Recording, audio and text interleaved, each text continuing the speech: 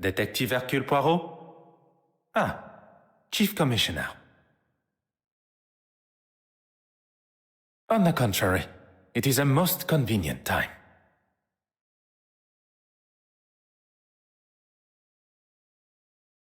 The safe passage of a painting?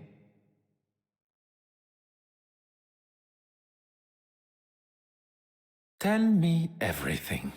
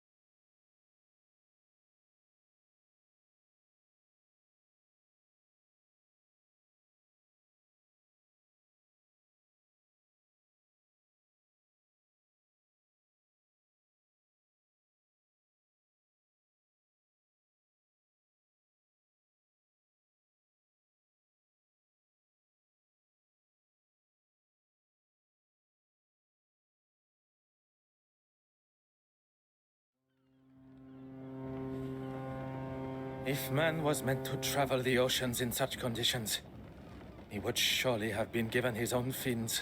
A distraction is what one needs. Where is that blasted contact? How is one to prepare for an assignment if one does not have all of the required information? Very well. I shall wait no longer.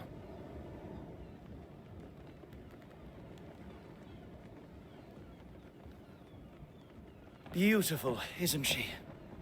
Pardon, monsieur? The open water. There really is nothing quite like her.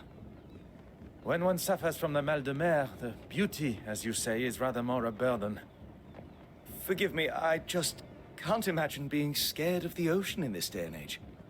The potential to see the world is open to even the ordinary man like us. I can assure you, monsieur, it is not a matter of being scared. And as for ordinary... I didn't mean to offend, mister. I am... Forgive me, madame. No harm done. Accidents happen. My cigarette case, where is it? I didn't see. You thought I wouldn't notice? A young lady traveling alone. An easy target for you, I bet. I'm sure the young lady would appreciate the help of two handsome strangers.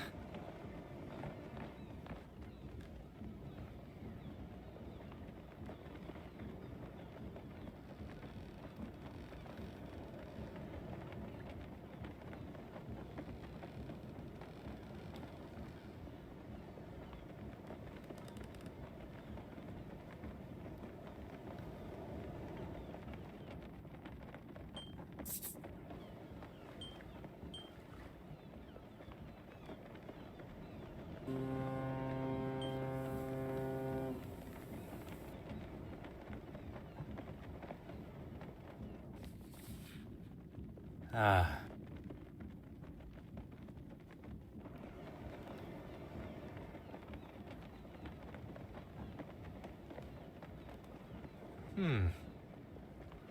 Oh.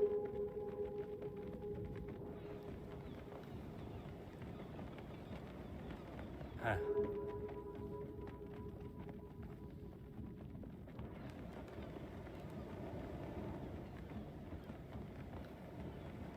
Ah.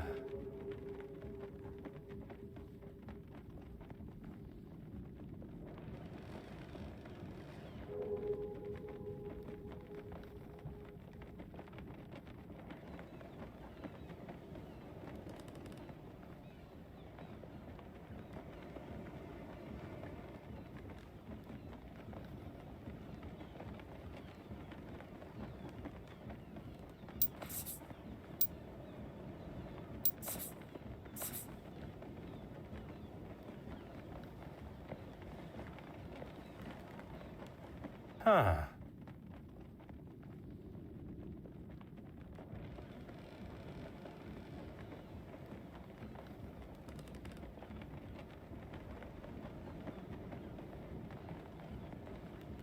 How could a porter be so clumsy? Let's give her a hand.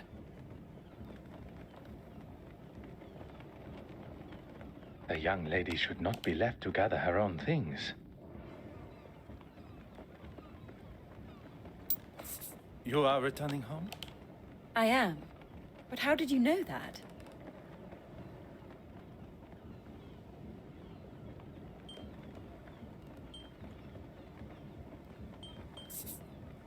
Besides your educated accent, the crest that adorns your cigarette case, it is of British origin.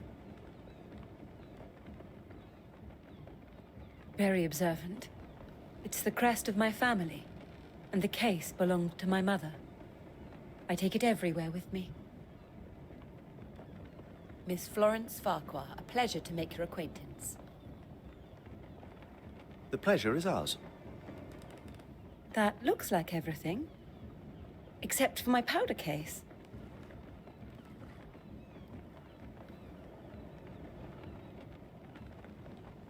Is this what you're looking for? It is. Thank you, Miss... Miss Babanin. Anastasia Babanin. Anastasia. What a beautiful name. It was my grandmother's. Well, that's everything now. I can't thank you all enough for your help. I'd be happy to escort you. Here, I'll take your bag. Oh, yes. Okay, thank you. Cabin 4. I'll be right behind you. Anastasia, perhaps I can offer you a token of my gratitude in the bar later? That would be lovely. And you, Mr... Detective Hercule Poirot, at your service. A detective? I was not expecting to meet such a distinguished gentleman on... I did not expect to meet someone of Russian descent on a ship between the great city of Antwerp and Dover. I never mentioned where I was from either.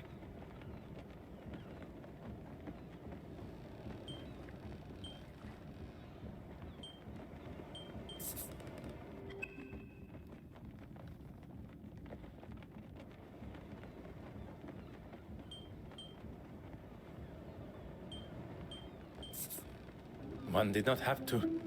Anastasia, of Russian origin meaning resurrection. And here was me, thinking I was special. Your knowledge of my heritage is most impressive. And I'll take that as my cue to leave. Good evening. It seems it's just us remaining. I would very much like to hear stories from your homeland. Perhaps you would join me in the restaurant. As charming as that would be, I'm feeling rather tired. It must be all the sea air. Then I shall leave you to your slumber. Adieu. As much as I enjoyed the delights of the restaurant, I still found my mind drifting back to Mademoiselle Babagna. She really was quite charming. I have spent the first part of this excursion neglecting my duties. It's time to retrieve my notebook from the safe and begin.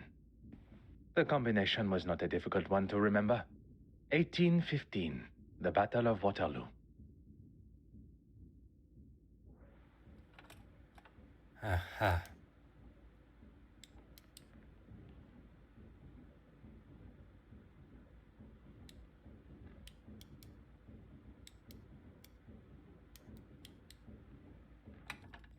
Et voilà.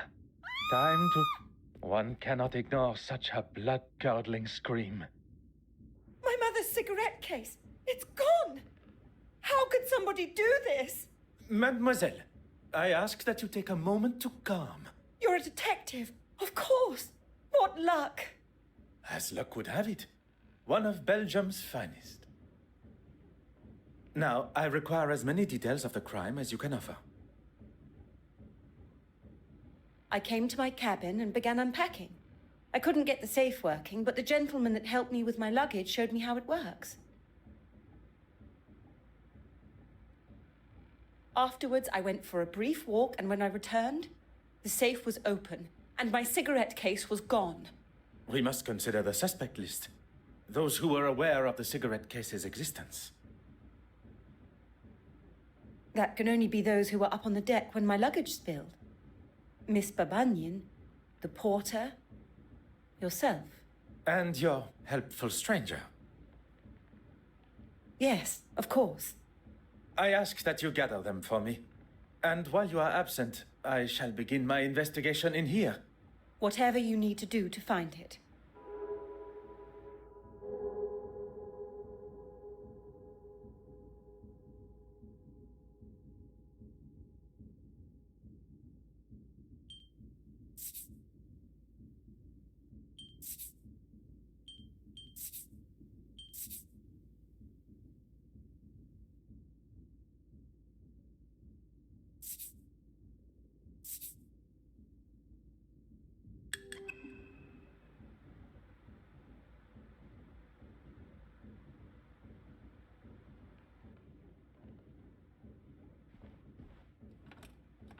Oh.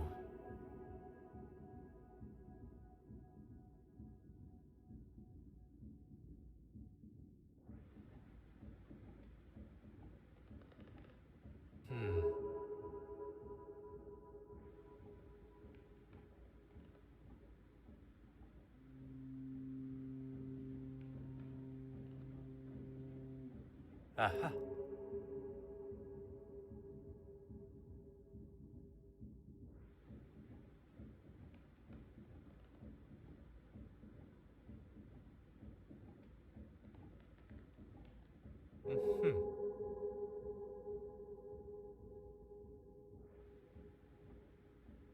Mademoiselle, I thought you would be returning with the gentleman also. The gentleman wanted to speak to the porter alone first. I was unaware he is also a detective. He's not a policeman. He works in insurance, I believe. It appears I shall be spending my time chasing amateur detectives around the ship. Mademoiselle, I would like to start with who had access to the safe combination. No one. It was in a sealed envelope that was waiting for me when I arrived. I memorized it and threw the paper overboard. 4385. It's really not that difficult to remember. A similar envelope was waiting for me upon my arrival. The date of the Battle of Waterloo, as I recall. Every safe, although identical, must have a different combination. After the gentleman helped me with the safe, he left.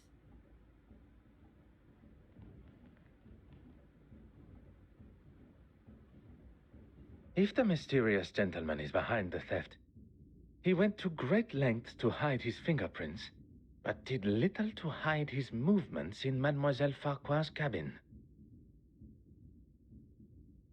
There are many questions that require answers. Answers I believe he may hold.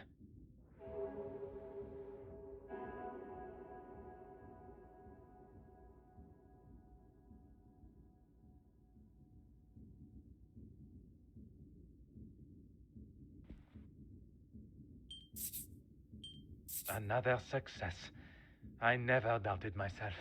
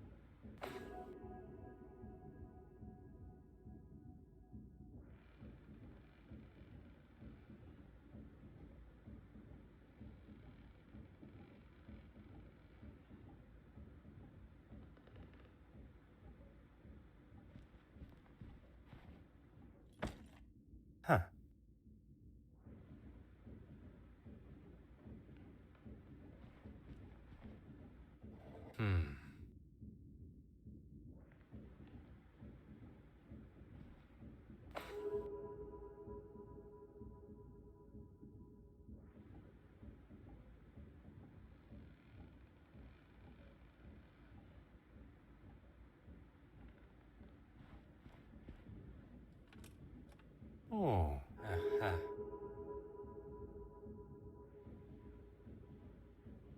Mhm.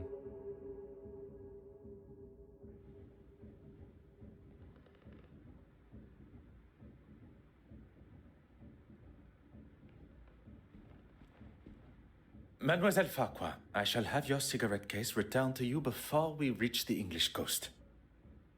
I hope so, Detective. You caught me, reading my own article. I must say you raise a very interesting point. Art should have no social boundaries. Creativity is for all to enjoy. Thank you for saying that. I wish everyone was as open-minded.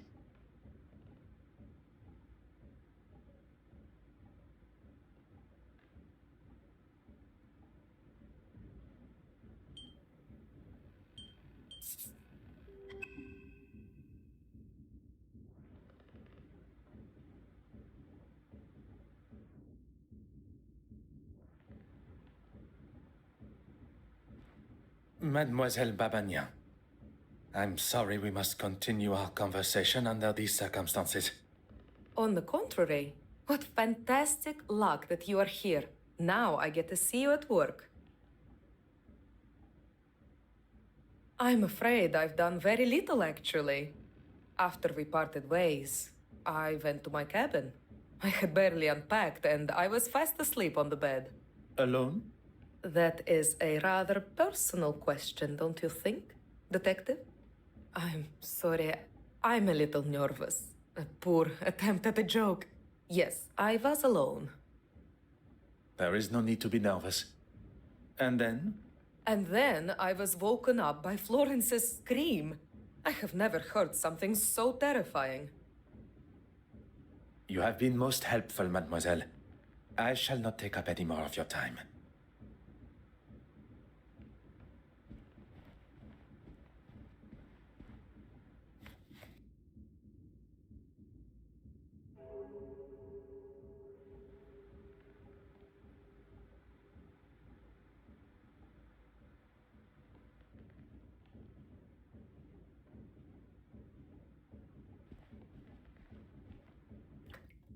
Ah.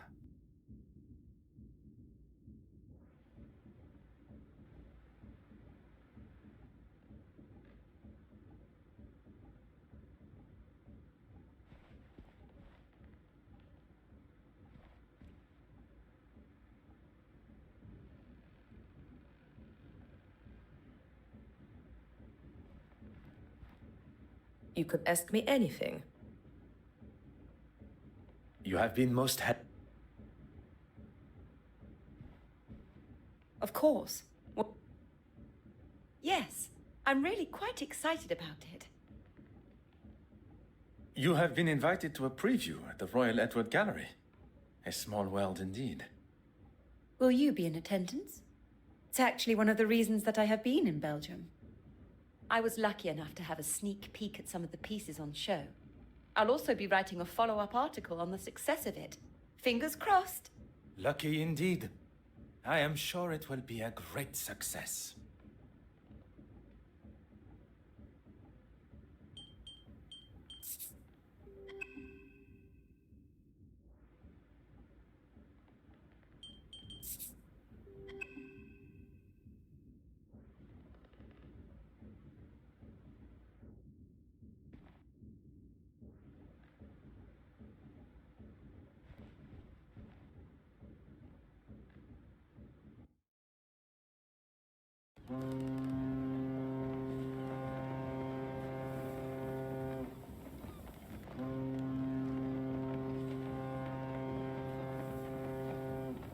I'm sorry, but it's just not acceptable, Mark. I've apologized to the lady. And that makes everything all right? It was an accident. An accident that could have been avoided if you hadn't spent your morning drinking. Gentlemen, you are behaving like two young boys in the schoolyard. It ends now.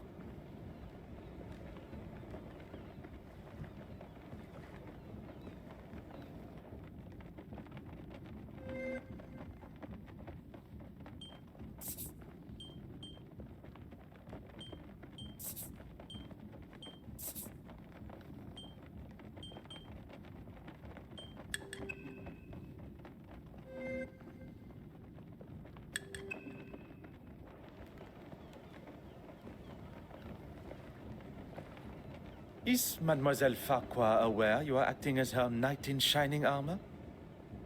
I wouldn't go as far as that. I think perhaps we have got off on the wrong foot. I'm Arthur Hastings. Would... She requested you to follow her to her cabin, no?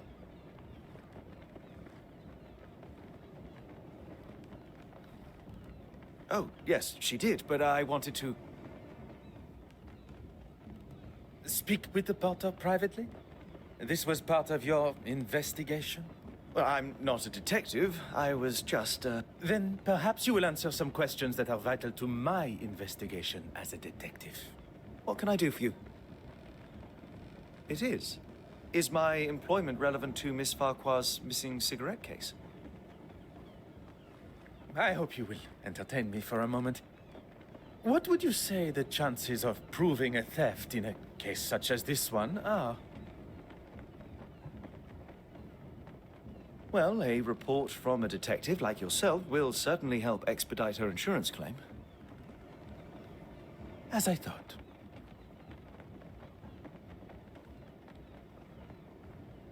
It had perhaps not crossed her mind before, but being amongst an officer of the law and an insurance man, the idea of insurance fraud may have appeared appealing. When Florence, Miss Farquhar, told me that something had gone missing from her safe, I thought it must have been the porter. How so? I'd rather not say with him standing just there. It is not I that controls the volume of your voice. You must have noticed the smell of beer on his breath. I wouldn't put it past a man that drinks on the job to steal. That is quite the accusation. And if you were correct, you wish to settle the matter with him privately?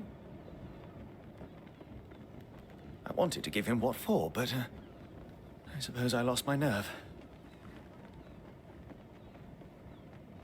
I'm what some would call a middleman. I oversee the handling of recently sold items and put the buyer in contact with an appropriate insurer. The mention of insurance initially sparked my attention. But the more he talks of his work, I believe he may be my mysterious contact from Lloyd's of London. It was your work that took you to Belgium? I can't go into too many details, but I'm actually delivering a rather special piece of art to London. I'm meant to be meeting an official of some sorts that's supposed to be helping me, but no sign of them yet. And it is confirmed. It concerns me that my supposed trusted colleague has found himself involved in the middle of my investigation. I will continue to withhold my true identity and see how Monsieur Hastings' involvement concludes.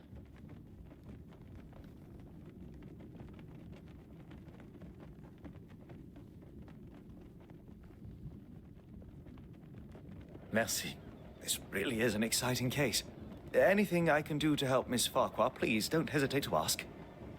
Your enthusiasm has been noted.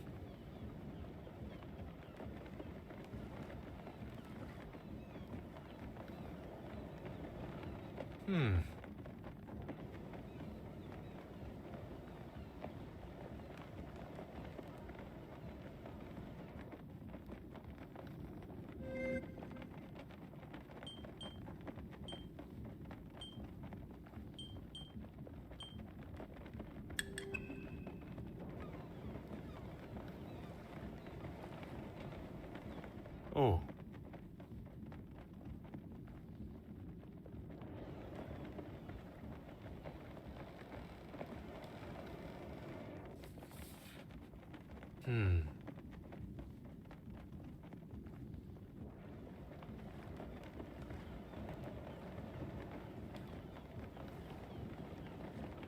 Perhaps you and I can have a more civilized discussion.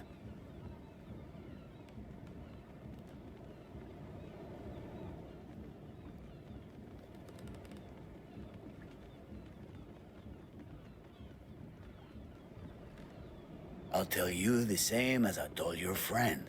I will not be... Intimidation is not my forte. What is uncovering the identity of criminals and making sure they are punished. And that's me?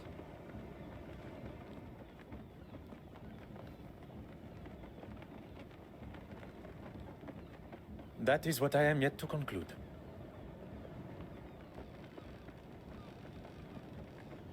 Who said anything about drinking alcohol?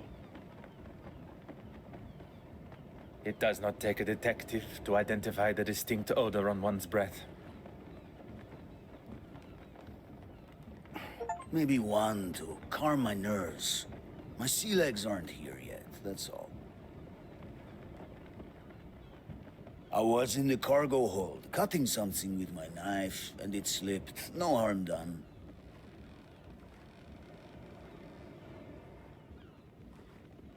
I'm not quite sure you understand what that means.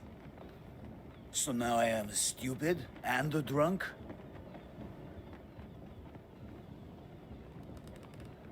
Do you have the knife in question on your person now? I don't. He stole it and won't return it.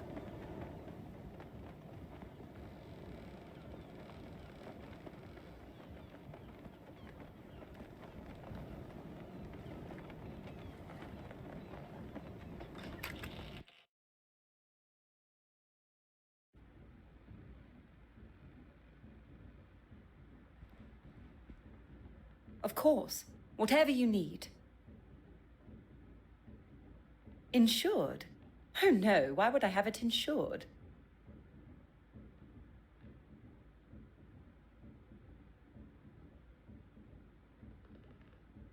Anything of substantial monetary value? I'll stop you there, Detective. The cigarette case itself is hardly worth 2 pennies, but to me, it's priceless. Not for a second. At least not with my permission. You probably think this silly, naive woman has left her valuables out, or I've just misplaced them. But I assure you, that is not me. It had not crossed my mind for even a moment.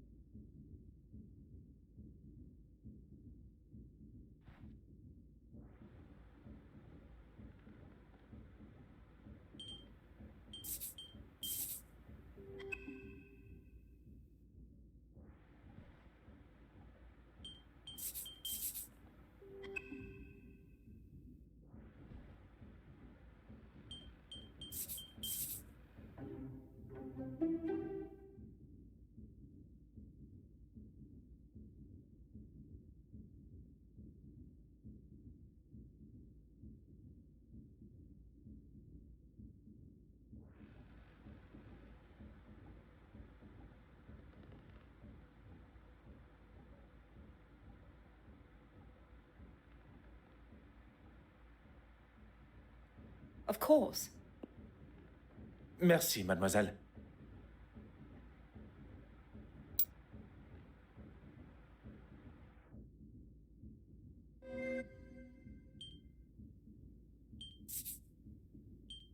This will not get me any closer.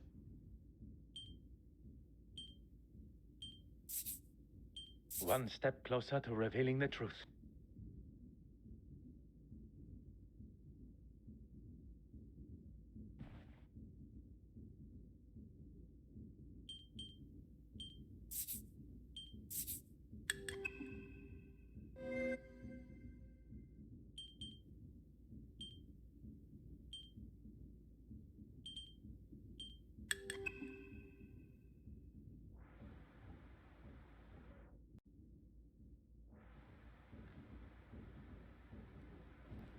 You could ask me anything. You have been most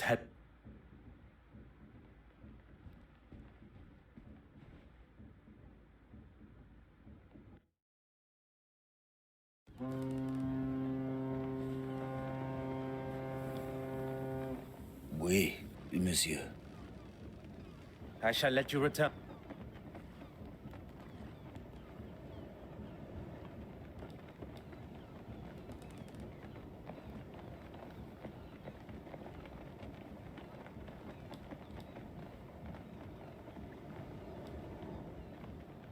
What can I do for you? Aha. Ah.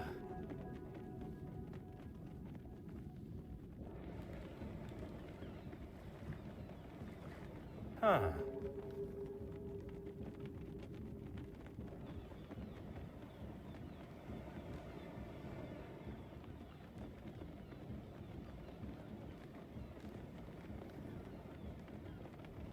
Huh.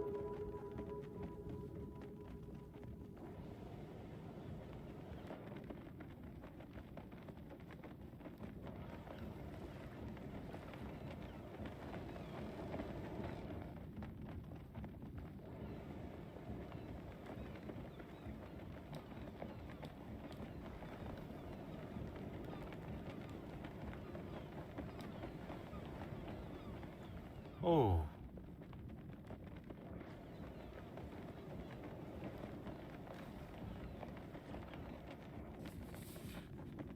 Huh.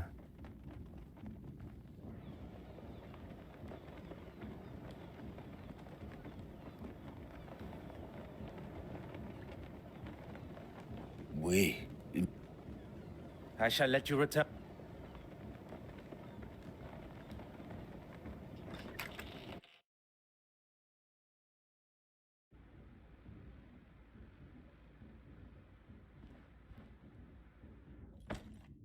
Ah.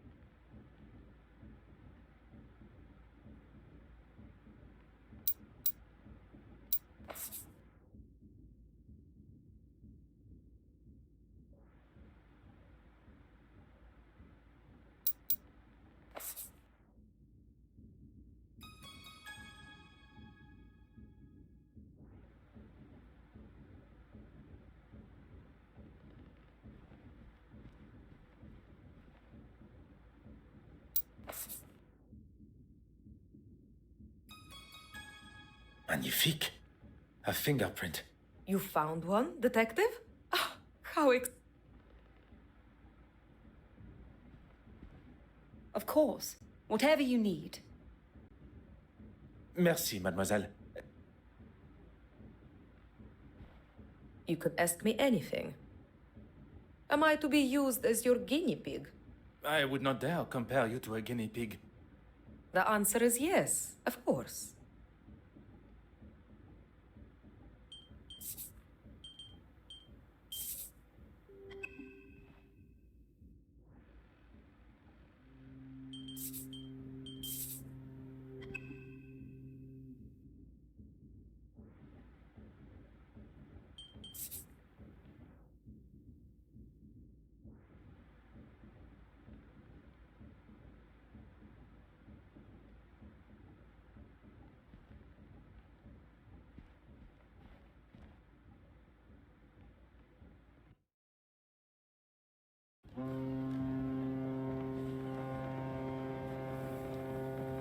Oui, monsieur.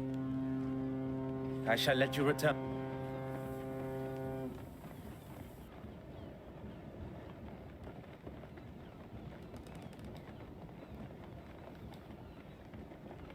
What can I do for you?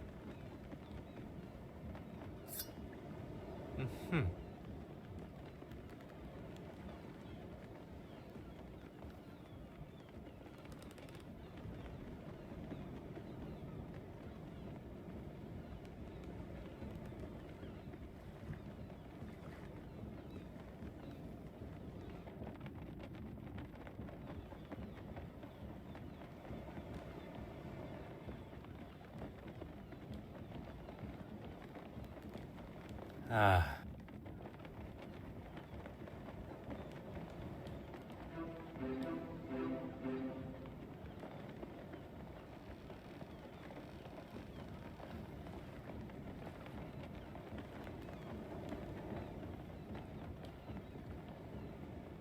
Oui, monsieur. I shall let you return.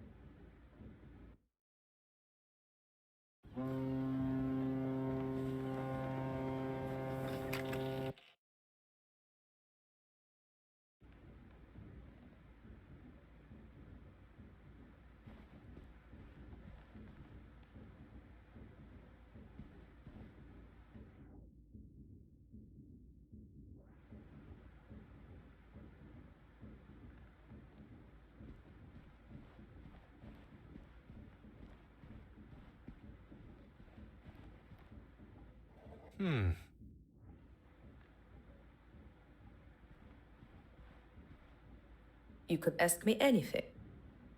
Am I to be used as your... I would not dare compare you to a guinea. The answer is yes, of course.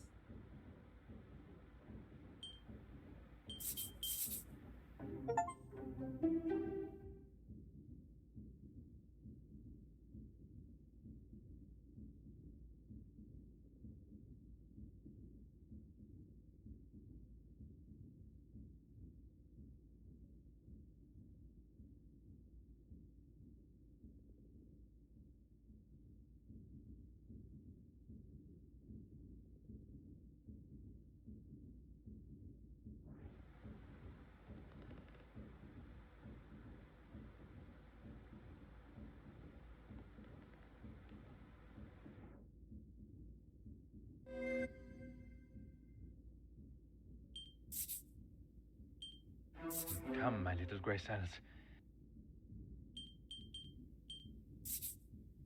The evidence suggests something else.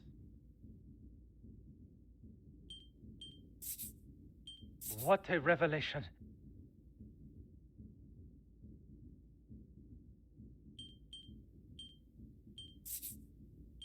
Come now. Think of... Where is the sense in that? Voila.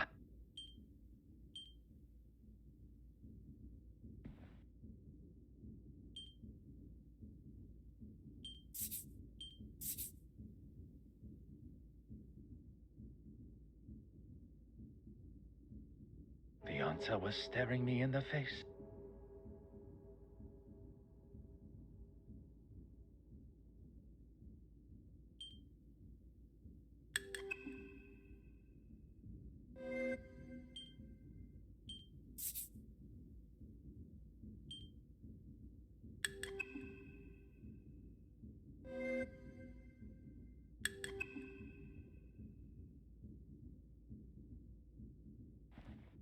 I must consider the suspects I have in front of me. He is keen to impress Mademoiselle Farquhar, and claims that he was alone in his cabin working since. Mark Allard, the porter. Evidence suggests a rather amateur attempt to break into the safe, which in his intoxicated state would make sense. But it was just a ruse. The safe was opened quite masterfully, leaving only signs of a poorly attempted break-in. Mademoiselle Babagnan, a new friend to Mademoiselle Farquhar, who appeared at a most convenient time. I cannot see a motive besides the obvious value of the cigarette case. But Mademoiselle Farquhar has made it quite clear the value is of a sentimental nature. Perhaps the best thing for me would be to return to my cabin to think. I fear my legs, and perhaps even my evening meal, will not last much longer amidst these waves. Perhaps...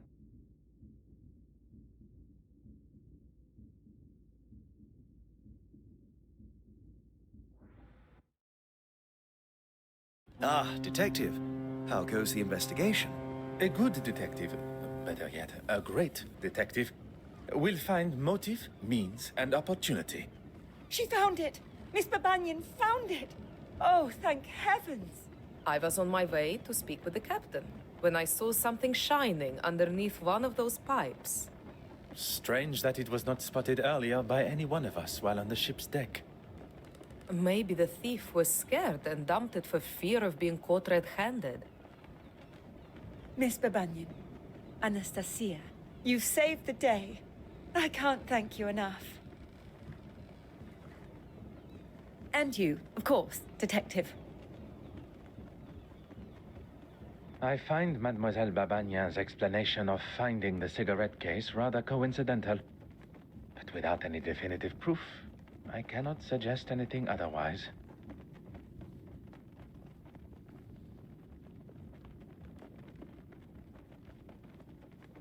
The cigarette case has been returned and the coast is in sight, which is what is important.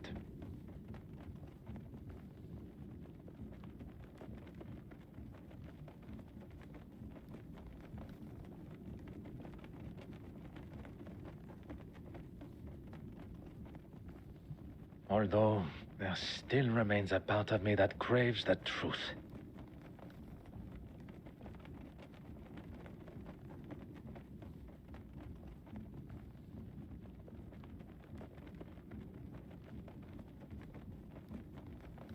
I suppose you can chalk that up as a victory.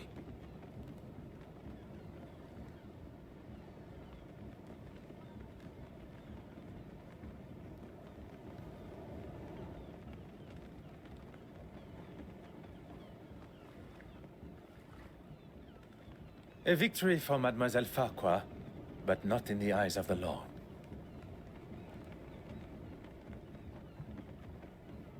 Well, if anyone asks, I'll confirm what a splendid job you did.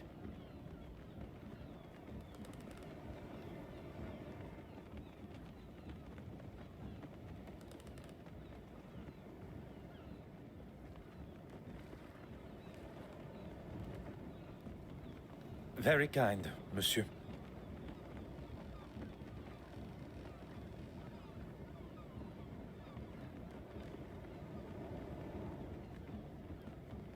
While we are on the matter of truth, Monsieur Arthur Hastings, you are here to oversee the transportation of the penitent Magdalene painting, are you not?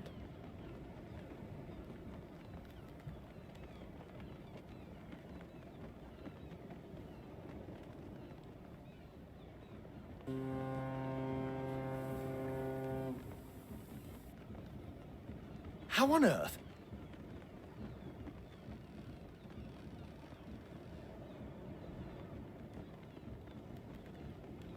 You are aware of my employment, but not of my true identity. Detective Hercule Poirot. Wait, are you the official that I was supposed to have met on board?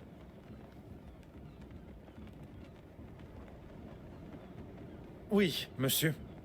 Please, accept my apologies for keeping my true identity hidden. But I had to be sure your involvement with the theft was purely coincidental.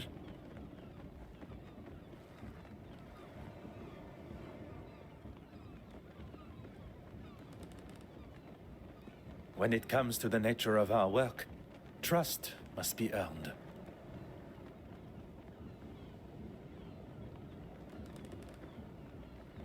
A little unorthodox, but I suppose I understand. So you can trust me now? It continues to grow.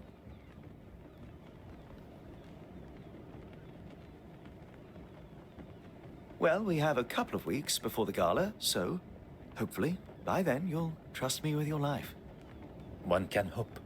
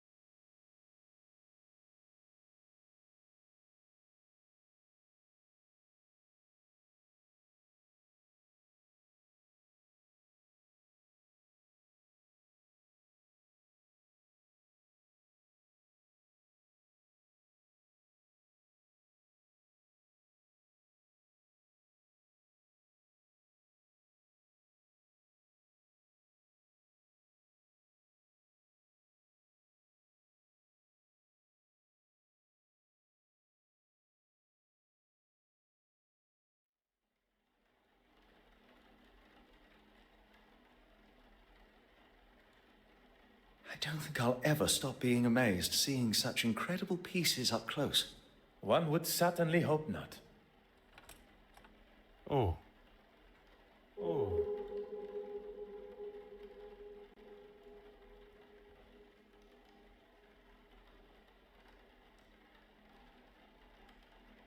Huh.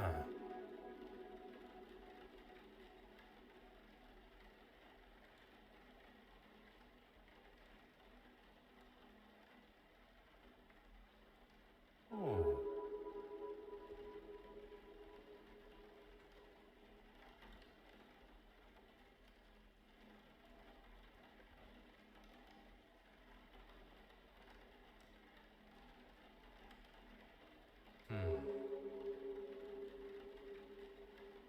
What do you gentlemen think of this particular piece? Can it really be? To a layman, perhaps. I'm afraid it's a complete fake. No. Such eloquent and delicate work. Very observant. But that doesn't make it authentic. You know, even Michelangelo himself was an art forger in his early career. See if you can spot the telltale sign of a forgery.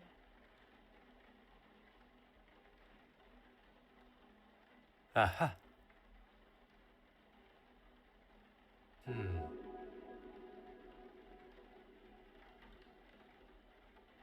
Huh.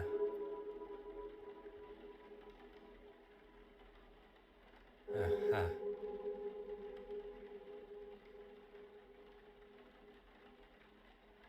The craquelure is inconsistent across the painting. Surely a sign of a cheap imitation. Very impressive, Detective. Unconvincing aging is one of the most common giveaways of a forgery, whether it be in the craquelure, the smells of chemicals used to artificially age the painting, pigments that haven't dulled with age. Sometimes it's as simple as the materials used just not existing at the time of painting. The trustees were quite excited by its arrival, but it didn't take me long to identify its faults. Quite the detective yourself, Mademoiselle Warbeck. Please, call me Evelyn. If there's one thing I've learned in the short time I've spent with the detective here, formalities and politeness are essential. They are a cornerstone of modern civilization and must be upheld. This city could benefit from more gentlemen like yourself. Now that the etiquette of our greetings has been decided, shall we finalize preparations? I was hoping you'd say that. The exhibition area needs to be secured. I wonder if you would be able to lock the remaining doors for me? I'll lock the west wing door when I'm finished there. And if you could tie this ribbon around the handles of the main door for me, I'll leave it outside. If securing the exhibition room is what Mademoiselle Warbeck requires, that is what shall be done.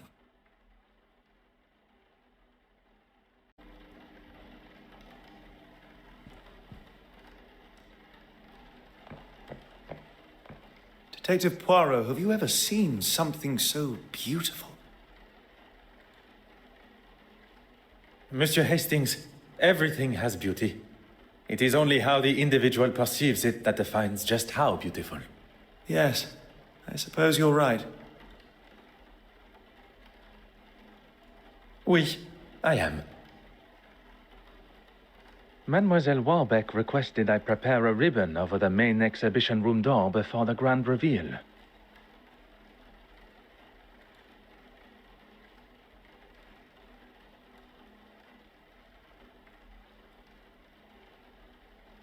Once I have done that, the restoration room door shall be locked, and our work, for the moment at least, is complete.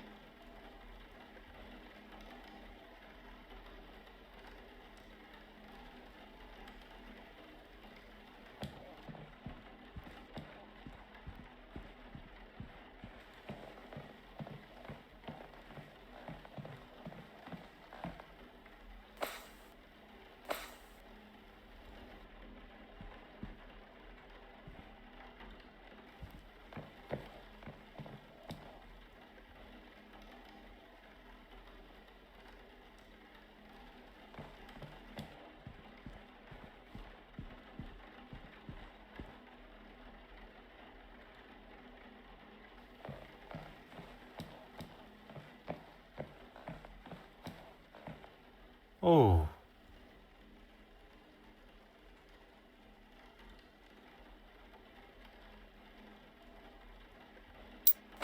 Huh.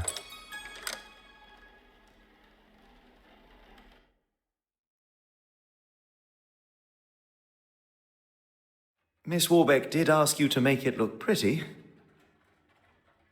One shall complete the task to the degree it is requested. Symmetry is the key, you see. Oh yes, I see.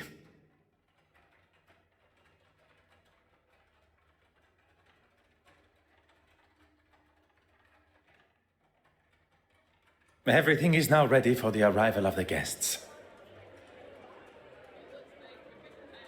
I assume you have the list of guests? I am afraid not. It would usually be an essential part of my preparation. In fact, it perturbs me that there is something I did not have time to prepare for. Would you like me to find Miss Warbeck? There may still be some time to check the list. Look, there's Miss Farquhar. With Miss Babinin. Seems that they became fast friends after the incident on the ship. Intriguing.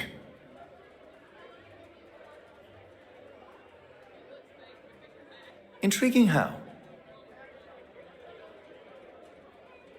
Speculation, monsieur. Nothing more. That head of yours is just constantly full of thoughts. Who's this? I have no idea, but she's sure to turn heads with such a fetching dress.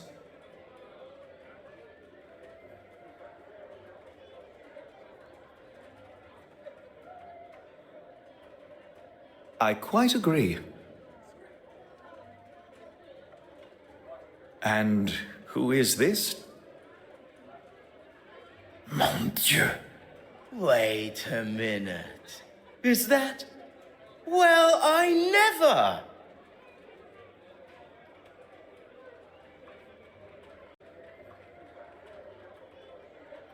Wait a minute. Is that... Poirot, you devil? Forgive me. What are my manners? Detective Poirot.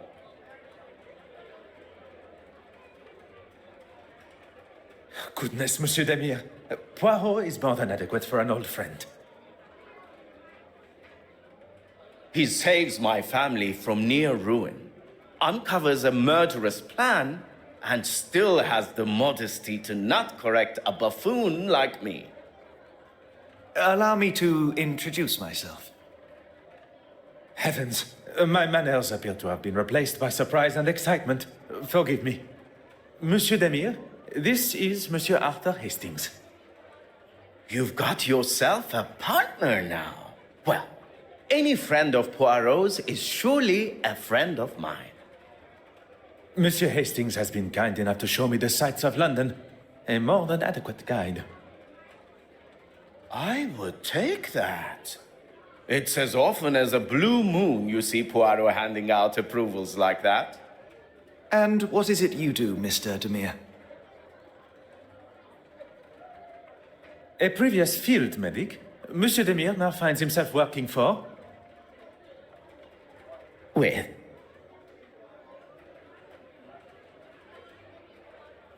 Pardon. With his brother, doing most honorable charitable work all across London. Need I say more? Could everyone gather together for a photograph, please? Would you all move a bit closer together for me, please? I didn't realize we were going to be in the newspaper. Is that a problem?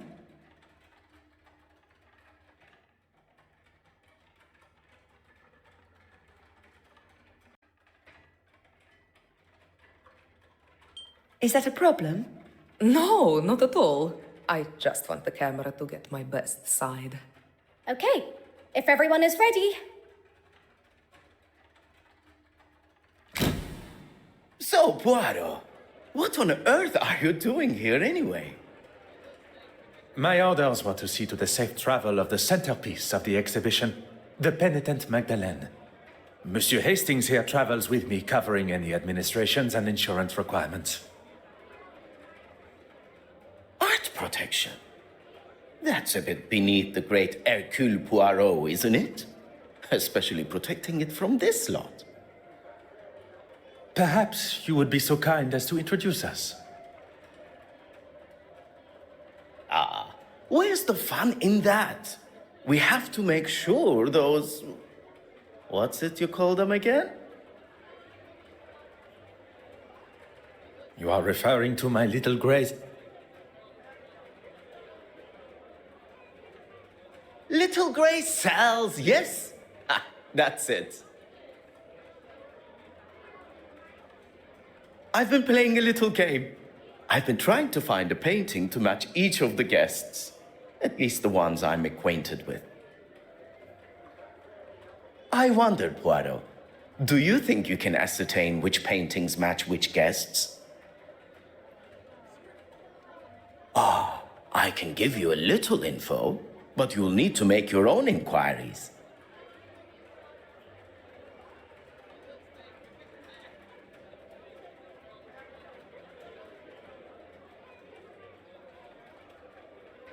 Miss Irene Courtsmythe. She's one you'll want to keep your eye on in the future art scene.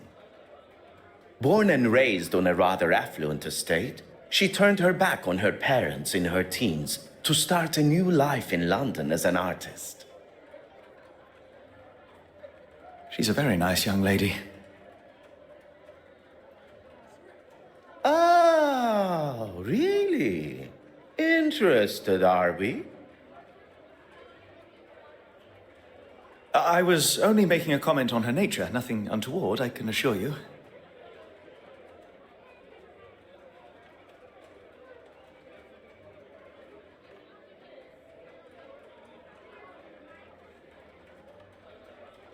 Or as we are all meant to refer to him as, the Honorable Reverend Horace Mountjoy. He's a man of the church.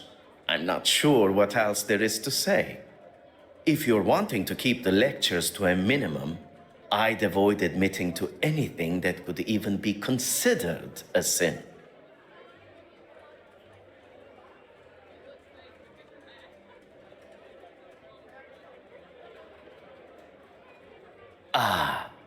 Mortimer Aylesworth. If you've not heard of him, I'd get familiar with the name. Eton and Cambridge educated, he followed in his father's political footsteps and has already surpassed them.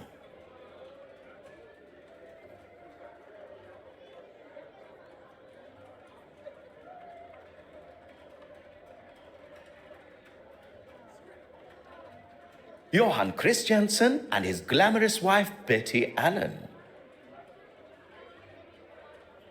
Betty Allen, the actress.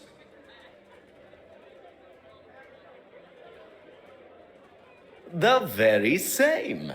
They've been here in London for a few years, although she still plays down her boldness for British society, even with her recently taking a new role in the theatre. She did not take his name in marriage?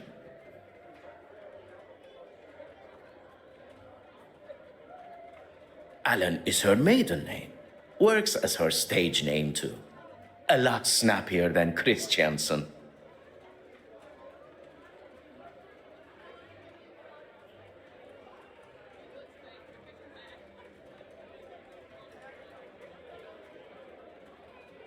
And his employment?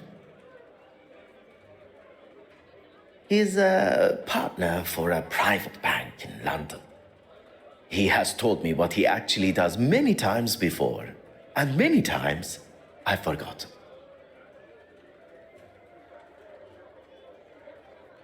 You will no doubt already know our host, Evelyn Warbeck.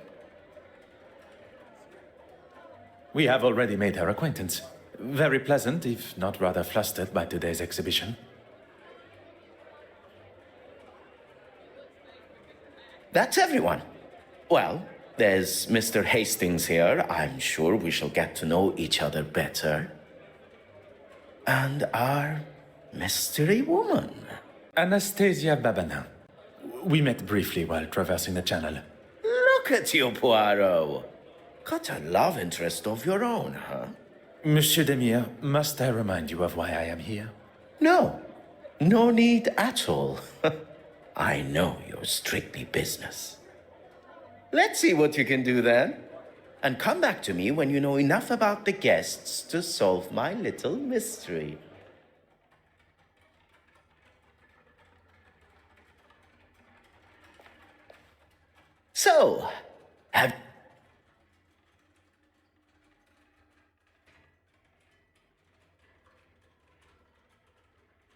So, have you any thought?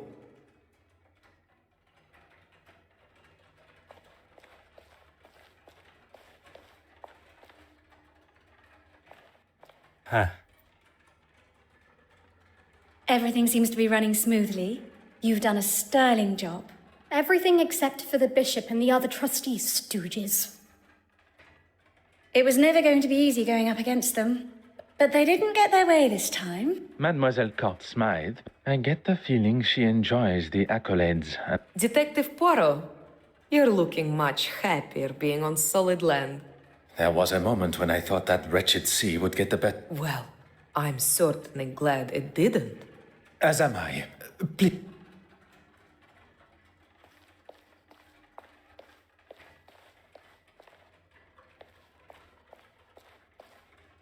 Aha. Beautiful, isn't it? Not like the modern tripe Miss Warbeck insists on bringing into the museum. I would hope one's choice of art would not affect one's chances for a better afterlife. Let's hope not.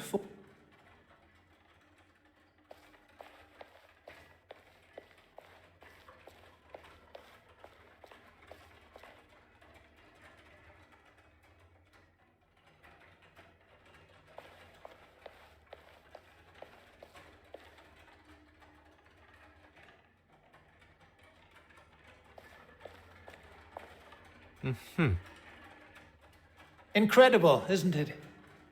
And to think we are all located on that one small planet. To think of all the suffering.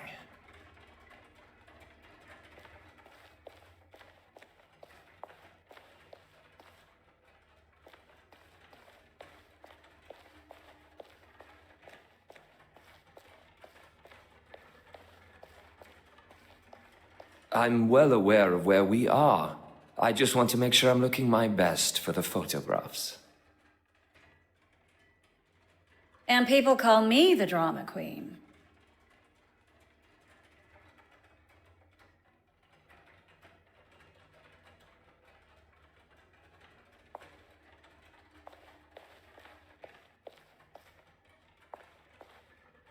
Aha.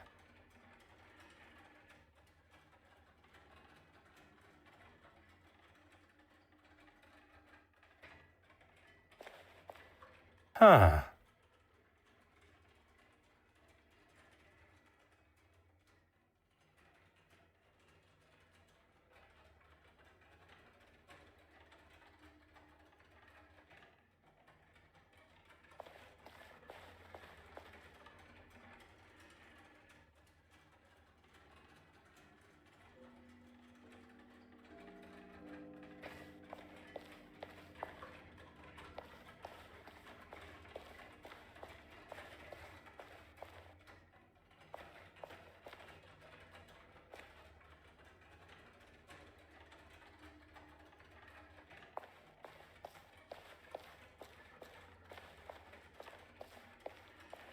Oh. Ah.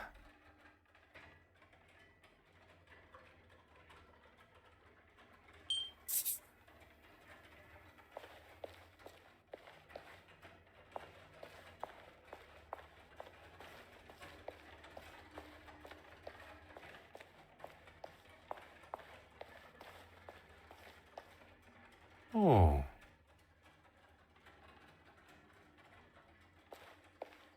Hmm.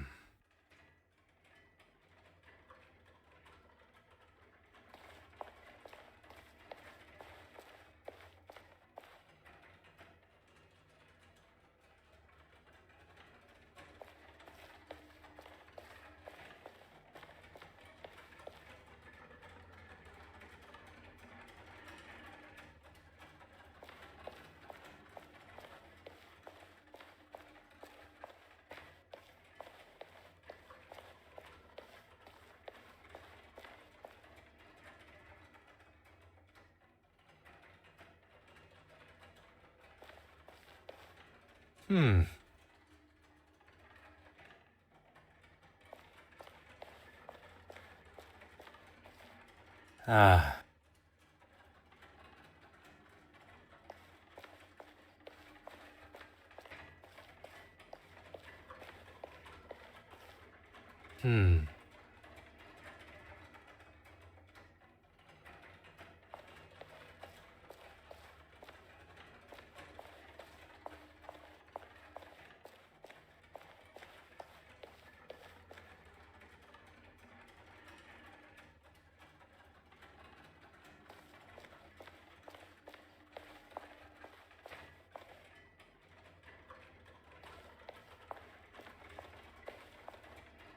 Aha.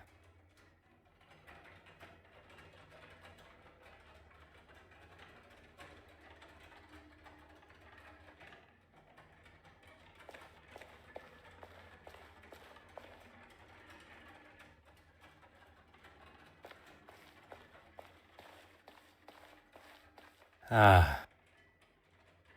It is a great pleasure to see you again, mademoiselle. I've been looking forward to us bumping into one another. Thank you again for your help.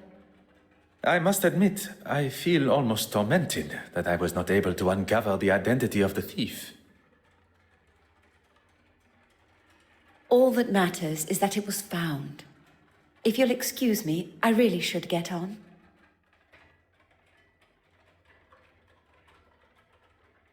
This article isn't going to write itself. I moan, but it's my love. My obsession, you could say. How dare you! That might be something you say where you're from, but not here. Not to me.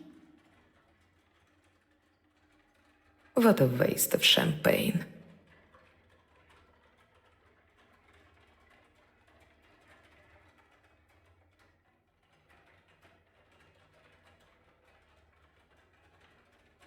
I thought this was supposed to be a civilized event.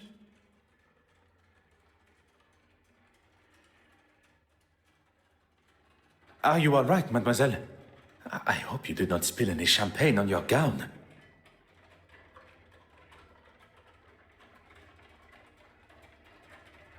Don't worry about me.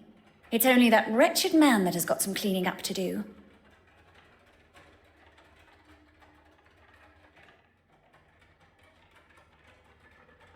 His suit and his mouth, by the sounds of it.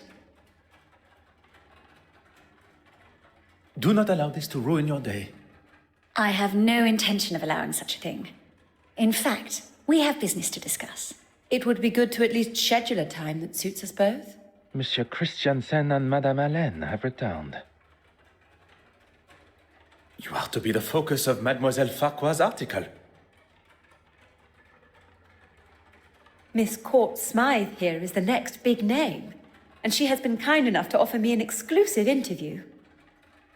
Madame Hélène has left via the exit, but Monsieur Christiansen has not gone with her. Do not allow me to interrupt your work. Ah, you've had more than enough time, detective. So, how did you get on? If one is to discover the truth, one must proceed using the correct methods and cannot be rushed.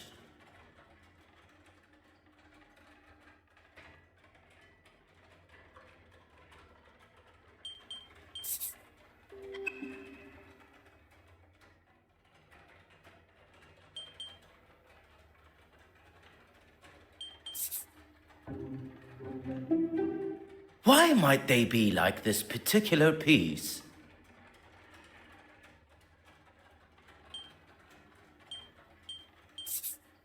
That's right! Although I shouldn't be surprised. Anyone else?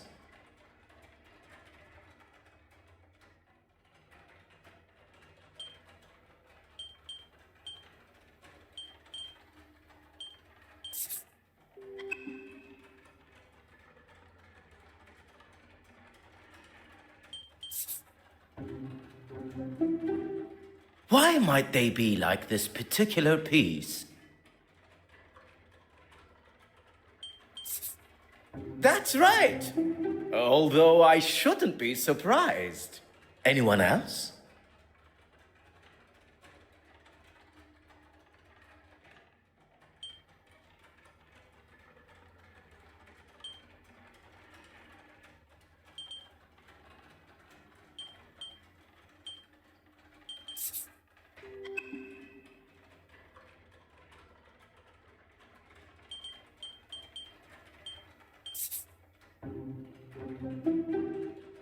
Why might they be like...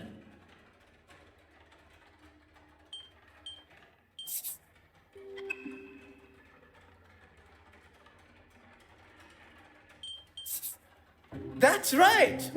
Although I shouldn't be surprised. Anyone else?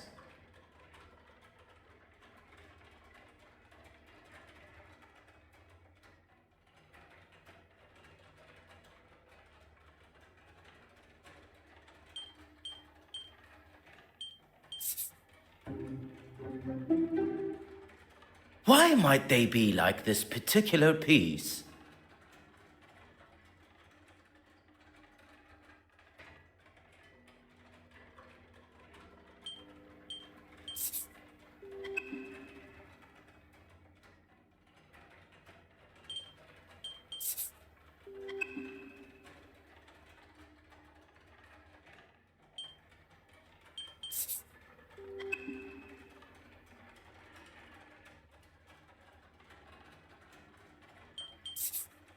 That's right. Although I shouldn't be surprised. Anyone else?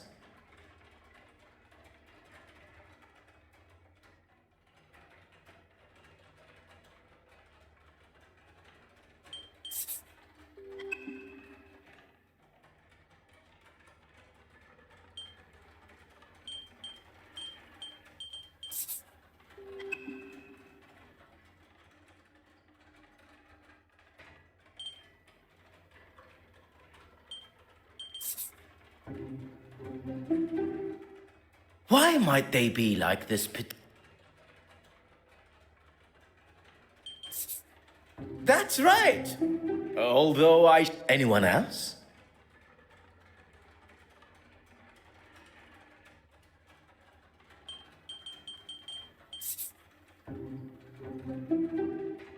Why might they be like this? That's right. Although I shouldn't be surprised.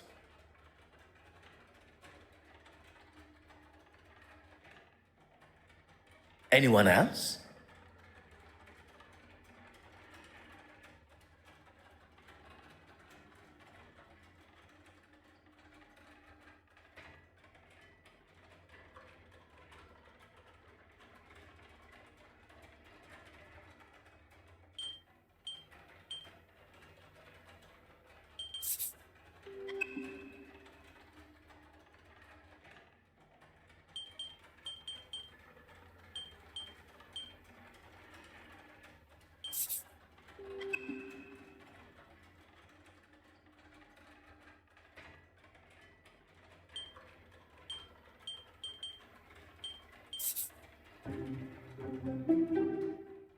Why might they be like this? That's right. Although I shouldn't be surprised. That's everyone. Well done. I should have known it'd be no challenge for you. I have faced many a more demanding challenge, but few quite so enjoyable. Hi, is he okay? I think something's wrong with him. I think he's having a heart attack. He seems stable. Now's the time to get him to the infirmary. Oh, there's no need for that. I'm feeling much better already. Wouldn't it be best to telephone for a real doctor? Monsieur Demire was a field medic. What more of a professional is required? A field medic? Really? A field medic that has seen people in a lot worse states. Oh, I didn't mean to offend. If I am being carted off, the unveiling must go on. You drive a hard bargain, Monsieur Aylesworth. I'd just like to say I'm sure you would. Thank you all for coming. Here at the Royal Edward Gallery, and with much negotiation, standing here with you. So, without further ado...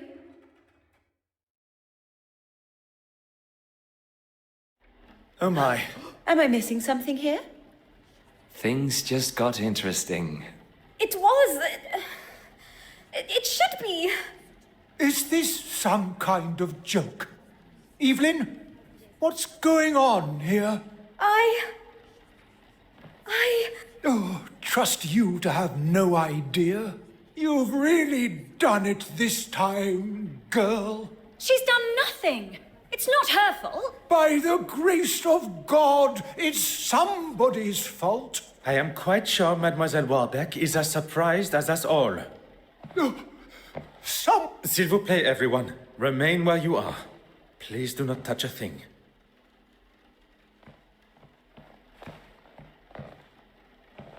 Monsieur Hastings, you saw me lock the door to the restoration room, oui? Of course, I was by your side. I'm going to be in a lot of trouble for this. You are not responsible for the painting's disappearance. But who is? Do not allow any of the guests to leave the main hall. And what are you going to do? What is required? One's job.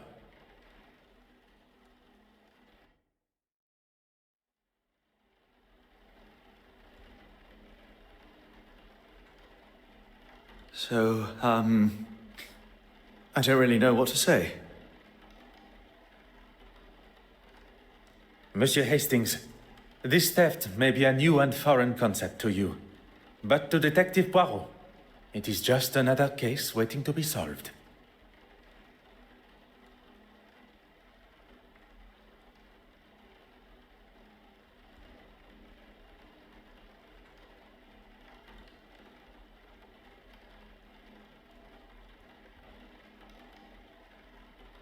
What do we do then? We must get to work. If we can ascertain the thief's point of entry and exit, this may all be resolved momentarily.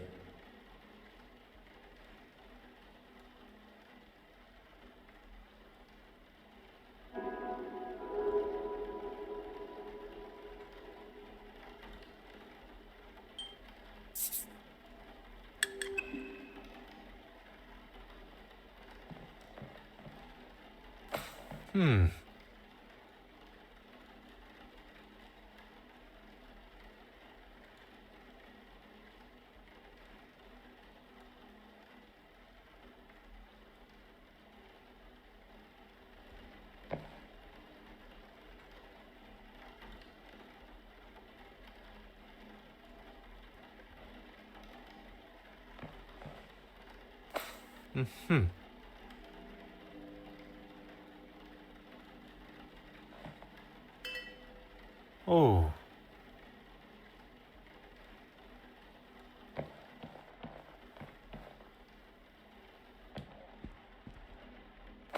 Oh.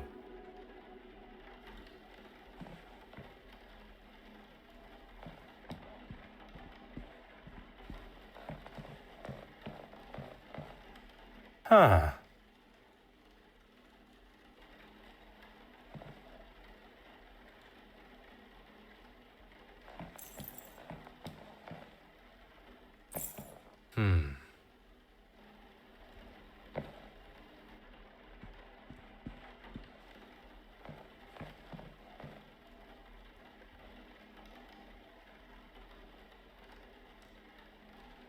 Ah.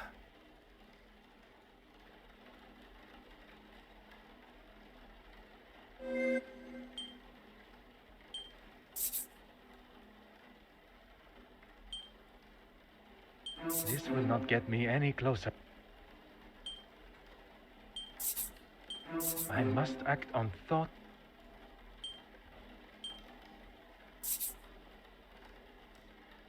Where is the sense in...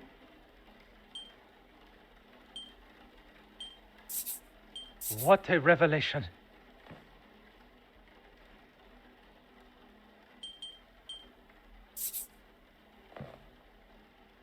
Voila!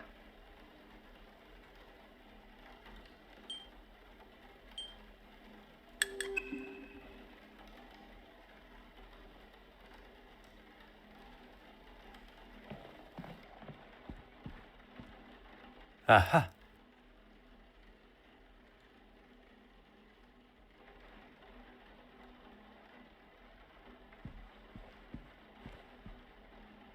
Huh.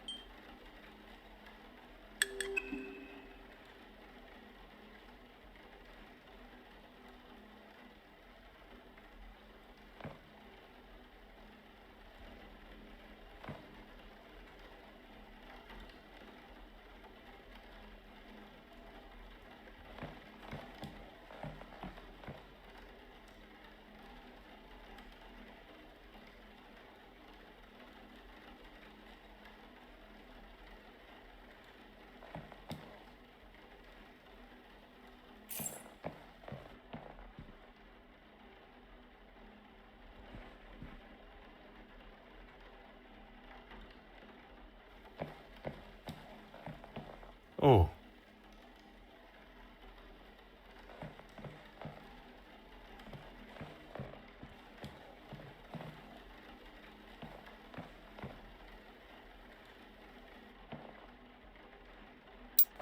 Huh.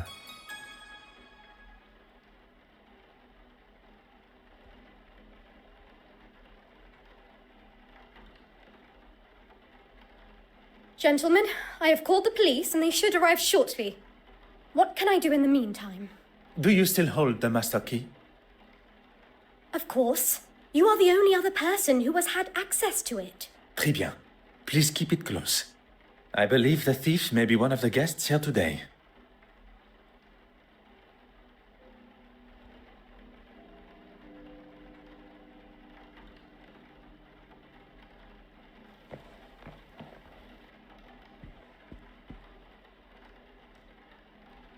What can I do for you? Merci.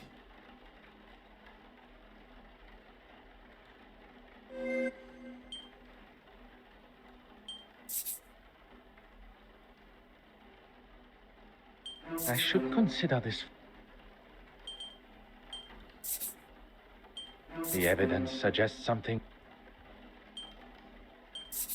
Something just does.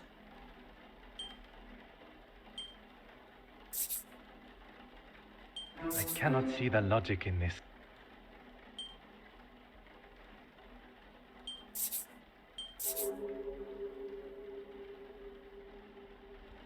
The pieces of the puzzle are finally coming together.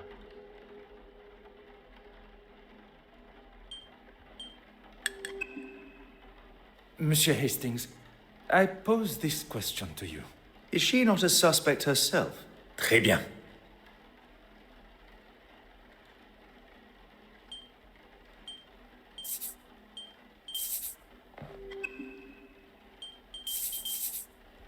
Mademoiselle Warbeck is likely not our thief. The real thief did not care about the museum and what is hung on its walls. At some time during this evening's festivities, the key was taken from her pocket and used in the restoration room door without her knowledge. If we find the pickpocket, we will uncover our painting thief first.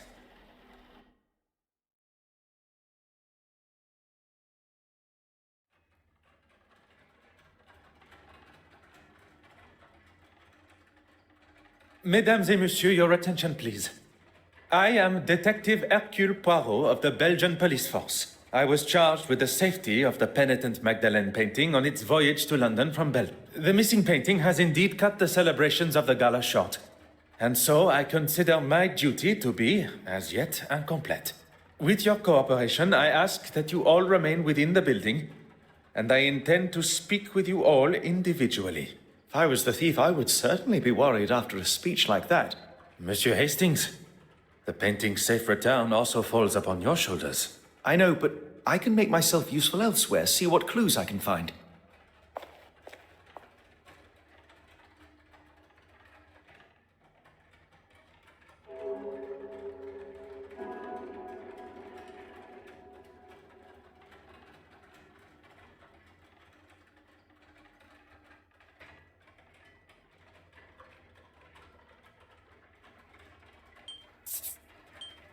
Another success.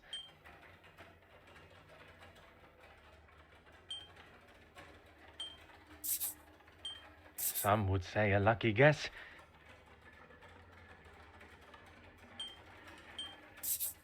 One step closer to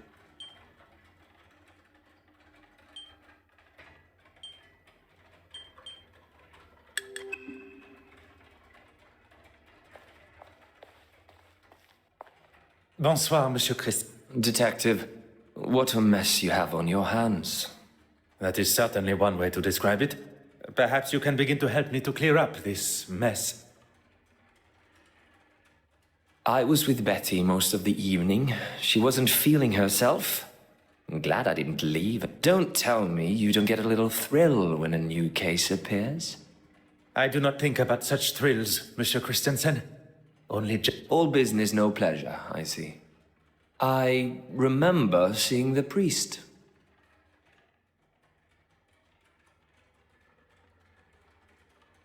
The bishop. Yes, him. He came down the stairs just before Mr. Aylesworth recovered. Maybe a man of the church was all he needed. Oh, you saw that.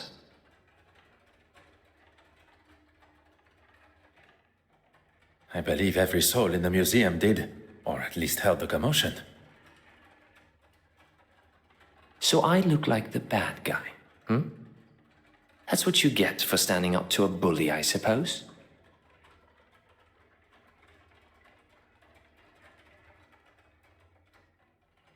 A bully?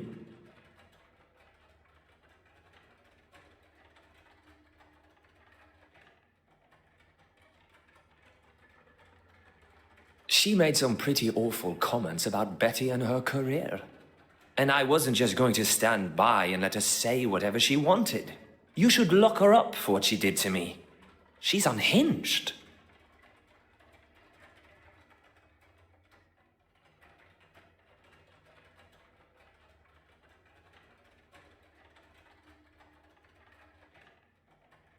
Are you married, Detective Poirot? I am not. Then heed my warning. If your wife, whenever she comes along, wants to be left alone, you leave her alone.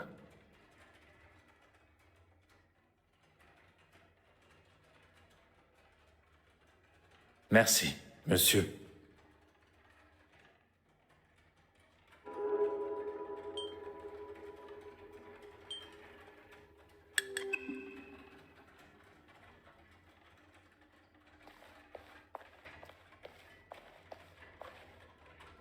Bonsoir, mademoiselle.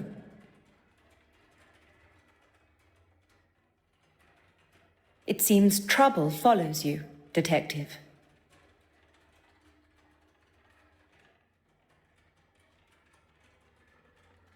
So it would appear. And the faster I am able to ask my questions, the faster this trouble will be resolved.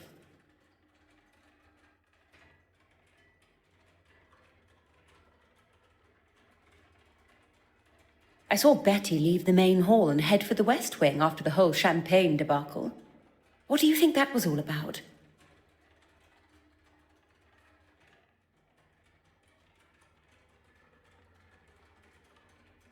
It is not my job to speculate on such private matters. It is to uncover the location of the missing painting and who is responsible. If there is someone who can, it's you, Detective. Merci, mademoiselle. That...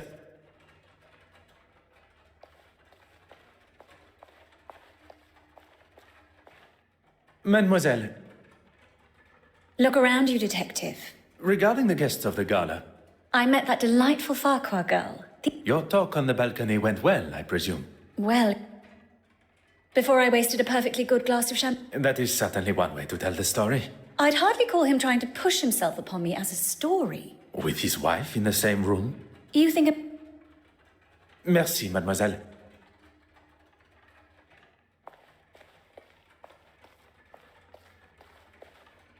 Bonsoir, mademoiselle. Please, Detective. Surely we are past those formalities. What you may consider a formality,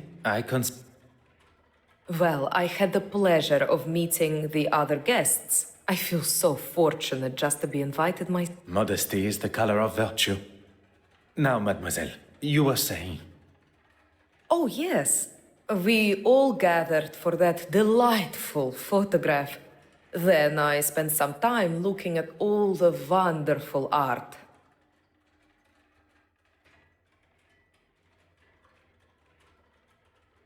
I did notice the actress and the politician returned to the main hall together. And the other guests? I saw Bishop Mountjoy and the politician, oh, forgive me, I forget his name, leave towards the east wing together. It was much earlier in the night, well before that.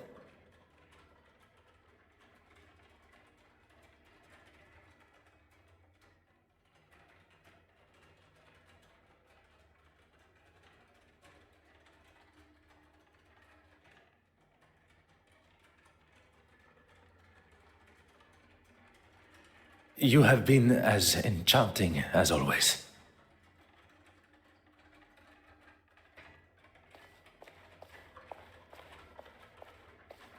Madame Warbeck.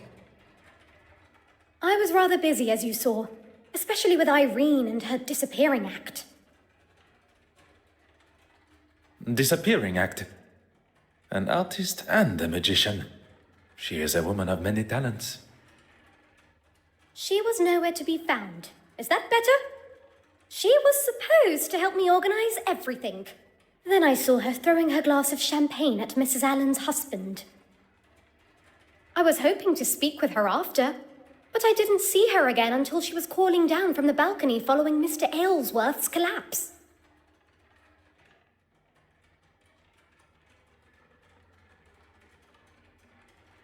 Mr. Christensen, Betty Allen's husband. After the theft, on my way to telephone the police, he was Merci, mademoiselle.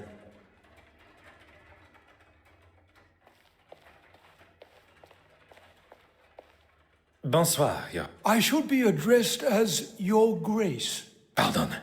I did not mean to offend, Your Grace. It is quite all right. None of us can choose where we're born. If I must, I was talking with Mr. Aylesworth for a time. Some strange opinions, that one. Would you care to elaborate? You were not present for that conversation. He left. Who would have thought the reveal of the missing painting would cause a man to take such a turn? Perhaps a warning to us all that such a scare could come at any time. Are you trying to say that is what's going to happen to me? Your Grace has misinterpreted my meaning. But on the matter of where you were at the time... Merci, Your Grace. I thought I would make myself useful, and I think I found some things of note. Bon. I shall go and retrieve them now. You were wise to not touch them and contaminate any evidence.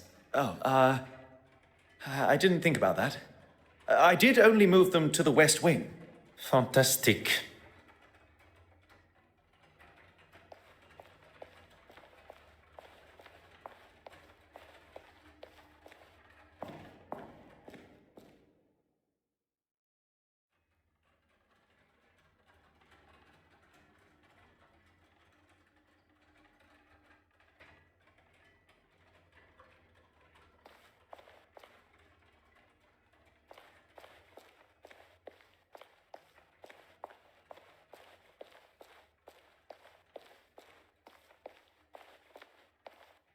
Ah.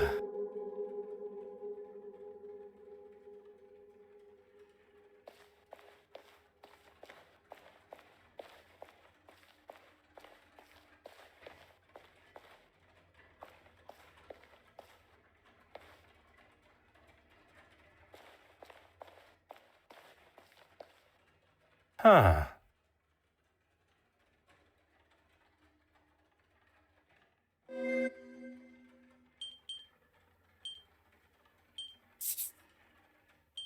I should not be surprised by my own skills of deduction.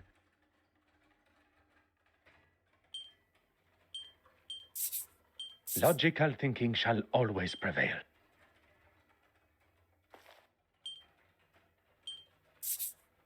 The answer was staring me in the face.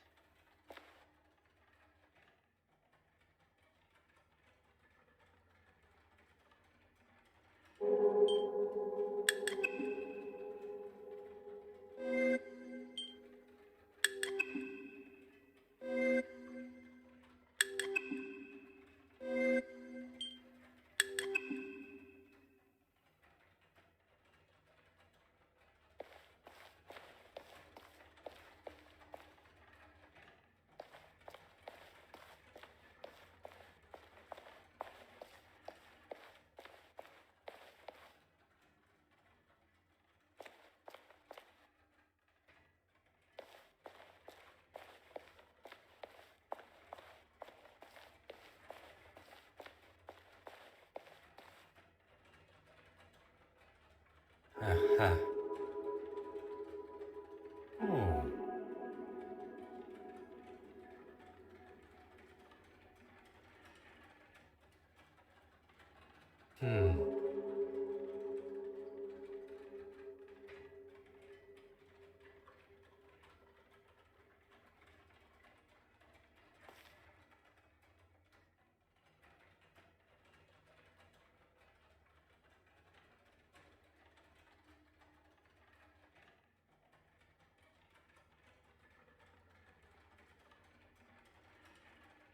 Huh.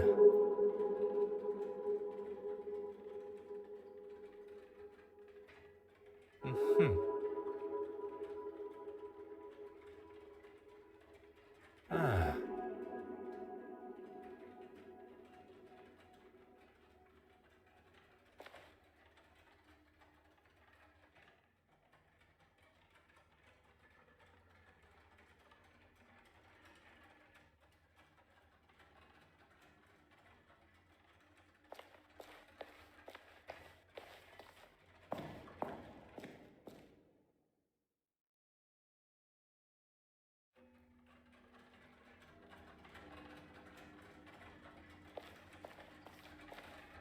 If it'll help retrieve...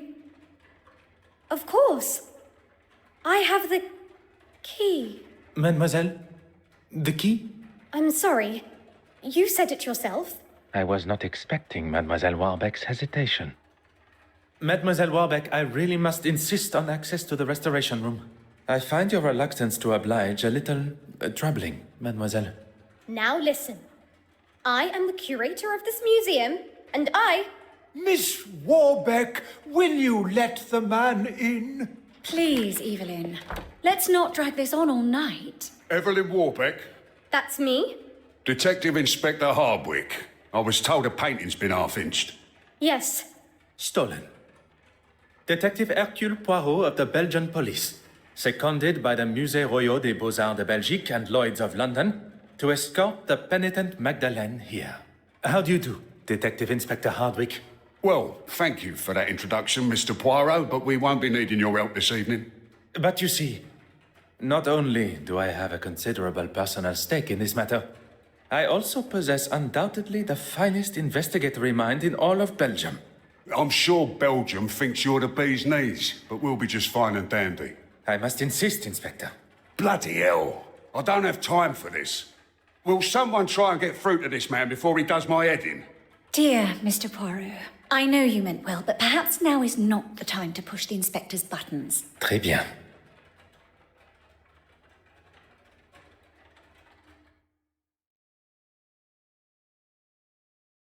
Monsieur Hastings, the fate of the penitent Magdalene lies in our hands. And Miss Warbeck's career, by the sound of it. Then we shall waste no time. We have spoken with a number of the guests from the gala, but there still remains those who are absent. They may be able to offer a clue as to the thief's identity. Then let's go and find them.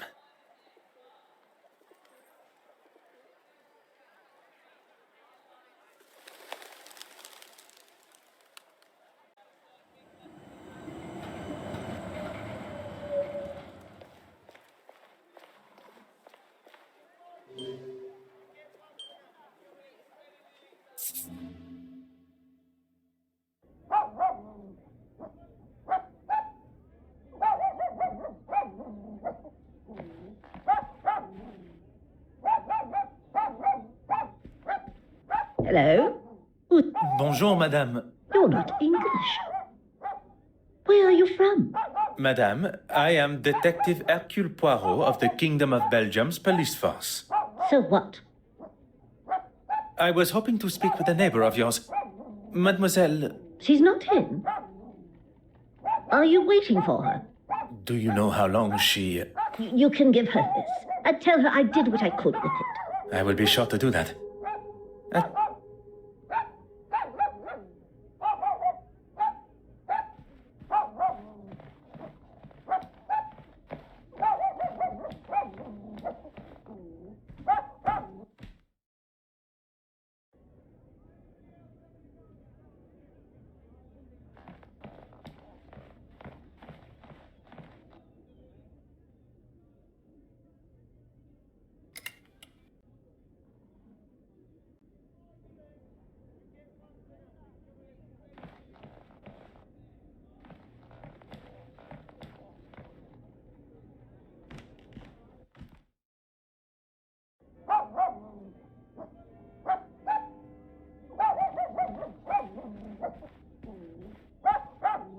Hello?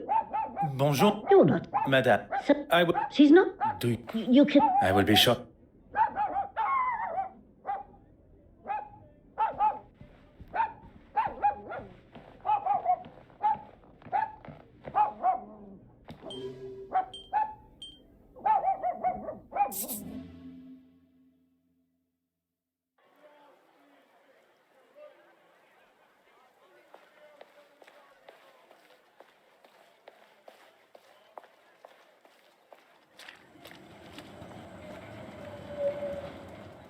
What do you need?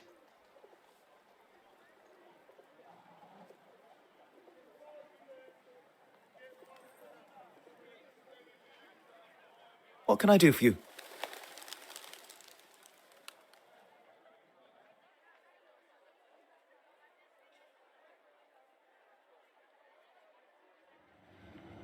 Merci.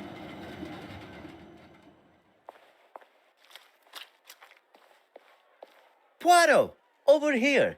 I heard about the painting. Trouble just seems to follow you. If there's anything I can do to help. I am looking for Madame Allen. Would you know where I could find her?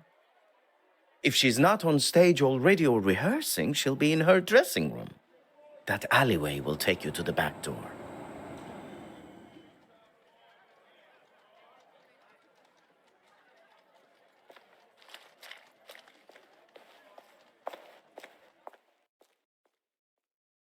Oh, this isn't quite what I was expecting from a famous star like Betty Allen.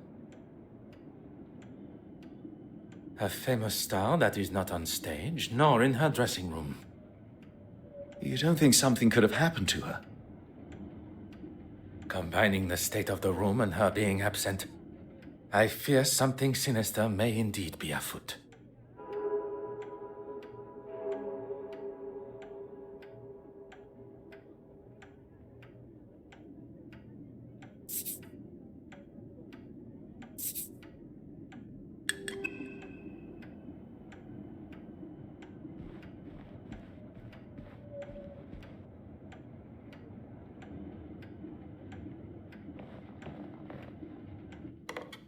Huh.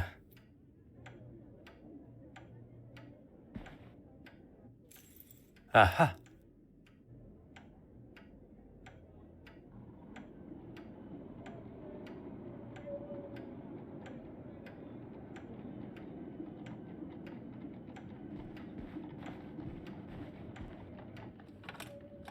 Ah. Oh. Aha.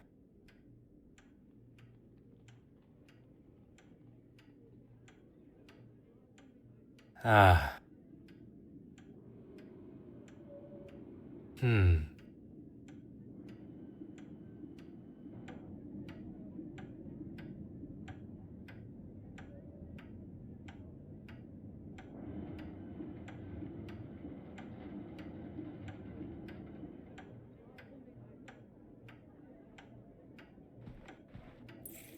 Hmm.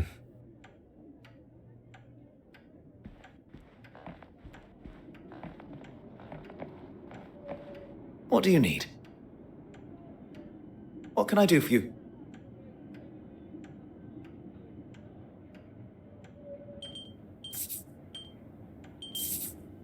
The fact that there are valuable items remaining in the safe leads me to believe that the thief was looking for something specifically. Something that they knew would be present in the safe. Meaning they had previous knowledge of the contents of Madame Helene's safe. In effect, they must know Madame Helene herself.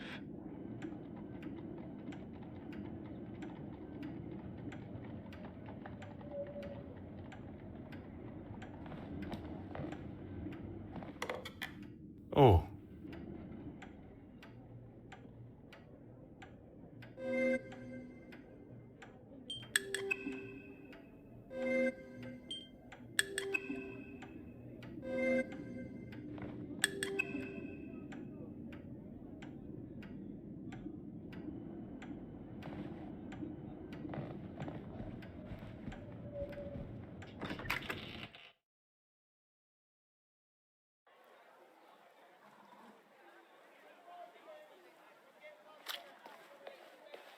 Catching a thief in London?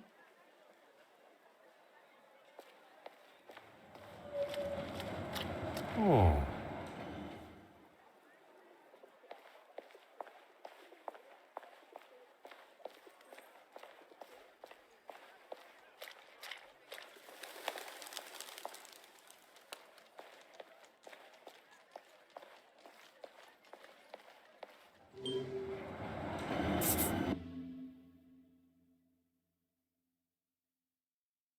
I told you last time you made a mess of things that if anything else was to happen... So, you are blaming me for the painting going missing. I have poured my heart and my soul into... Pardon.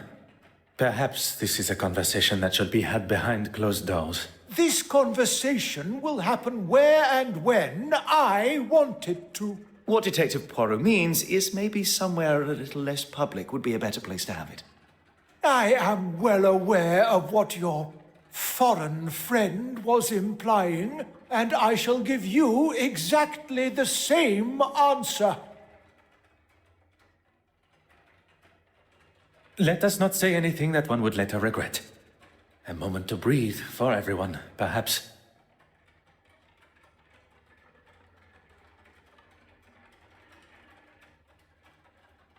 You do as much breathing as you want, as long as you find that painting.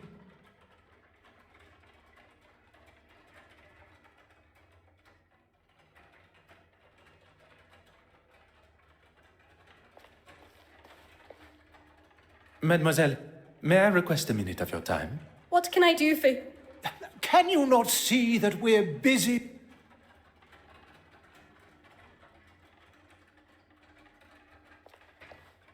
Your Grace, there are matters we really must discuss. You do understand my time is valuable? Merci.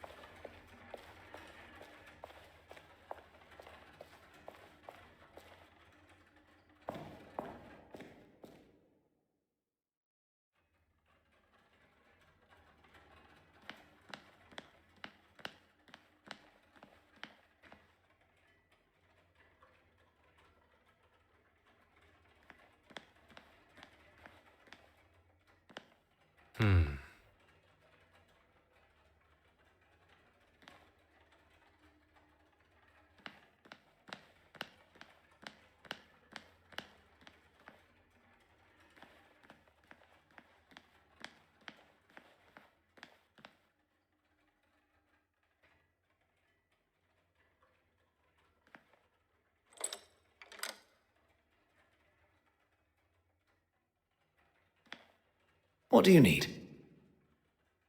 What can I... Merci.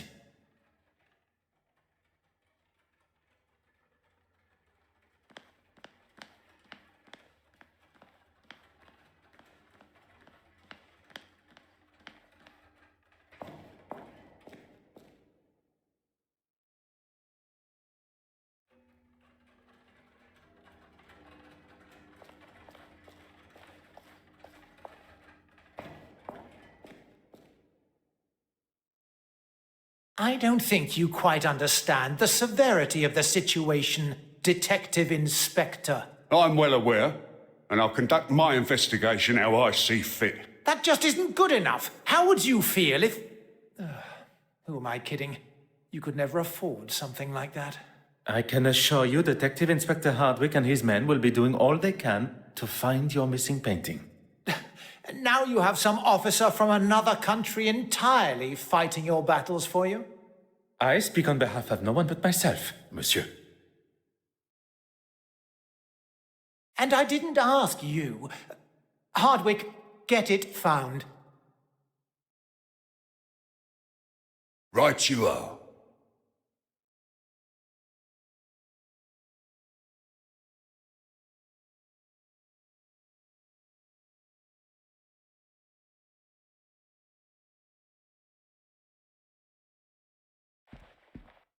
Will you allow some officer a moment of your time?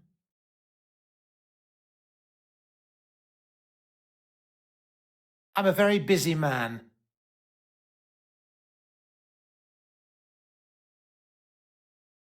And then I shall keep my question short.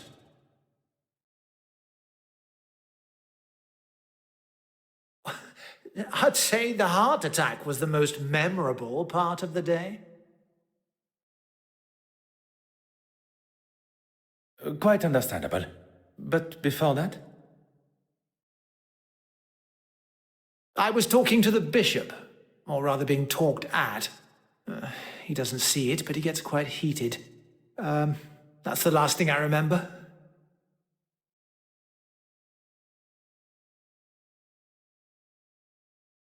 I did. That man just wants someone to listen to his incessant ramblings. I just couldn't stand there and listen to him anymore. I decided to walk away and see the orrery from above. Then I met that young lady, Betty Allen. You two spoke? Briefly, but she was looking for her husband, so I think her mind was elsewhere. I will not take up any more of your time. If you want to deal with him, fine by me.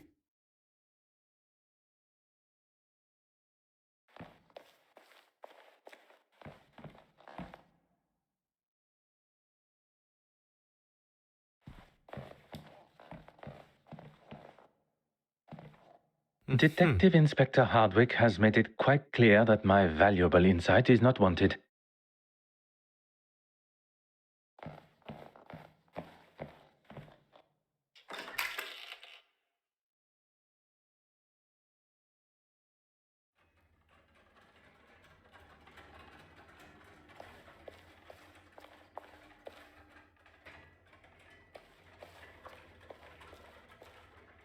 Mademoiselle, may I What can I do for...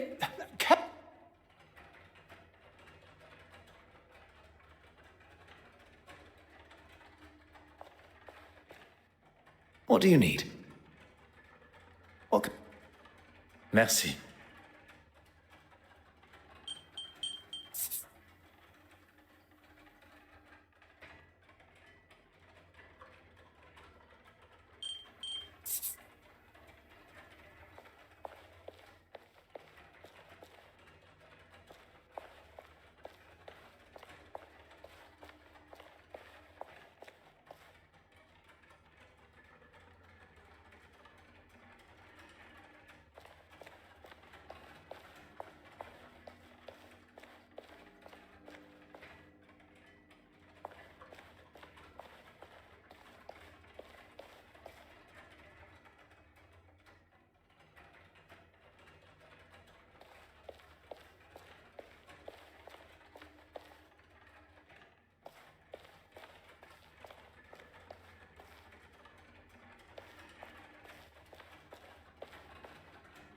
I hope you'll get...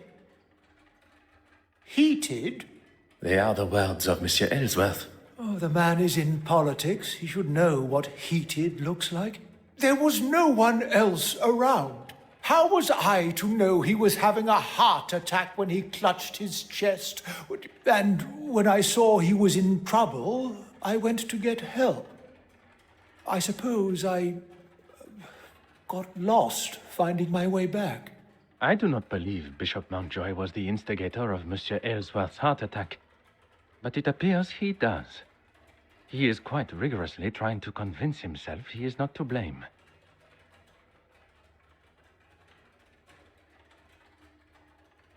Merci.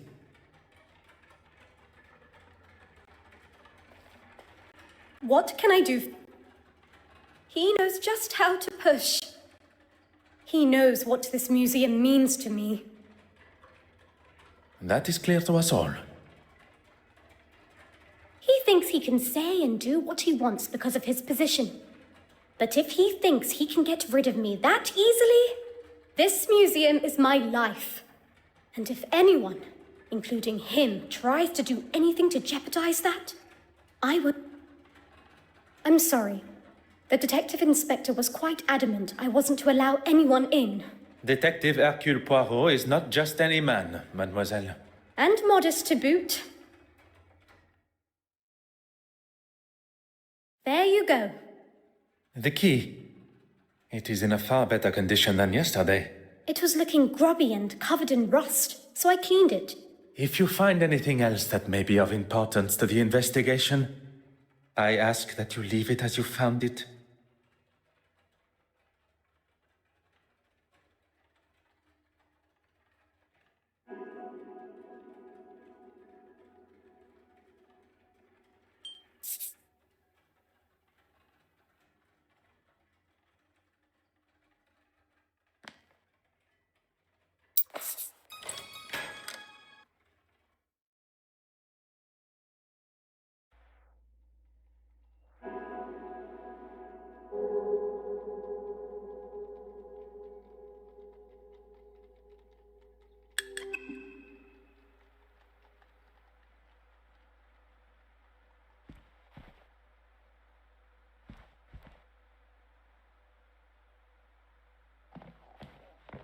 Huh.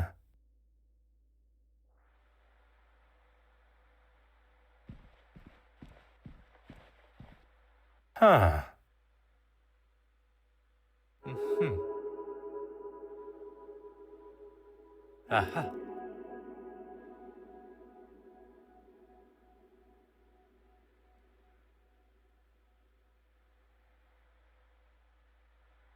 Aha.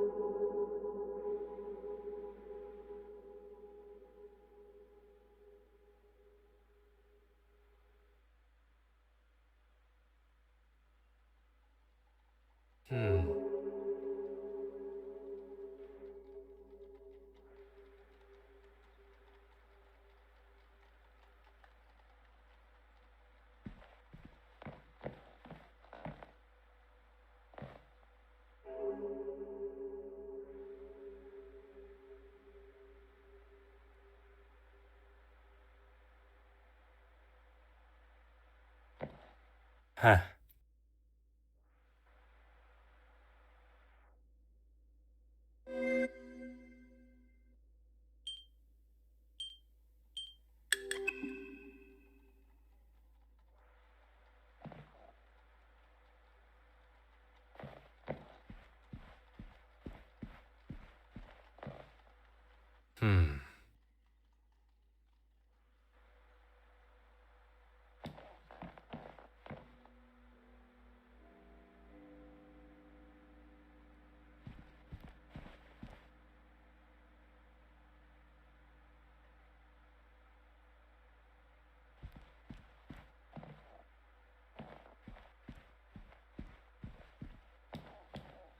Oh.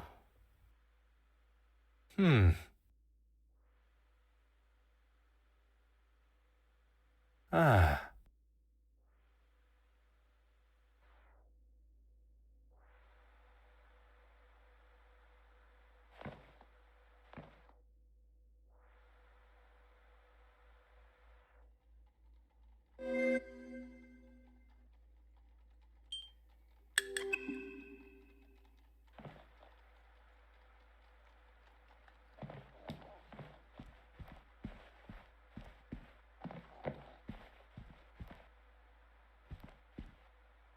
What do you need? What can... Merci.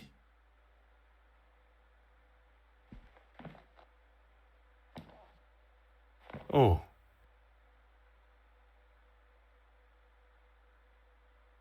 Ah. Oh.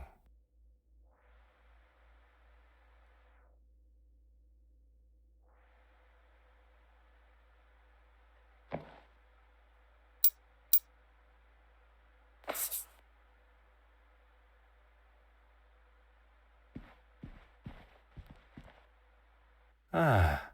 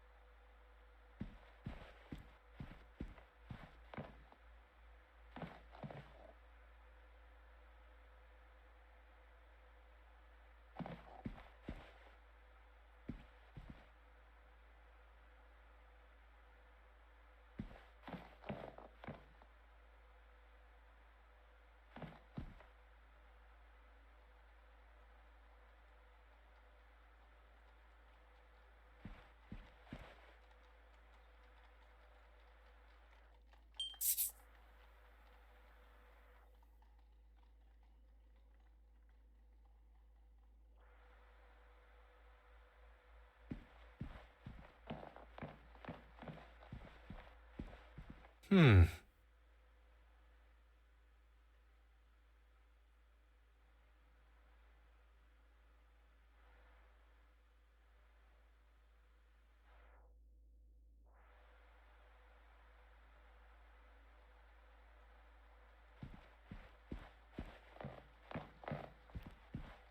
Huh.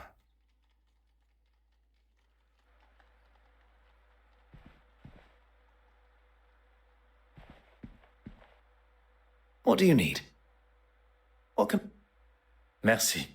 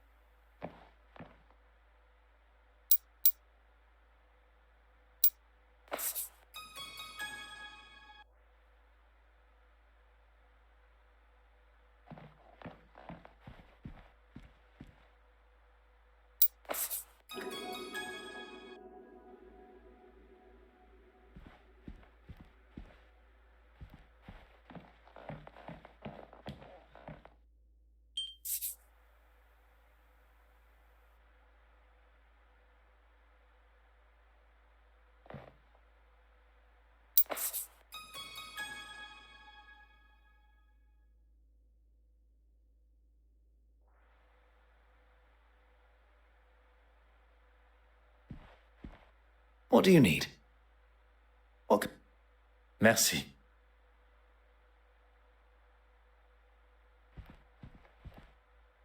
Huh.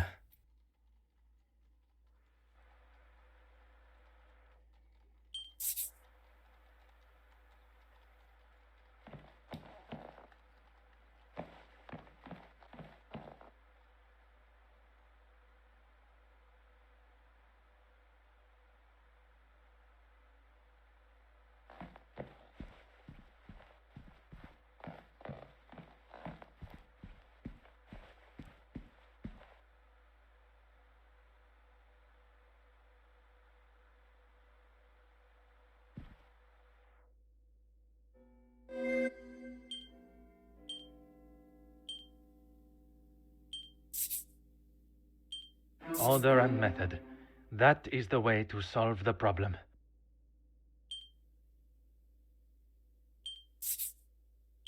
This will not get me any closer.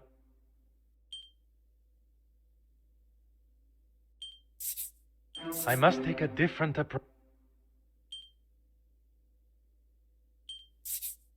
Magnifique.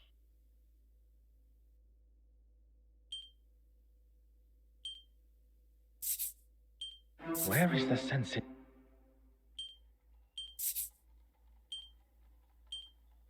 Some would say a lucky guess.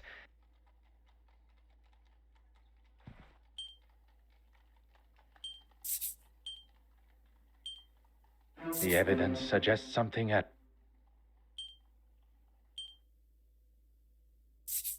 Things are beginning to become clearer.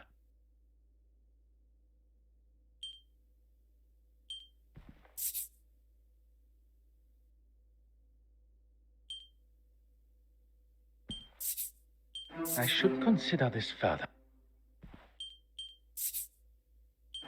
Come, my little Grace. Is there something...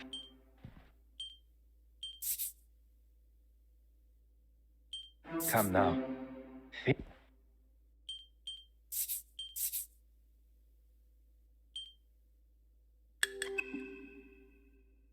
When the thief entered this room from the west wing, there was no paint on the key. We know this because there was no paint on the key when they used it on the door to the gallery. But there is paint on the key when the thief locks the west wing door after stealing the painting, telling us... The key got covered in paint in this room. Oui. And only after the painting was stolen. So, what happened in between locking the door to the gallery and leaving this room to lock the west wing door? The picture is becoming clearer, and the paint is the key. The thief unlocked the door from the west wing into this room, unlocked the door to the gallery, and stole the painting.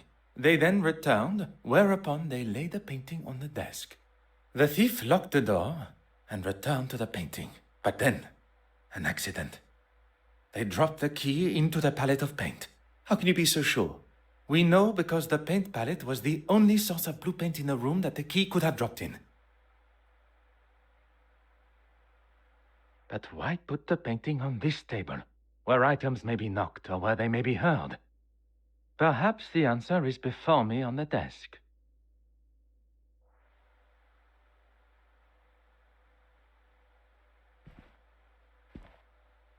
What do you need? What can I... Merci.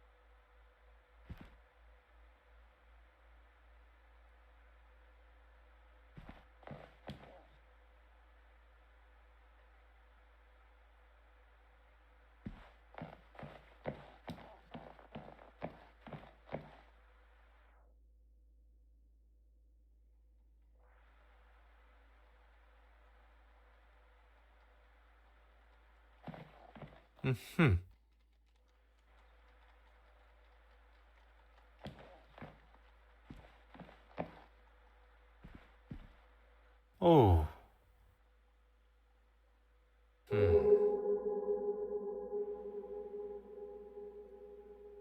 Huh.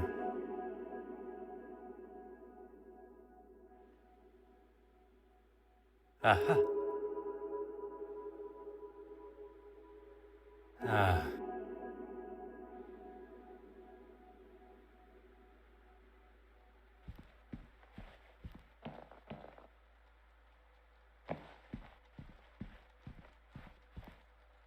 What do you need? What can...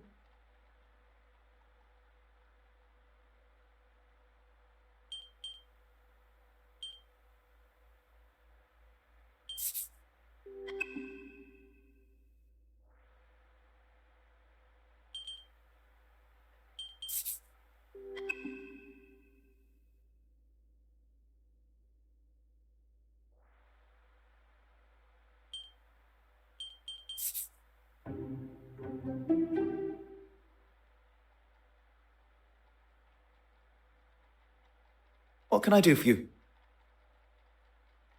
Merci, monsieur.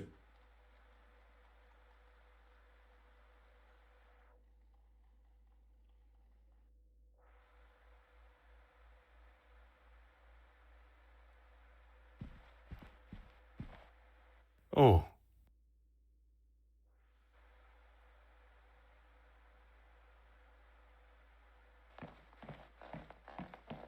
Aha.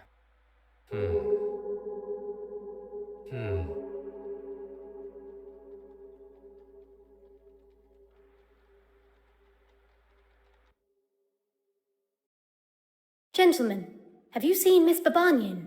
She wanted to speak with me after the bishop was finished chewing my ear off. I'm afraid not. Can't have been that important then.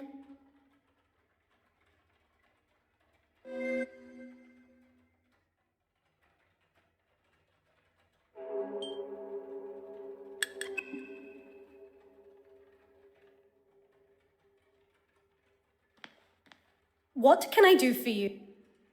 Merci, madame.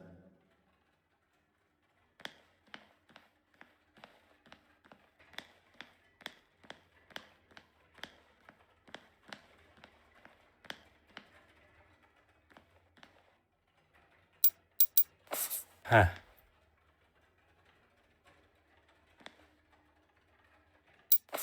Ah.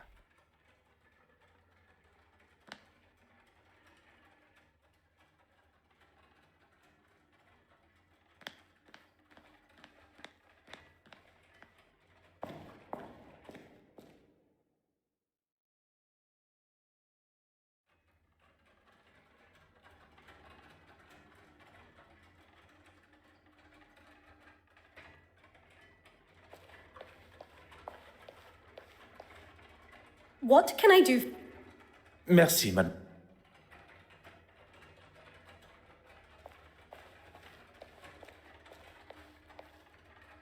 I hope you'll get... Merci.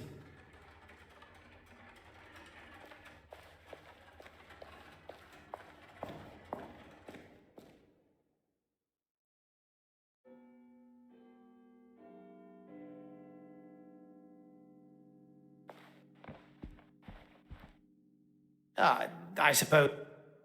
I will not take up any... If you want to deal with him,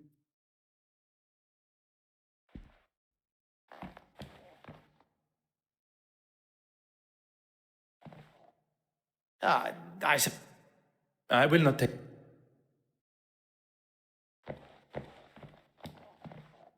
Oh. Detective Inspector Hardwick has made it quite clear that my value...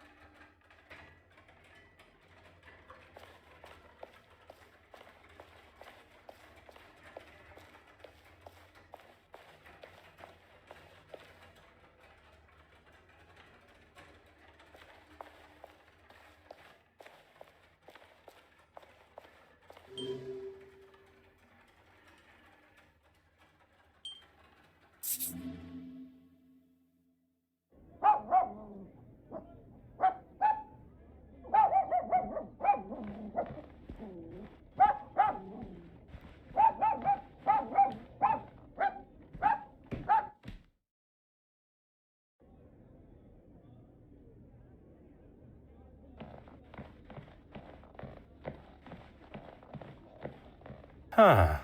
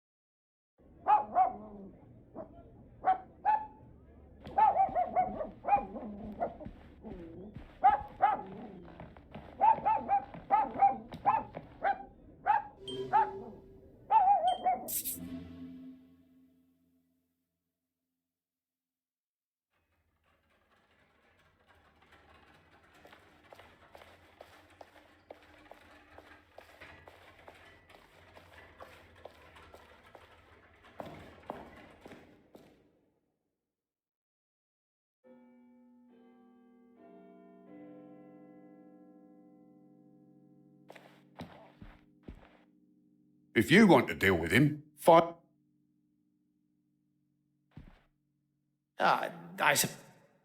I will not take up any...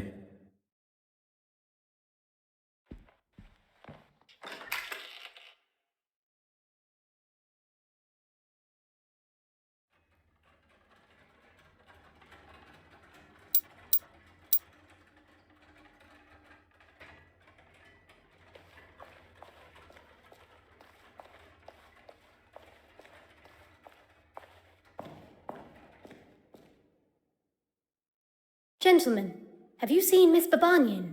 I'm afraid not. Can't have been that important.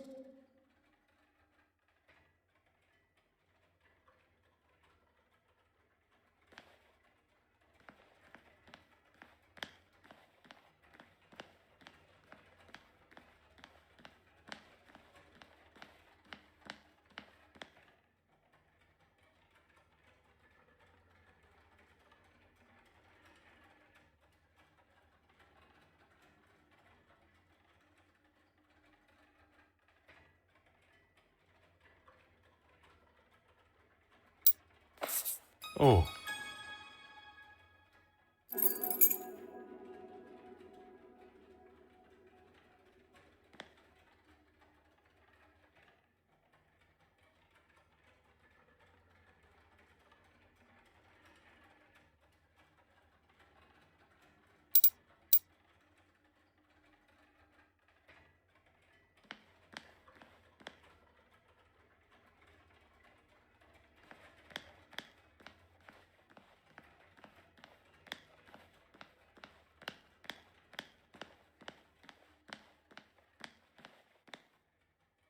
What do you need? What can I... Merci. What can I do for you? Merci, madame.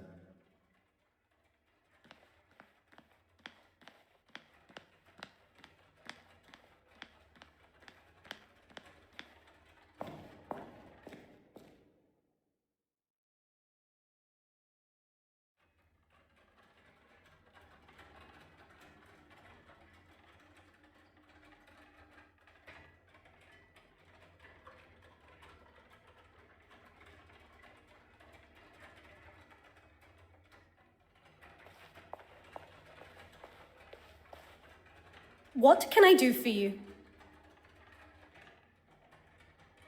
Merci, madame.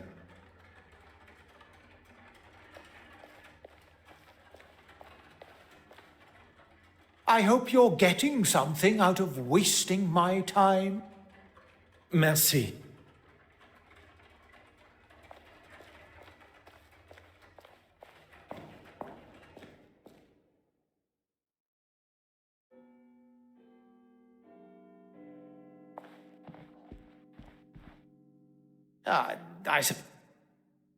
I will not take up... If you want to deal with him,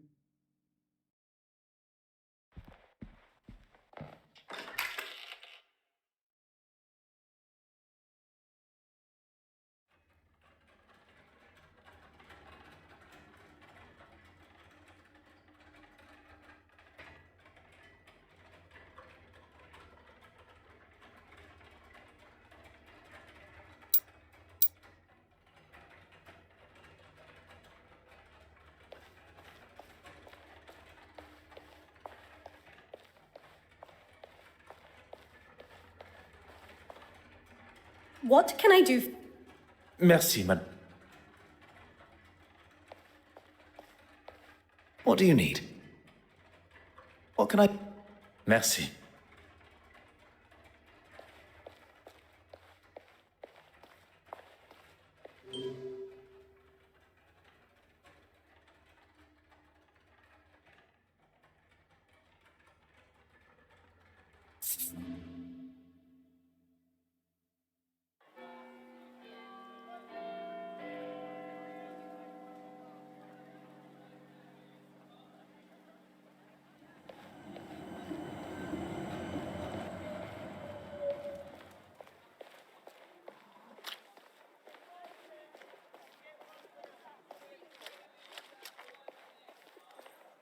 catching a thief in London.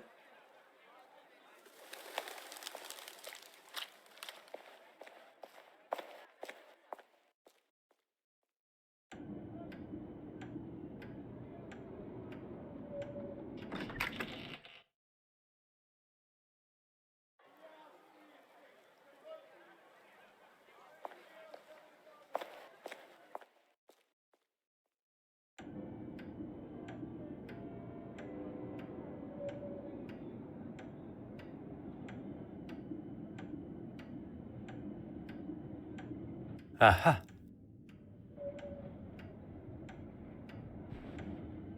Oh.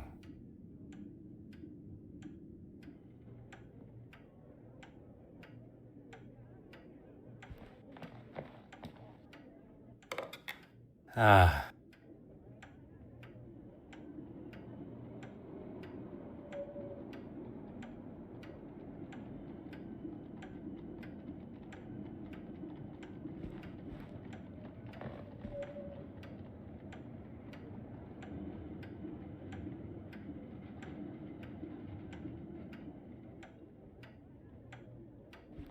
Hmm.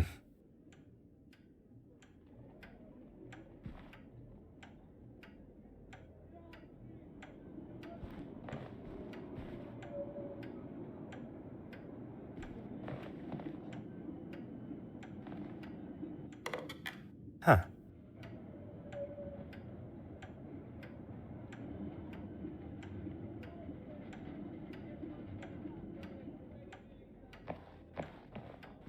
What do you need? What can...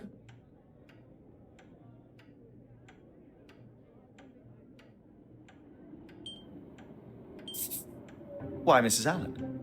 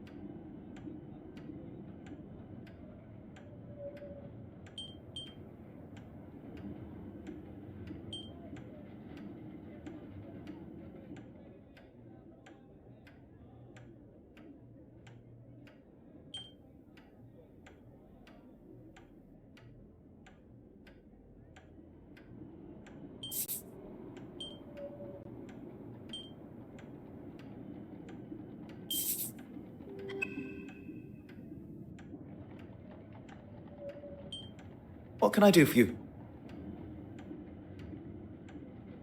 Merci.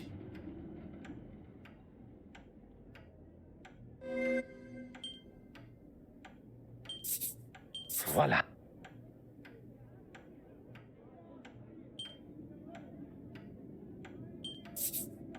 I must act on...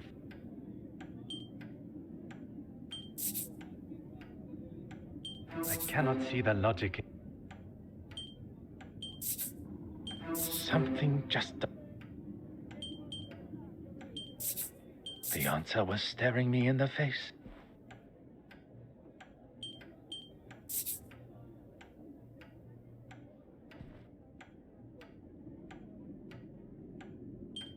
The pieces of the puzzle are finally coming together.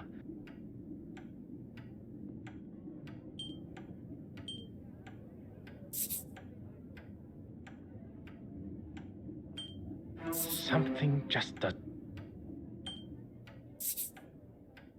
Where is the sense in...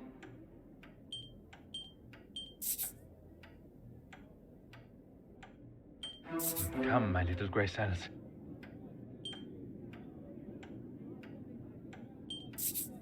One step closer to revealing the truth.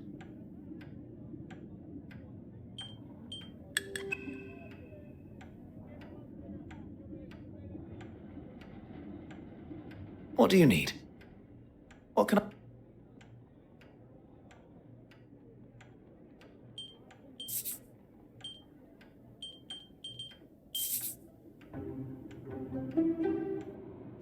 Madame Hélène was behind the mess that lies before us.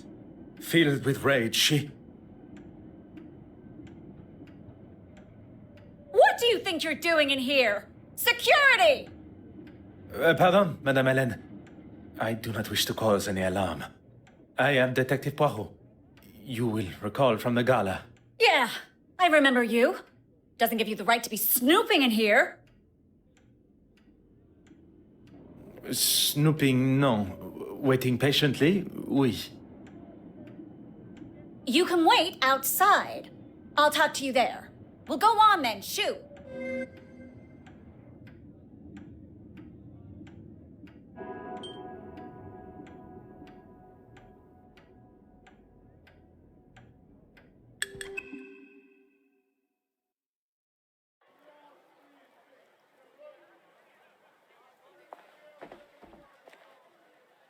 You're just full of questions.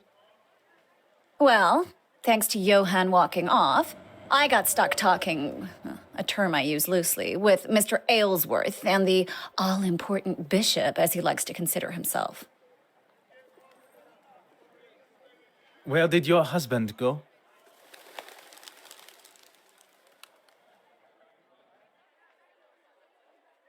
Beats me. But when I saw him next, he was being attacked by that crazy artist. You must have seen it. I did, and while I do not condone such behavior... If you are going to defend that woman's actions against my husband, I'll stop you there.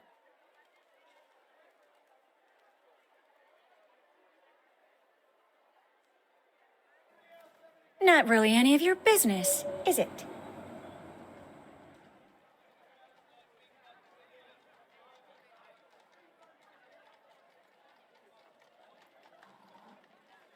I would not forgive myself if something improper had happened and I had not addressed it. You've got nothing to... I thought it was best to just get myself out of there. Your husband mentioned you were feeling under the weather, no? Me? Ah, je vois. May I also ask about the snuff box that was found? I've heard... Where did you get that? It was found in a vent at the museum. Perhaps the very last thing I expected to find. Yes. Well, thank you. A clearly valuable ring, and I would not describe throwing a ring at one's husband resulting in it being stuck in a vent. It is clear Madame Hélène felt no sickness at the gala, and having seen the damage that she has caused in her own dressing room, one can conclude that it was the state of her marriage that allowed her emotions to get the better of her and act so rashly. You have been most helpful. The detective inspector will now be able to see as plain as day that Mademoiselle Court Smythe is the guilty party, with the other remaining guests' movements all accounted for.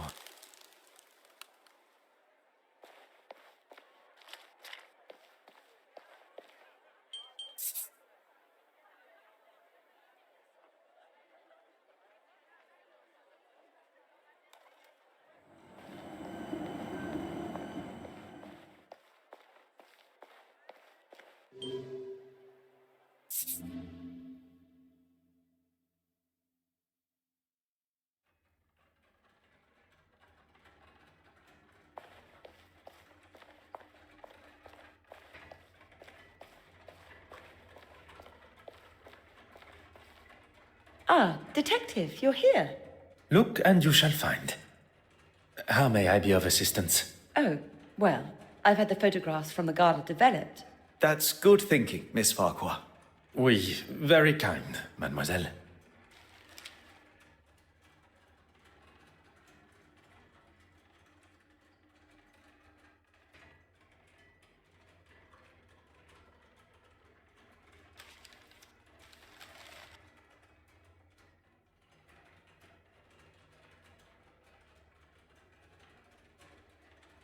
There is nothing left for us to do but to take our findings to Detective Inspector Hardwick. Do you think he'll listen? It is his duty as a high-ranking officer of the law. We have done all but arrest Mademoiselle Court Smythe for him. If it is the accolade that he desires... I was thinking that while you were speaking with Miss Court Smythe, I could... It would certainly be more efficient. An excellent idea. Him with a funny accent. He was here earlier asking the same questions. All I want is a bit of peace. I'm terribly sorry for the inconvenience.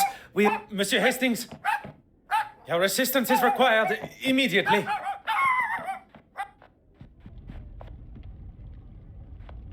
Good Lord, Poirot, that's a lot of smoke.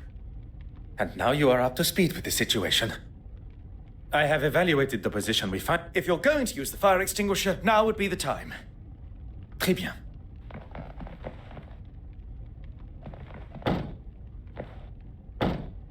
That's it. One more should do it.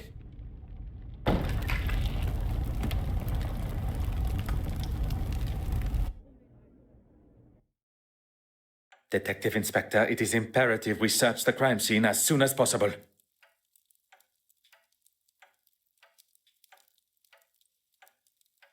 You mean my crime scene?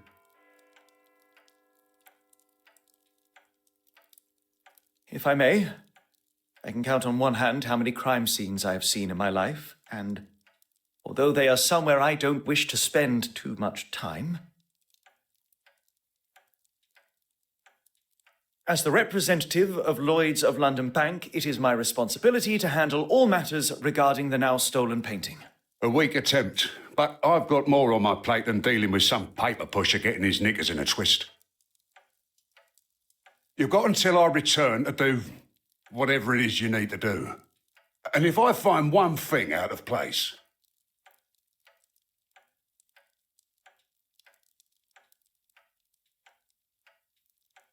You may question my authority in this case, but I will not have my professionalism questioned. Whatever you say.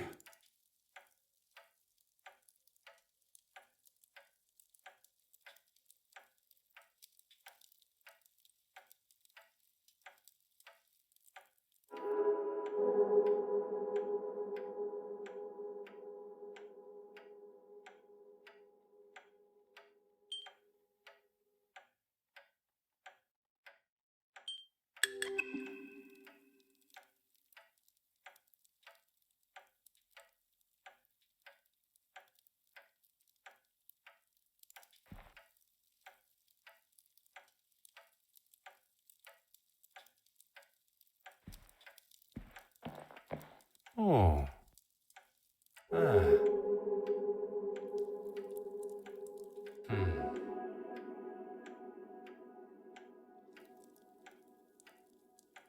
Oh.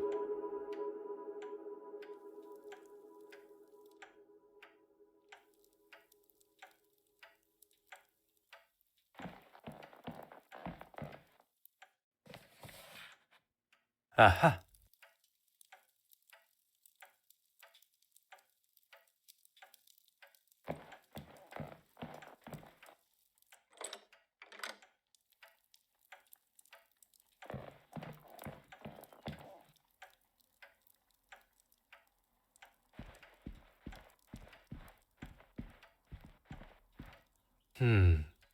Aha. Ah.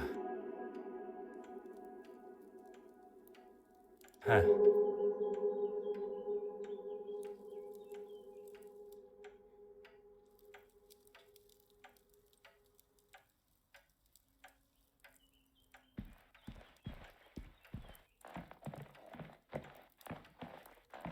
Oh.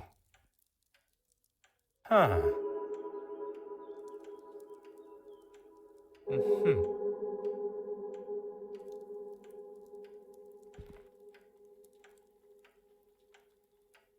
Oh. Huh.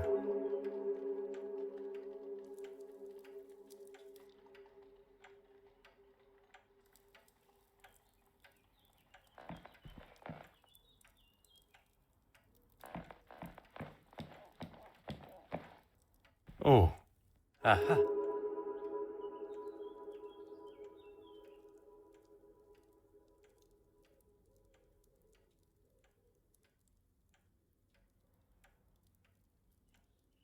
Huh.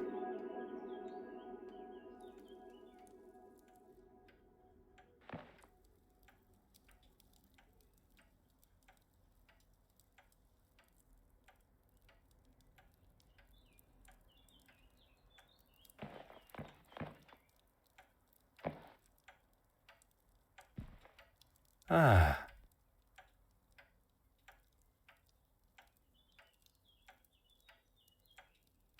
Oh. Aha.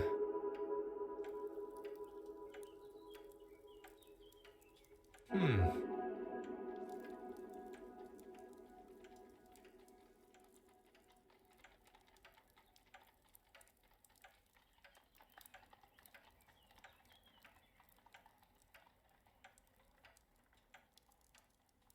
Hmm. From analyzing the victim's body, I can conclude that the cause of death was not dead by the flames. Not by the flames. That is what we are yet to determine.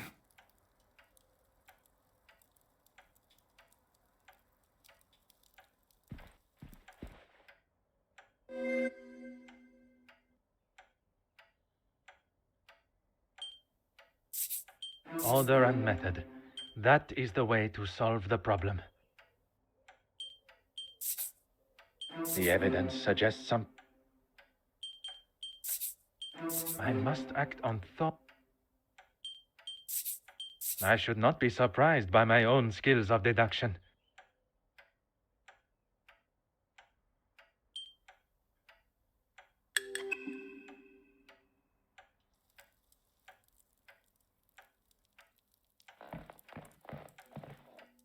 Monsieur Hastings, of course. What can...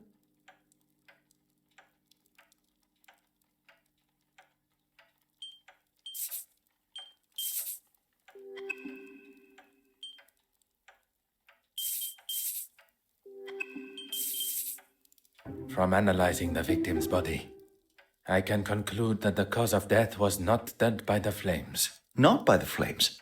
Then what? That is what we are yet to determine. What can I do for you?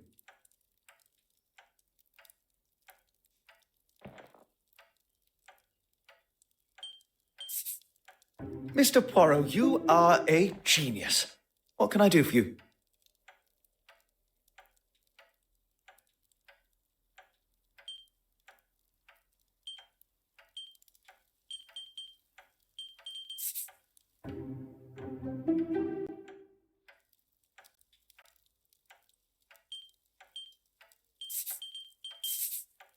That would never have even occurred to me. I've got a lot to learn. What can I do for you?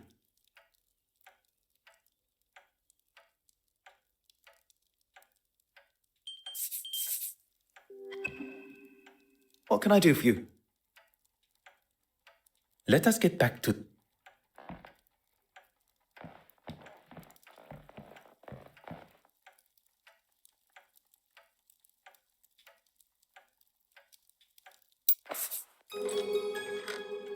Huh.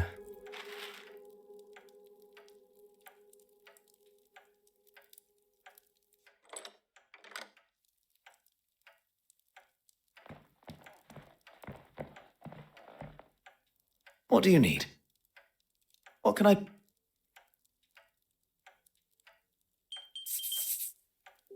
What can I do for you? Let us get back...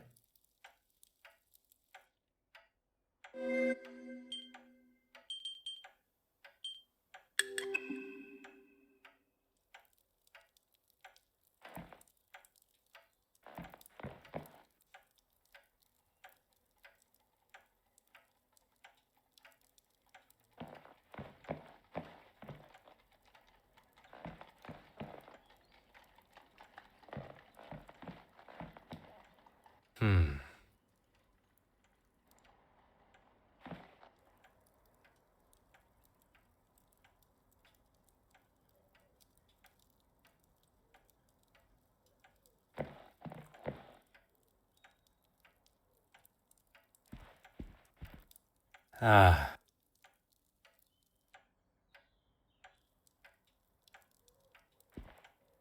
Oh. From analyzing the victims. Not by the flick. That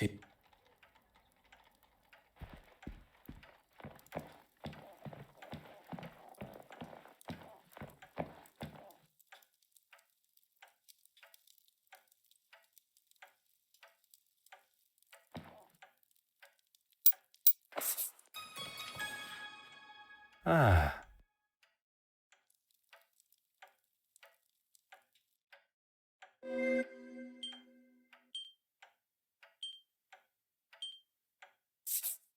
I must take a different approach.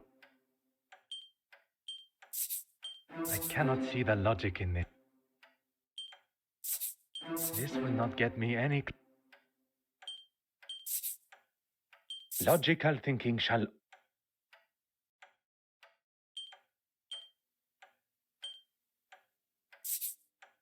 What a revelation!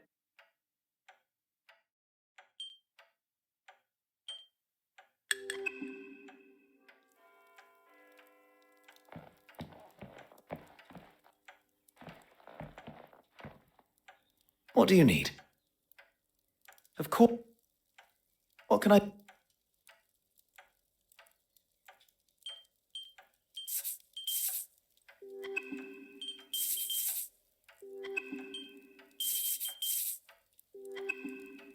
What can I do for you? Let us get back.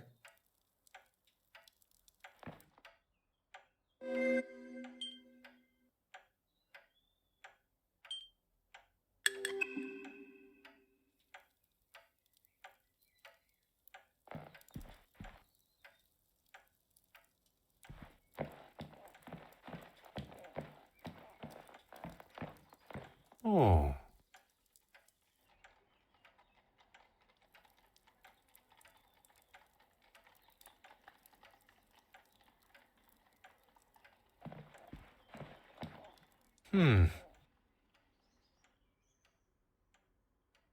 Didn't you speak with her neighbor before? Might she be able to help?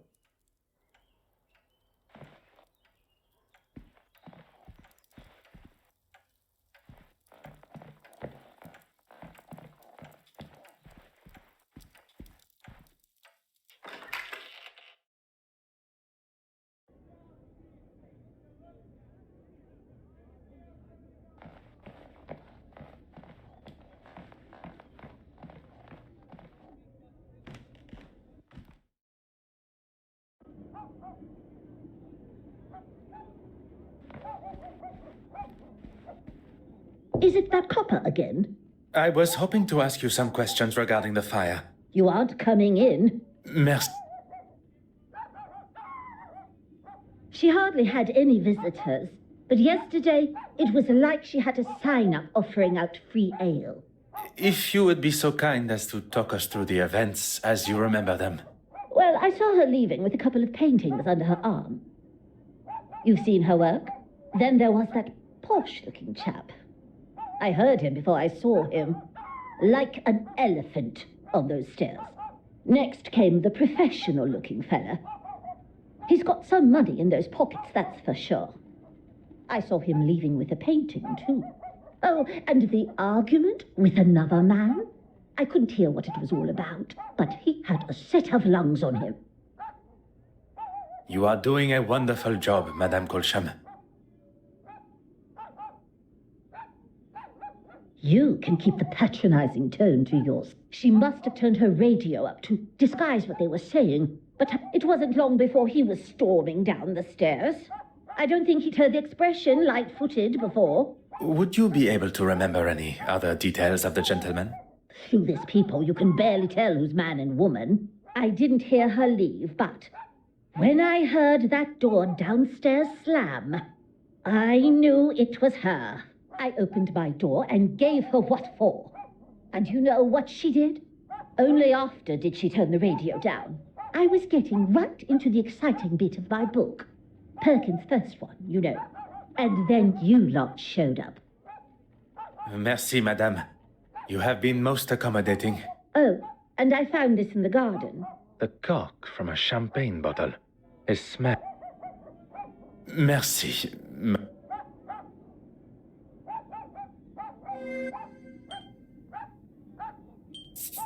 Come now. Is there something I should consider this.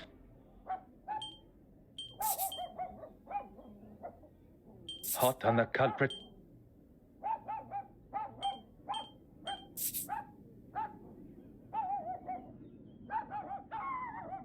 Another success.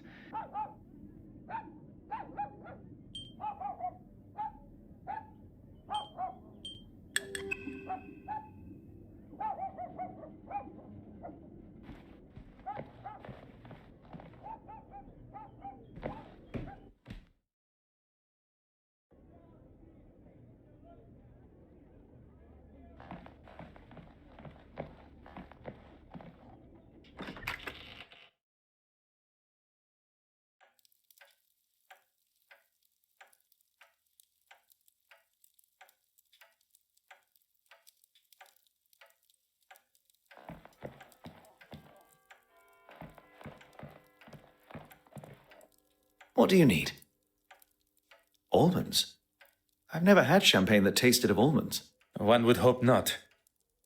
Mademoiselle's lips may hold the missing clue we require. What can I do for you? What can I do for you? Let us get back.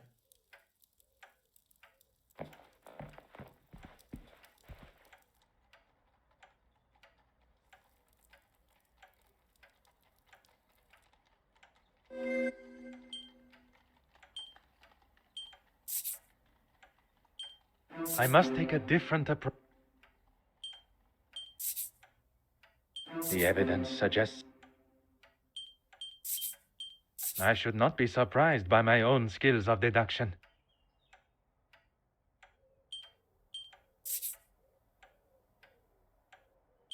Where is the sense in? I must act on thought.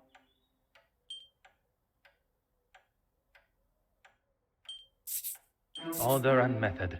That is.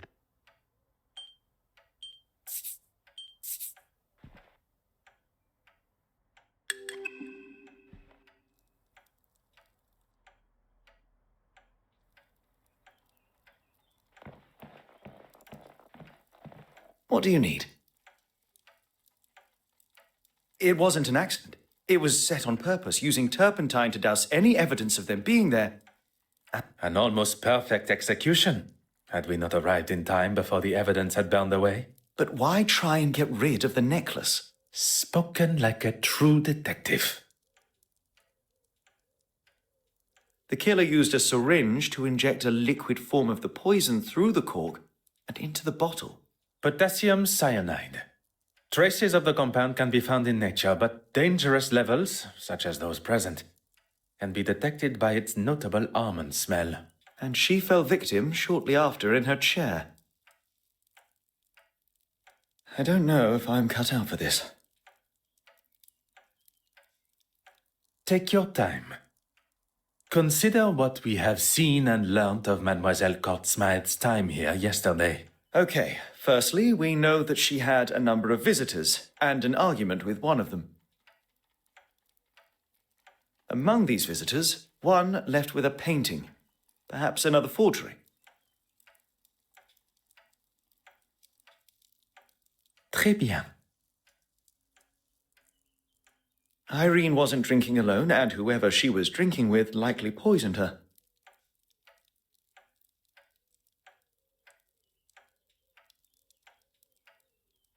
What are you going to tell him?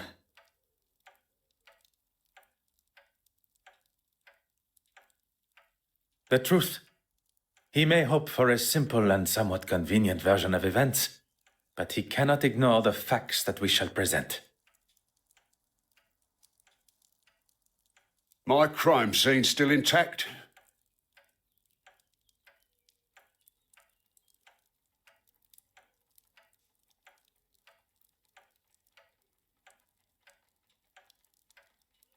Of course, Detective Inspector. There is something that... There's nothing more to say. Pardon, Detective Inspector. The truth is that Mademoiselle Irene Court Smythe was murdered.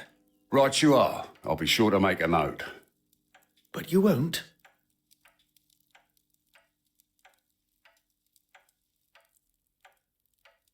Excuse me? Are you forgetting who you're talking to?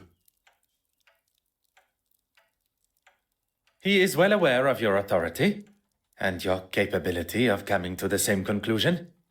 We only wish to inform you of our findings. Well, my men have been in, as have I, and I've concluded that the mademoiselle, as you so elegantly called her, made off with the painting and decided to have a few drinks to celebrate. She passed out drunk in the chair, candle still lit, and the place went up like a match. Detective Inspector, s'il vous plaît. It is really not that simple. Who are you calling simple? He's not calling you simple, he's saying that isn't how it happened. How can you ignore the bottle of champagne that had been tampered with? The smell of poison on the cork. You're both experts in poison now, are you? I do not wish to stand here and argue credentials. Mademoiselle Court Smythe was killed, not by the fire that burned through her home, but at the hands of another. Her drink, laced with potassium cyanide. Quite the imagination you two have. Look, we can show... No. We shall leave the Detective Inspector to discover the truth for himself. Monsieur Hastings, you must learn which battles are worth the fight. Besides, we have no time to stand squabbling with him. We have a murder to solve.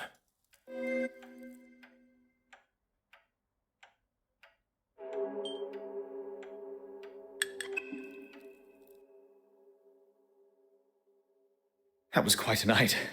I feel exhilarated, yet exhausted. It is being able to control those emotions and still see the bigger picture that separates the best detectives from those that merely like the thought of such responsibility.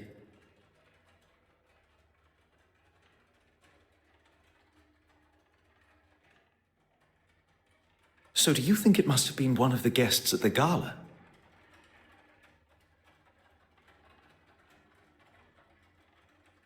An accomplice disguised as a guest turned murderer. A master criminal they may appear to be, but they have never crossed paths with Belgium's greatest detective. I think I just felt a chill. Now we must speak with the guests of the gala again, as well as find Monsieur Christiansen, who has continued to evade my questions. I have no doubt one or more of them will hold the answers we require.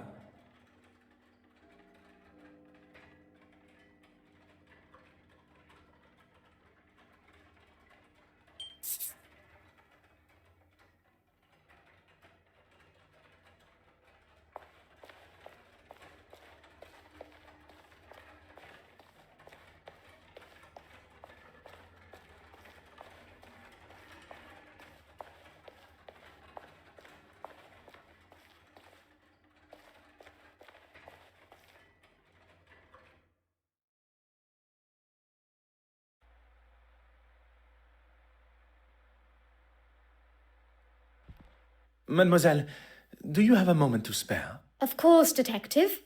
I'm hoping you have some good news for me. Goodness. You've found the painting, haven't you? A painting was recovered. A forgery, but it was damaged by the fire. What on earth are you talking about? Forgery? Fire? It ran rampant through Mademoiselle Court Smythe's apartment. She's...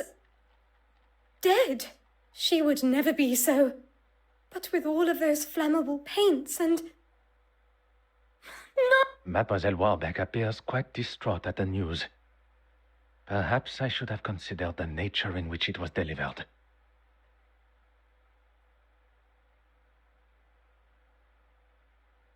I respected her as an artist and a friend. I do not wish to push Mademoiselle Warbeck too far while in such a state. But as a friend, I must know if she was aware of Mademoiselle Courtsmith's plan. Perhaps, as a friend, she let slip of her plans. Her plan for what? Stealing the painting? Making a forgery? Do you really think I'd let her do that? She must have had help from someone she trusted. If she did, it wasn't me she confided in.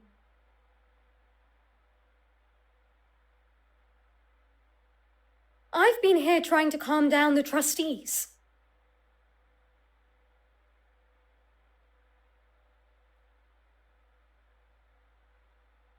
You did not leave the museum? I was here until the early hours.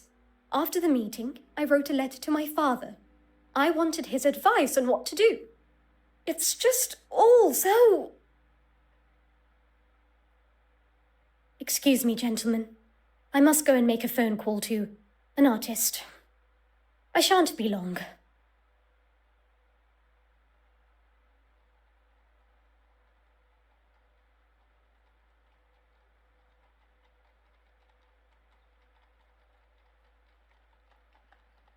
Merci, mademoiselle. That is all for now.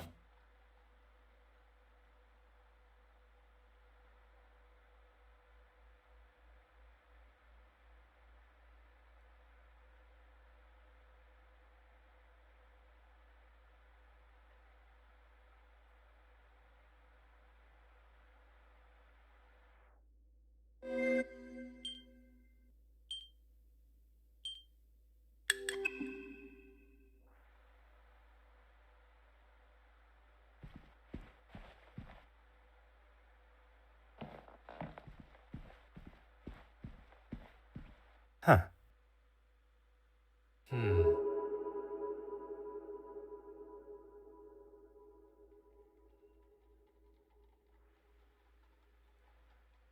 Aha.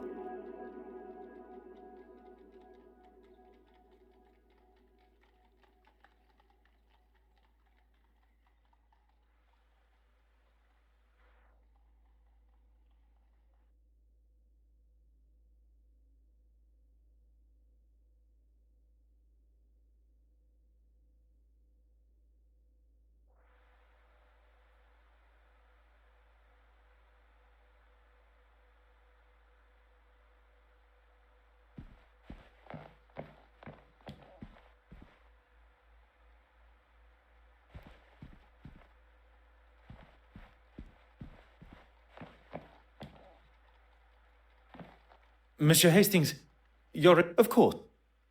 Okay. Merci.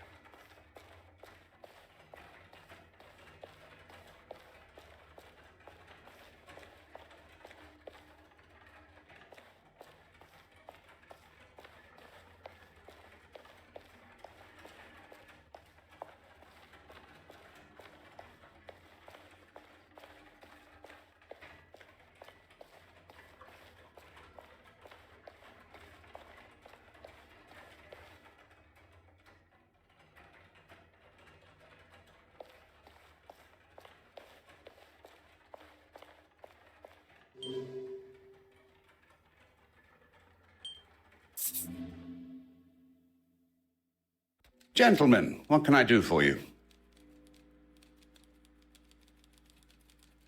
I was hoping to speak with Mademoiselle Farquhar.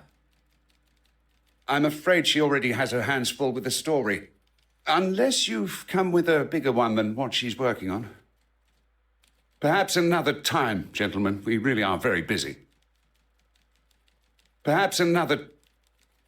Perhaps... I will not take up any...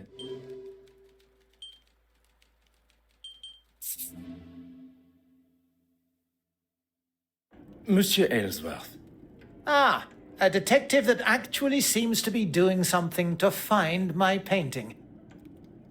Quite well, thank you.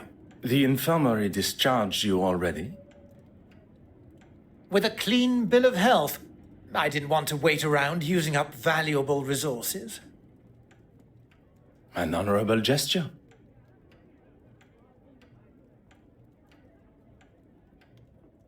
I was straight off to the House of Commons. I take it you haven't read today's newspaper? I'm afraid I have had more pressing matters. It certainly makes for an interesting read. I was not aware reporters were permitted inside the house. They aren't. I left and went to the London Illustrated News office. I can't for the life of me remember the chap's name. Rather pleasant, though. Anyway, you're a busy man. I'd hate to take up too much of your time. It does not take a great detective to pick up on Monsieur Aylesworth's ever so subtle hint. Is this about the insurance claim? It was merely a necessary precaution. I'm sure with... I do not doubt my abilities to return the painting, but I question why he felt it necessary to talk of sensitive details regarding the investigation to a national news outlet. It would not surprise me to learn of him using his loss for cynical gain.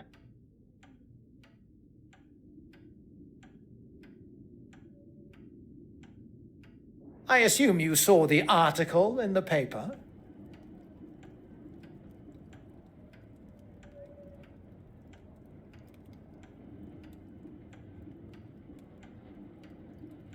Oui, monsieur.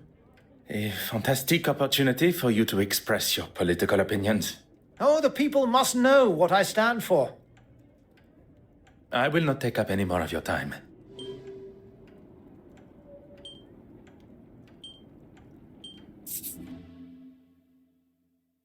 Bartholomew! Here, puss, puss, puss, puss. Where are you? Bartholomew! Enough now! Out you come! I'm sorry, I just don't have time to talk now. I have to find Bartholomew. Have you placed a missing persons report? Really, Detective? Bartholomew is the church cat. I think a missing persons report might be a little overboard. I am sure with our assistance we shall find him in half the time. And then, perhaps you will have time to answer my questions. Fine. All that matters now is that we find him. His name is Bartholomew, and I'd appreciate it if you spoke of him as such.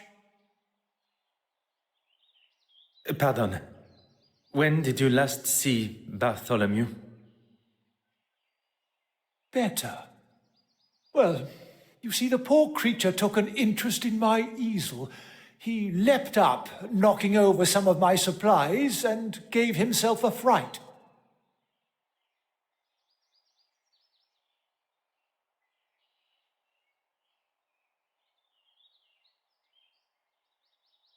He bolted out of sight, and I've not seen him since.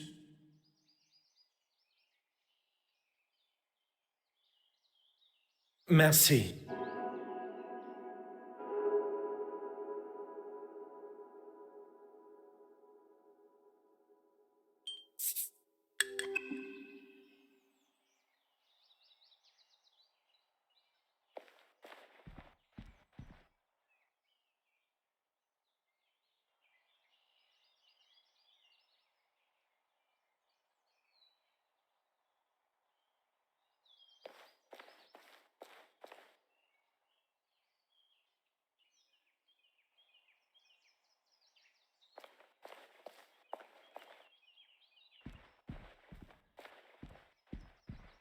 Aha.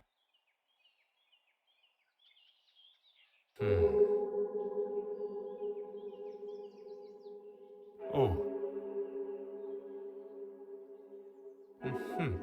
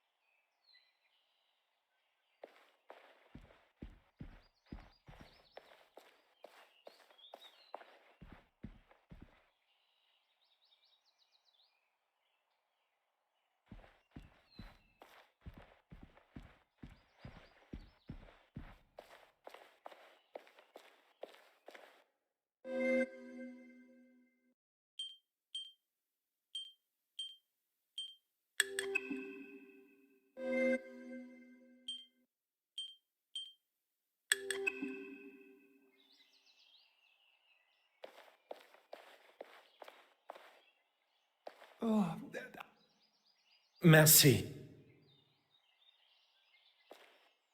What do you need? What can...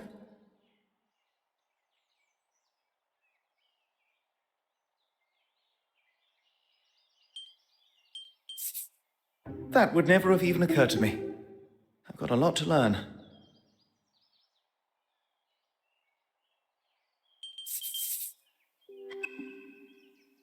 What can I do for you?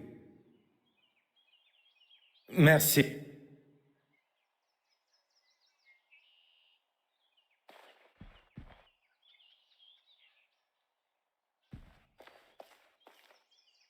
Huh. Huh.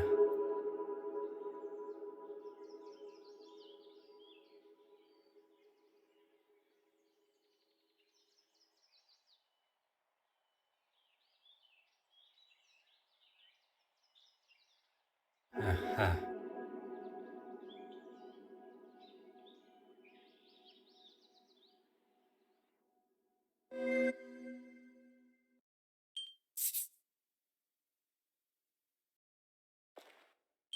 This will not get me any... I cannot see the logic in this. Come now. Think. Some would say a lucky guess. I would say a moment of genius.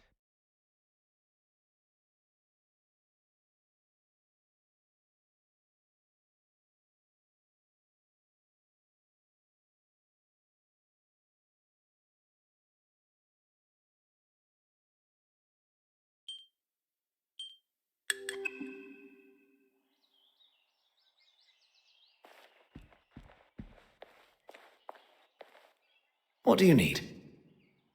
What can I...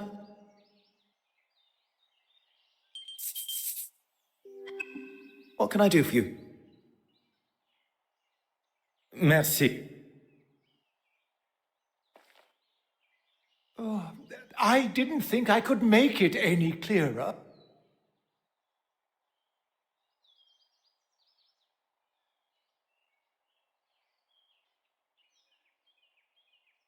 Merci.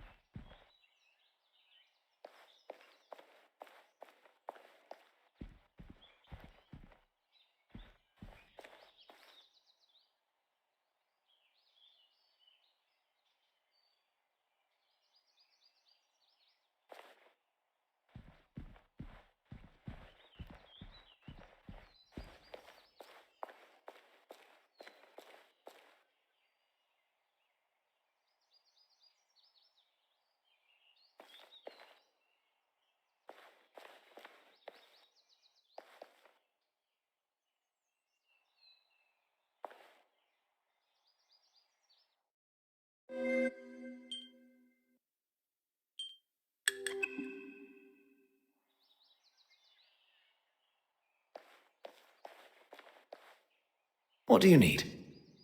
What can...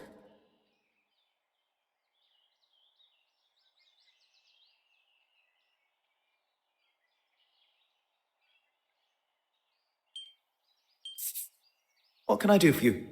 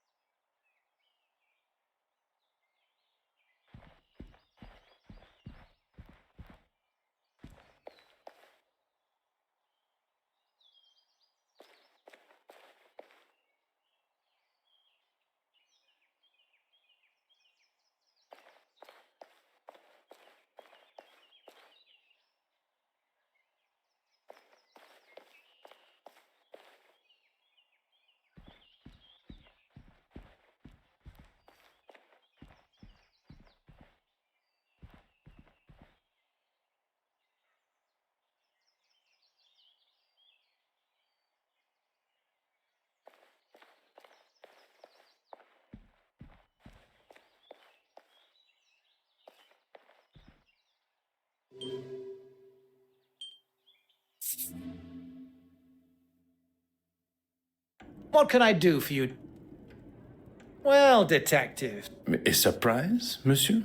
I wasn't expecting to be on the receiving end of an interrogation. You are aware of Mademoiselle Court Smythe's demise? There isn't much in this city I don't know about. And for your little notepad, or wherever you're storing the facts, that report, Farquhar, she was in the office and can confirm I was there. It appears that Monsieur Aylesworth is more preoccupied with proving his innocence than showing any compassion for Mademoiselle Court Smythe herself. I will not take up any more of your time.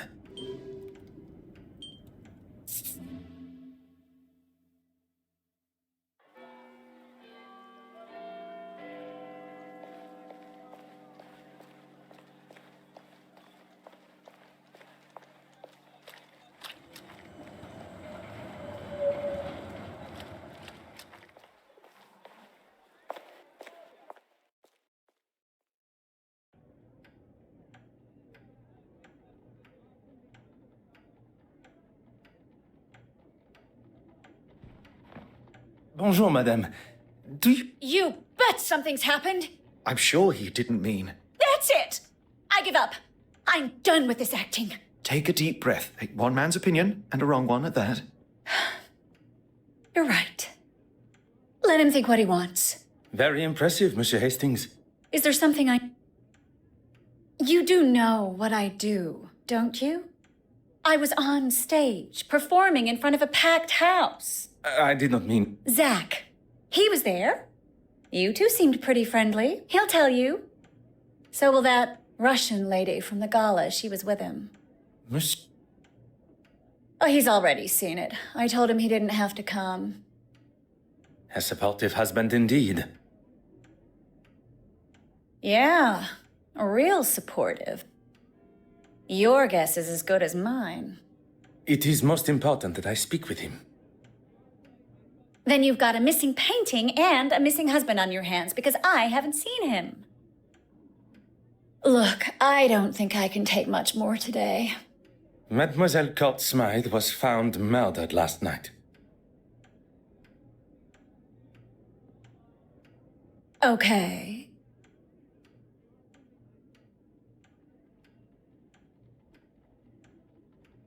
I thought perhaps the news would be a little more jarring. Oh, don't get me wrong. I don't really want to hear about anyone dying, but me and her... Well, there's no love lost. Madame Allen's nonchalant response has certainly caught me off guard. You have been most helpful.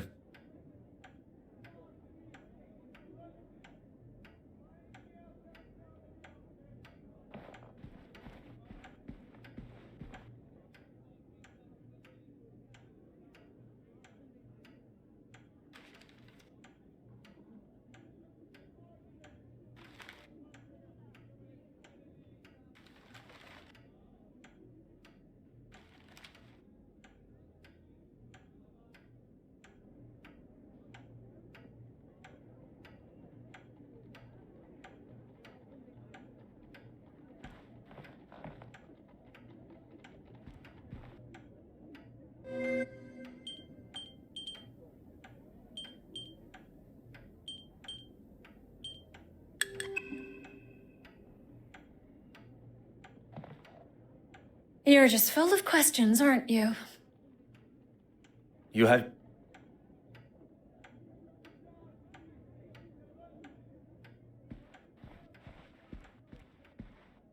What do you need? What can I do for you? Merci.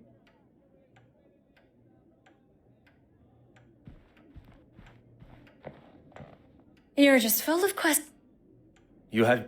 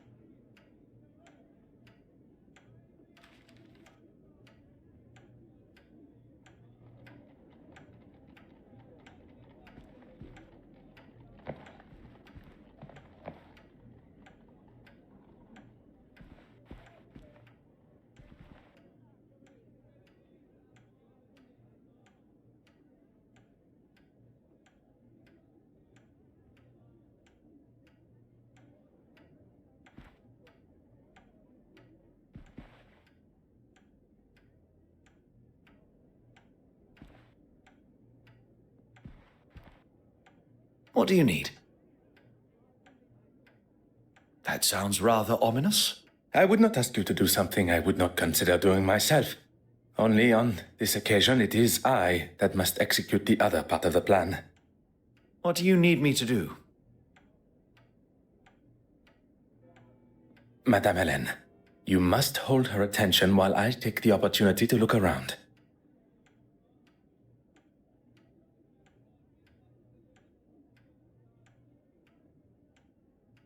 I certainly can.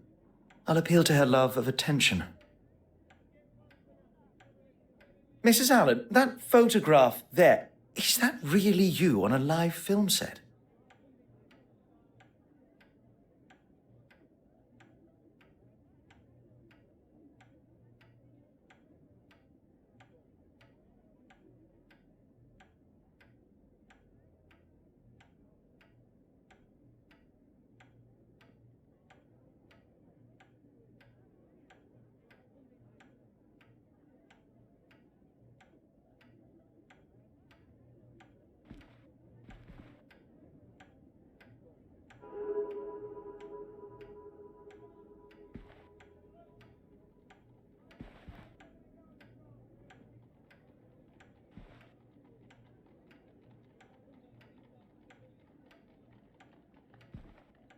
What do you need? Merci.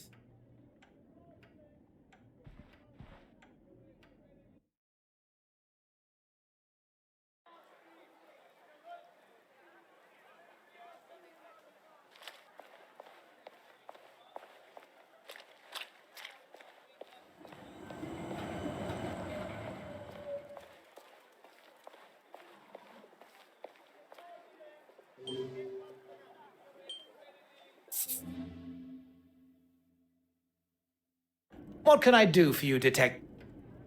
I will not take... Gentlemen, what can I... I was hoping to speak. Let's not be so hasty. That could be just what we need. Gentlemen, what can I do for you? This is your office. It's very impressive. Mademoiselle, would you have time to answer some questions? I don't really have time right now. Perhaps we can schedule... I assure you I shall remain focused and my questions relevant. Fine. Make it fast.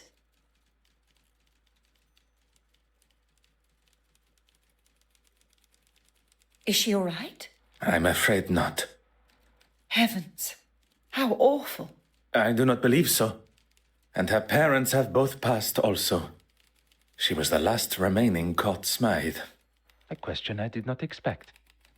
Although at least she is showing some form of compassion for Mademoiselle Court Smythe's family, or lack thereof. I only met her recently in a professional capacity. What are they going to do with her exhibit? I cannot say, but they may not be as forthcoming with her work now. I'm sorry, Detective. I don't understand. Mademoiselle Court Smythe was behind the painting's disappearance, and a forgery was discovered in her apartment. So she stole the original and made a forgery? What heavens for? That we are still yet to learn. Am I a suspect? We are just trying to gather all the information. Isn't that right, Poirot? Oui, that is correct. I'm sorry. It's just a lot to take in at once. I was working late into the evening yesterday. I had to get my article on the gala written. And the photographs, they had to be developed. There was probably someone still around in the office if you wanted to check. I'm sure you want to have every I dotted and T crossed. Really? I must have been so busy not to notice him. Was there anyone else present in the office? If Mr. Aylesworth was there, Nathaniel, my editor, must have been. It strikes me as rather strange that Mademoiselle does not recall seeing such an important figure in the office. But not everyone can be as observant as I. I shall speak with the editor, as he will be able to confirm the presence of both in the office. Merci, mademoiselle. That is all for now.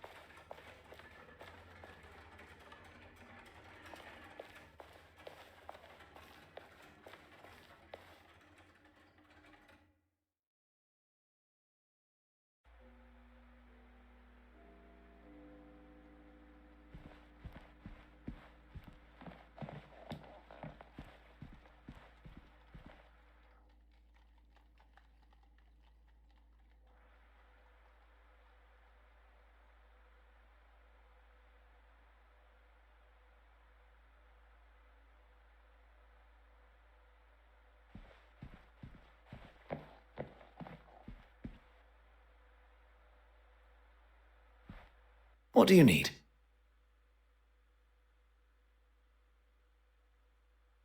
What can I... Merci.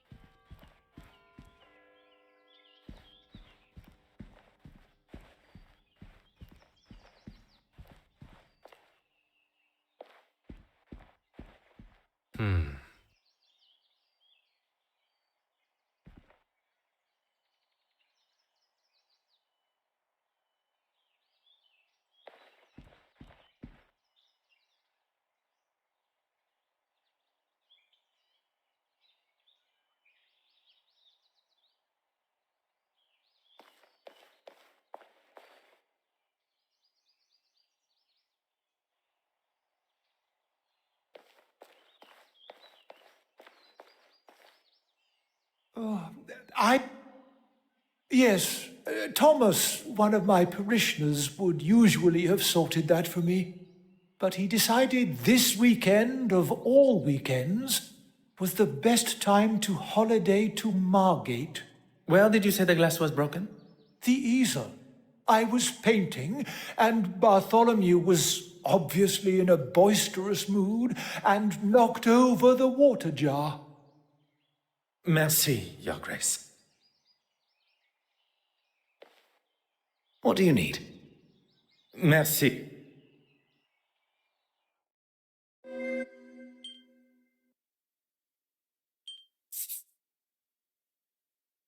Magnifique.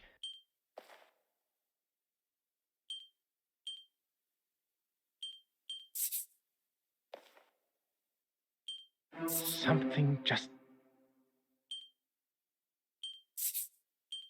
I should consider...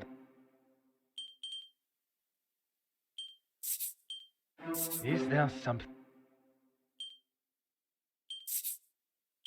The pieces of the puzzle are finally...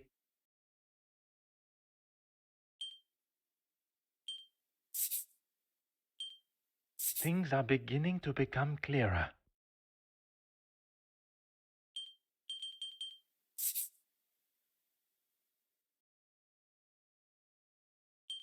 Come, my little grey cells.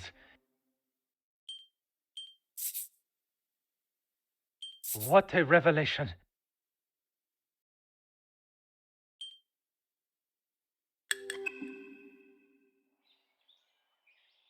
What do you need? What can I...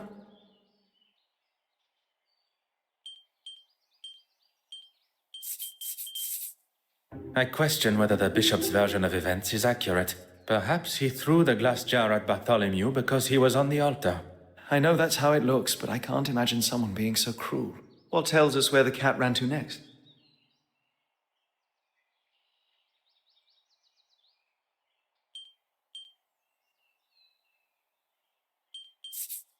Poirot, you are a genius.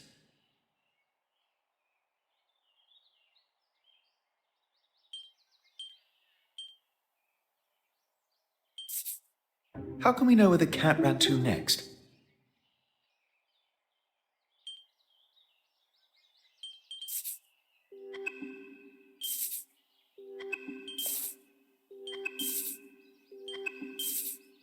Poirot, you are a genius.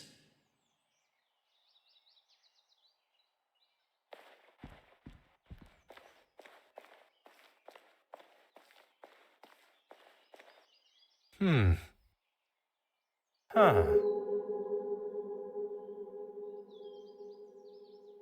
Huh.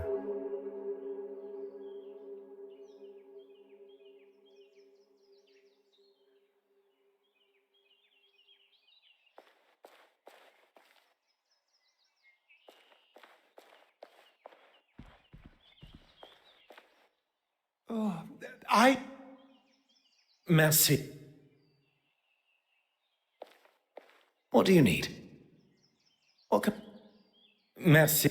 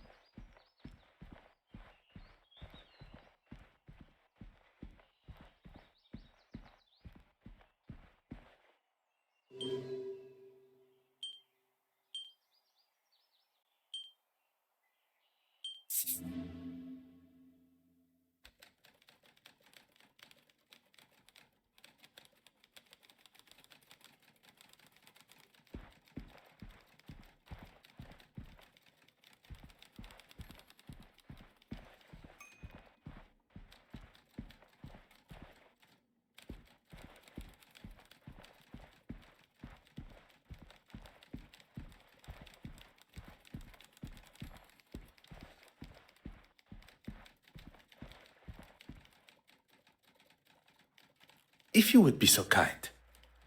Merci, madame.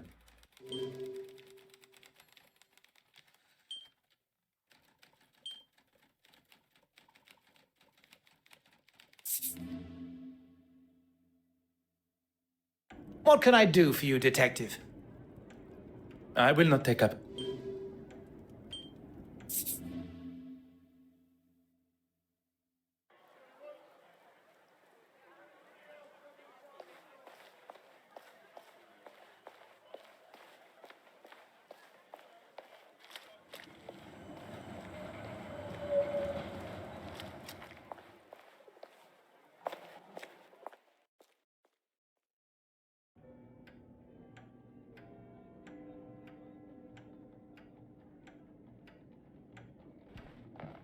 You're just full of You have been most...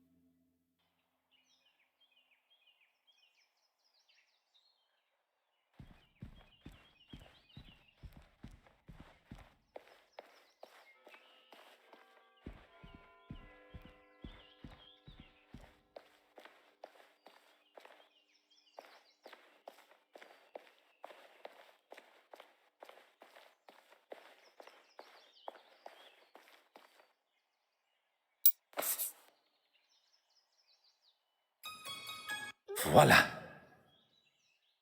Your Grace, now that Bartholomew has been found... As my way of thanks,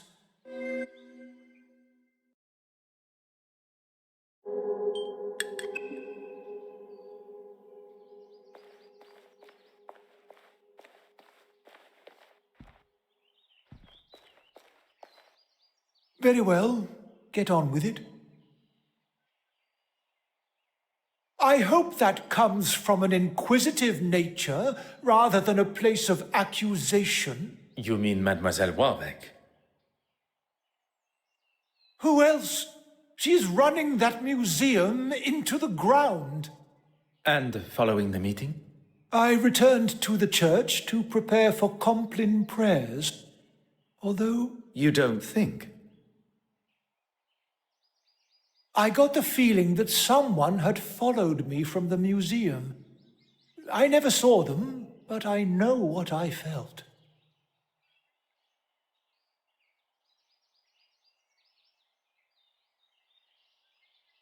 None. I knew her merely by reputation, and a questionable one at that. Do you want to tell me what all these questions are about? Mademoiselle Court Smythe was murdered last night. If you plan on being the bearer of such news, perhaps you should think of going about it with a little more civility. How did the young girl die? There was a fire in her apartment, although it wasn't the flames that took her life, but poison. Arson and poisoning. Oh, what is this world coming to? Bishop Mountjoy claims he barely knew Mademoiselle Court Smythe, but still showed a level of empathy I was not expecting. Perhaps I judged his blunt facade too quickly. Oh, found it? Really? Oh, heavens be! The Lord has shown his will once more. I can only assume his delayed excitement came from being off guard. If your Grace would allow me to finish. A forgery of it was found in Mademoiselle Court Smythe's apartment, but it was destroyed in the fire. She was the thief all along? A forgery? It appears that way. I will rightly light a candle for her soul this evening. But that will not give her absolution from what she faces, kneeling before our Lord.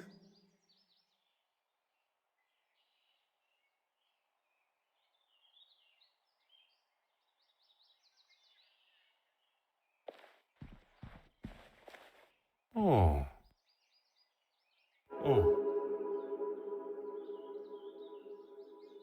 Oh.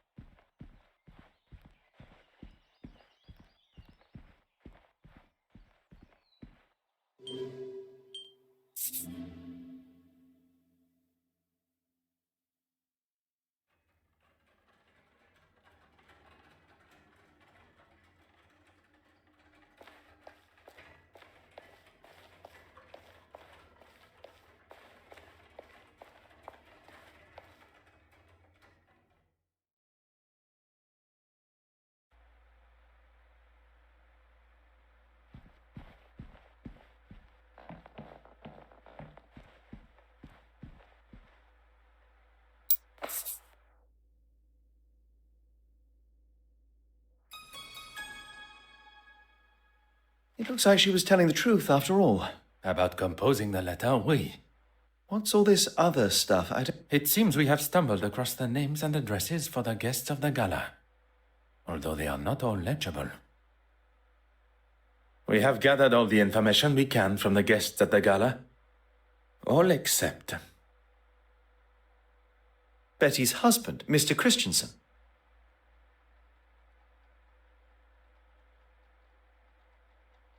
Oui. We are now in possession of his address, where he is no doubt hiding like a frightened young boy avoiding his headmaster's ruler.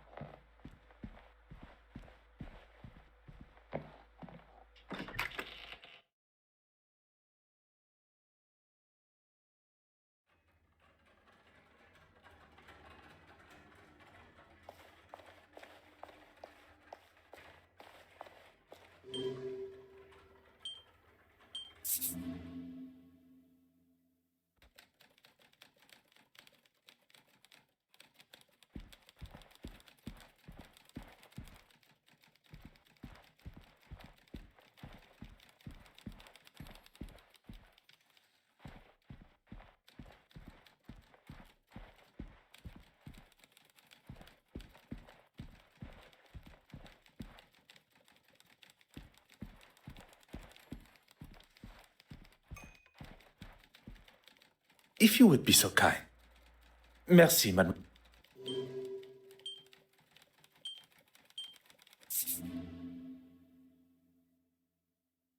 What can I do for you, detective? I will not take up any...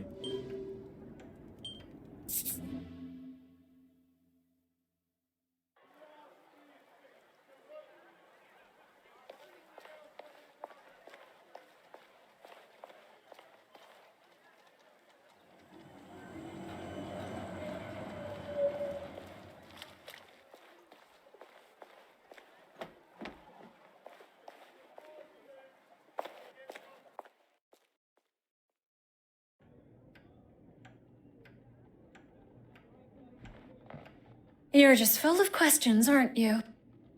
You have...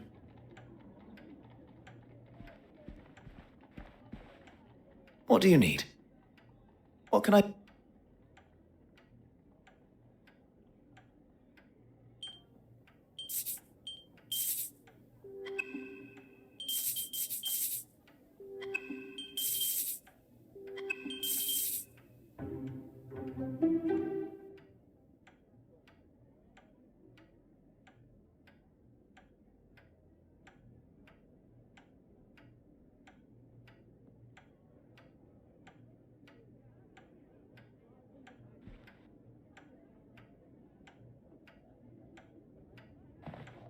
You're just full of questions. You have been...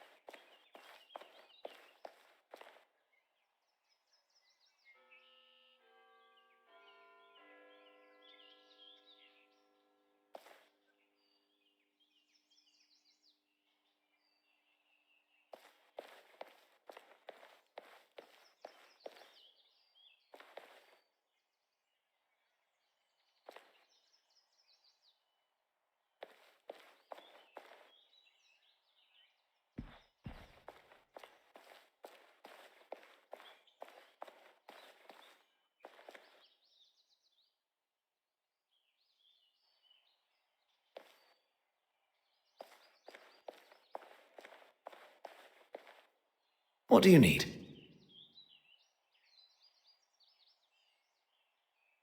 What can I... Merci.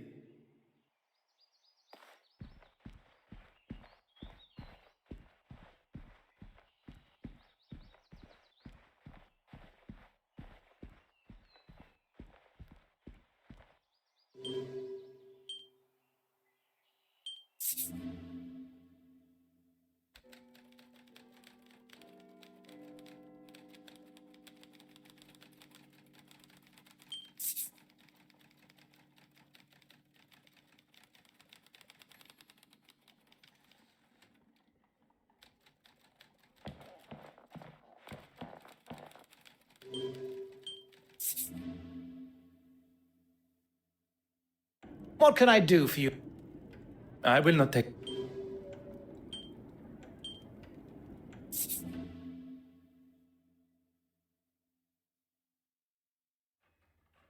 Just like that, the address of Monsieur Christiansen's apartment. Remind me why we've lied our way into a man's apartment while he's not here? Monsieur Christiansen was accused of harassing a young lady who has now been murdered, and he has not been seen since, even by his wife. Does that not strike you as peculiar? Do you really think he could be capable of murder? I believe everyone is capable, under the right circumstances. And right now, I believe Monsieur Christiansen is in that position. While we have no suspect to question, let us use our time wisely and search for clues.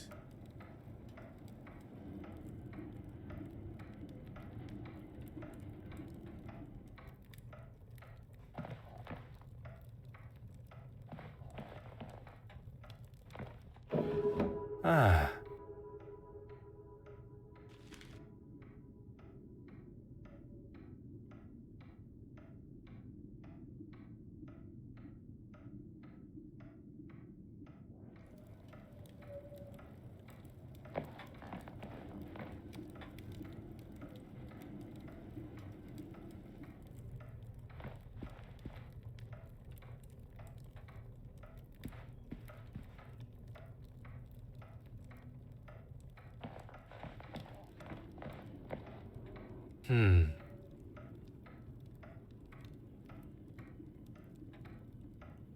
Oh.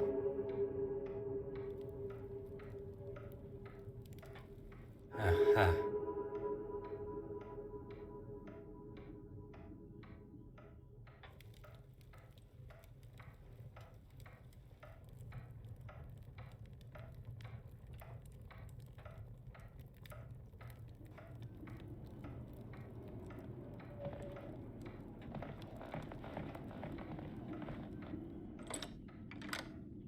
Oh.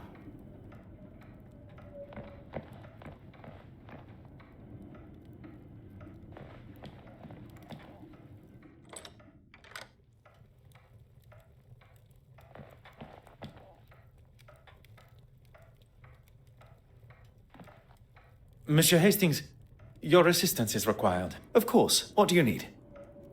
What can I...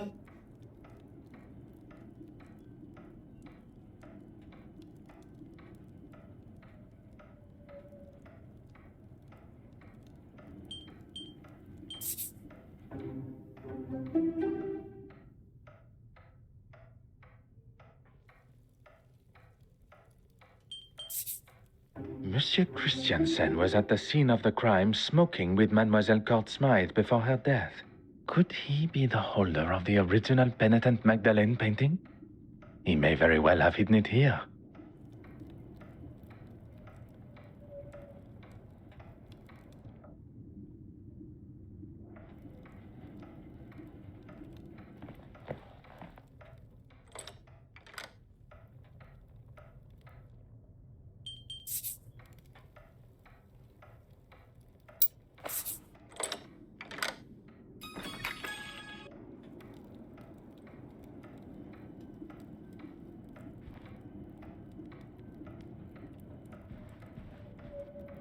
Huh.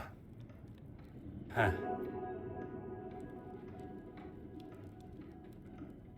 Oh.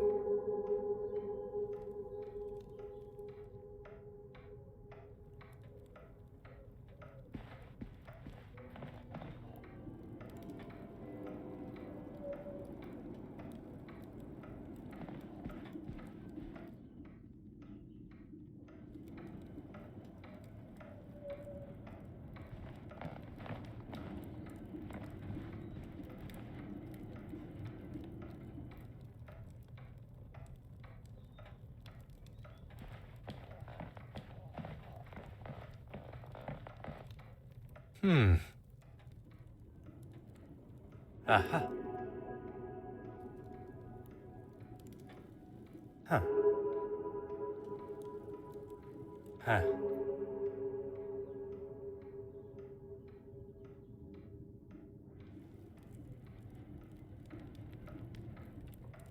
Aha. Oh.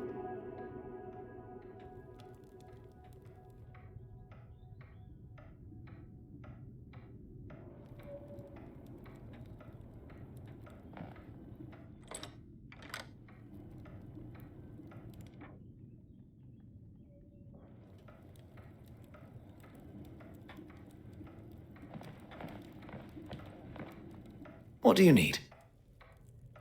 What c- I will not...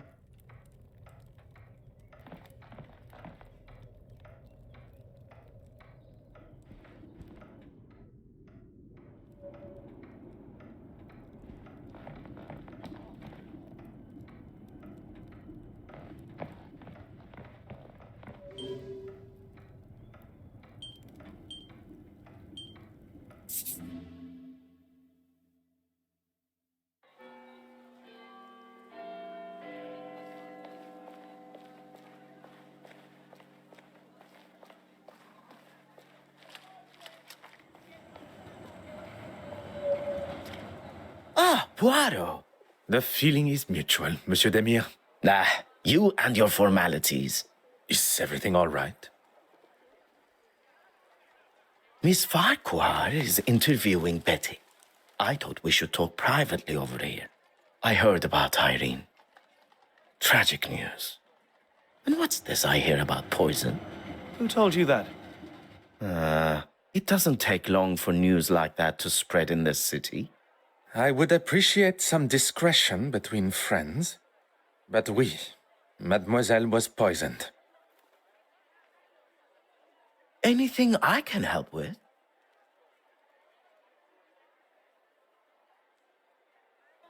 I won't take offense, as I know you're just doing your job. I attended the evening performance of Betty's show. Anastasia and I had a grand old time. She accompanied you as your date? She was at a loose end after the gala. Don't worry, I'm not here to tread on any toes.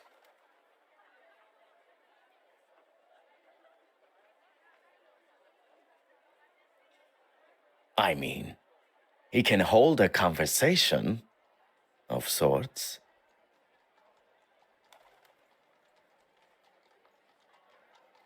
You do not think particularly highly of him.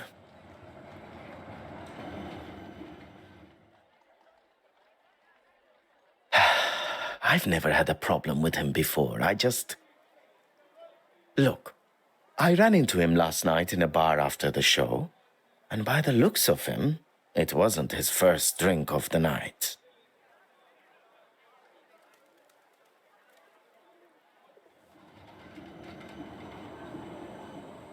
He was trying to sell me a lucrative business opportunity, a way we could both make some quick money. Did you take him up on his offer? God, no. When someone offers you something that sounds too good to be true, it usually is.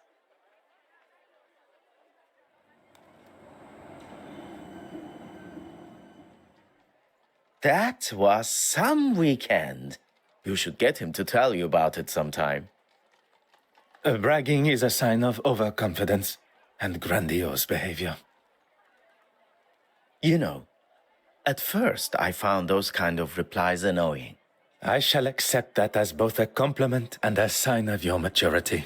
If it wasn't for the detective here, I would probably still be wallowing in my own anger and self-pity. You have lived a life many of us have only heard about in stories. A life that we all hope no one will have to live again.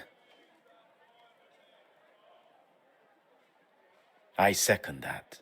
Your family must be proud of the man you have become, as am I. I will not take up any more of your time.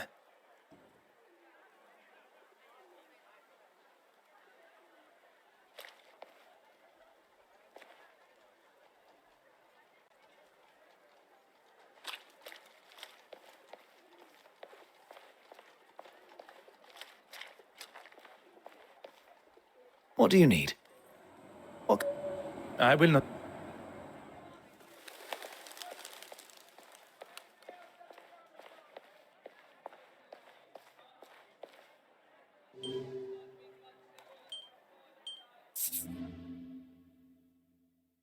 Gentlemen, you're back. Allow me to introduce myself properly. I am Detective Hercule Poirot of the Kingdom of Belgium's police force. You should have led with that before. Nathaniel Dryden, editor of the London Illustrated News. My apologies. I was not aware of your position on our initial meeting. That's quite all right. You were still more polite than most of the people that come through my door. What can I do for you? I did, but that was supposed to be an exclusive. How did you know?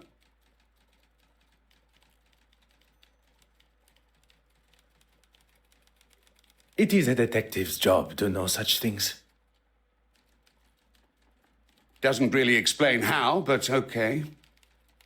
He said he had something to tell me that was going to blow me away. I couldn't say no. Indeed, she was. Although she was working on her own story, so I left her to it. At no point did she leave the office? She's a very hard worker and won't leave until the story is just how she wants it. She had photographs to develop too, so was in the dark room for some time. I'm sorry, gentlemen, but I have another appointment, if you don't mind.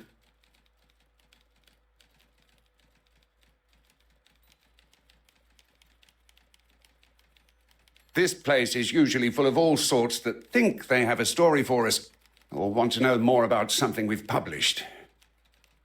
I was meaning to mention that to Florence, actually. Mention what, monsieur? A young foreign girl came in asking about a piece that was on show at the museum. Originated in Eastern Europe somewhere, and Florence had written an article on it. Did she say why she was so interested? She said she was researching its journey from its first home with an affluent family. I forget the name. I couldn't tell her much more, besides that it was going to be moved from the museum shortly. No doubt into another exhibition somewhere. Could this inquisitive young woman have been Mademoiselle Babagna? But why so curious about that particular piece of jewelry? Merci. You have...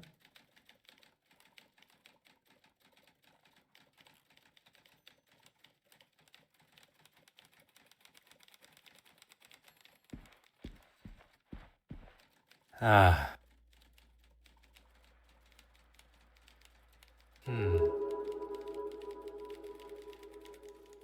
Oh.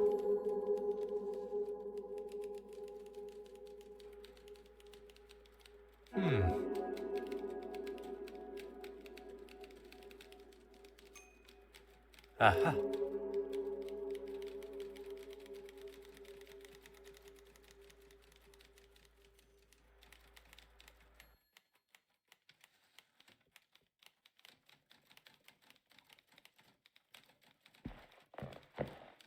Ah.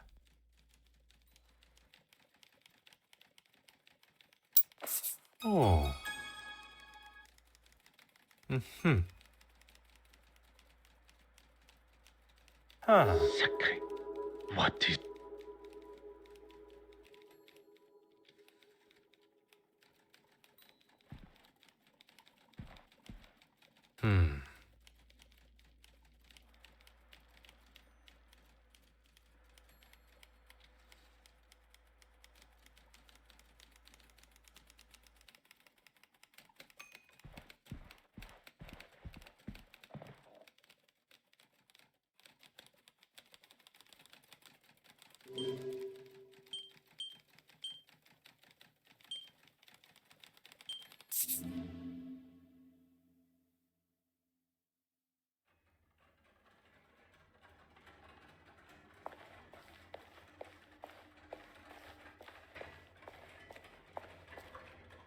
Bonjour, mademoiselle. Is everything all right? Do not worry. It's not that.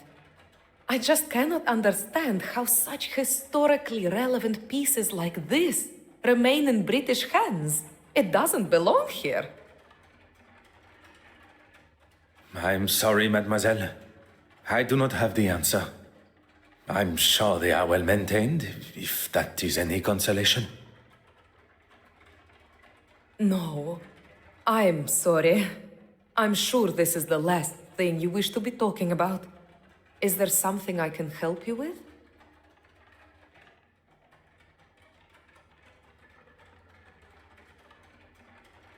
Well, after it was all cut short rather abruptly, we made our way to Mrs. Allen's play.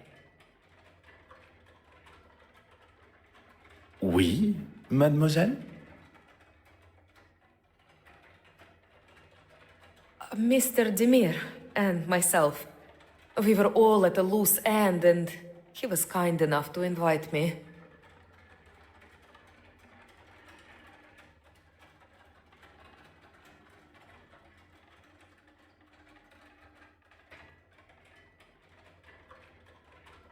Oh, I wasn't aware Mr. Hastings was to be the focus of Florence's article.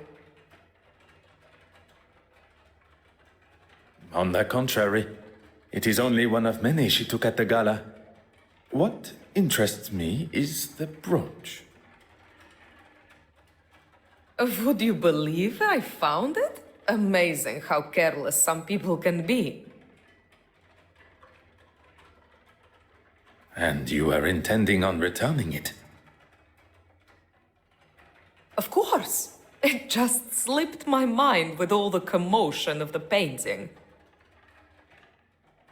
Mademoiselle Smythe no longer requires it.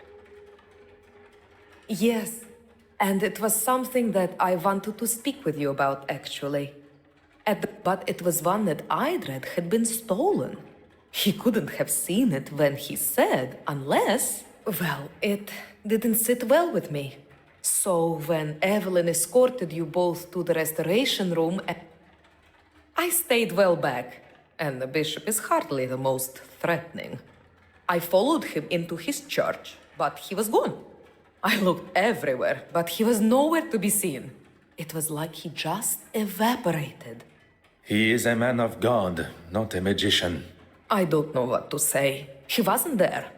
I decided to wait outside, but when he eventually left, he had a wrapped package under his arm. You have been most helpful, mademoiselle.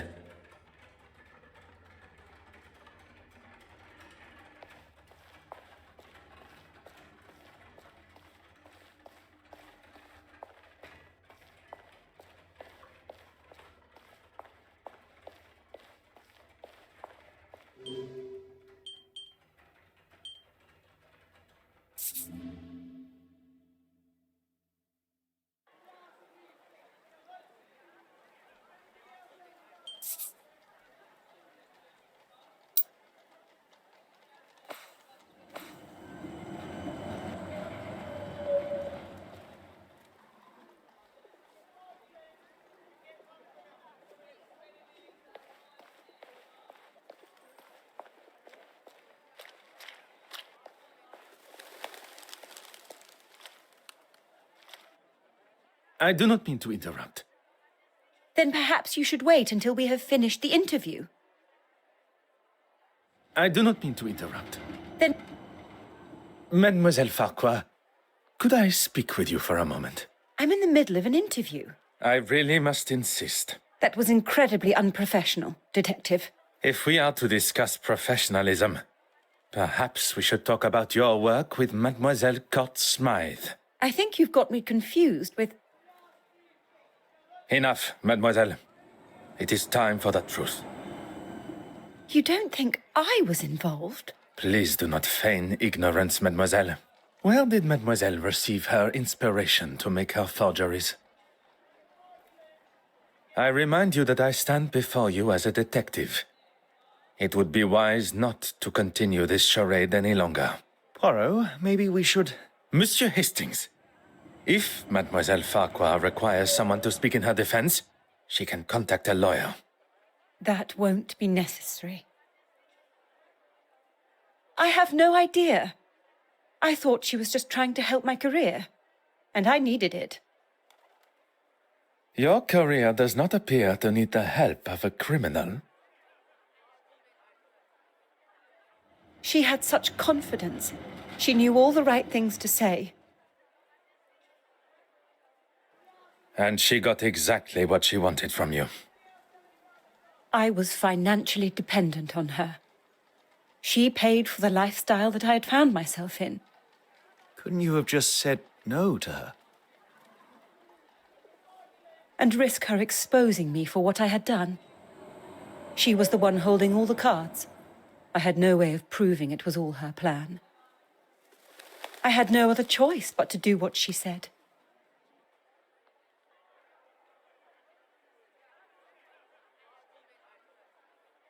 Merci, mademoiselle. That is all for now.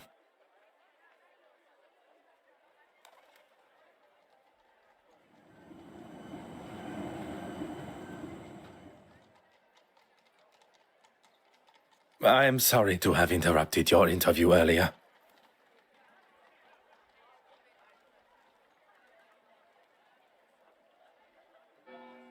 By the looks of it, what you were saying was much more exciting. Care to spill? Perhaps we should stick to my questions to you. You have been most helpful.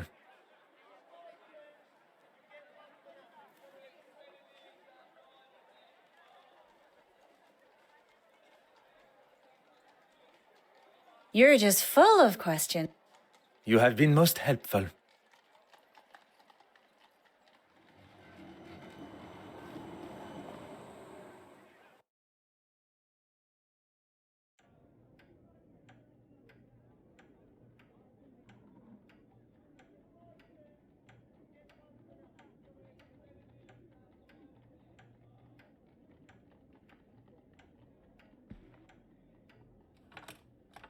Aha.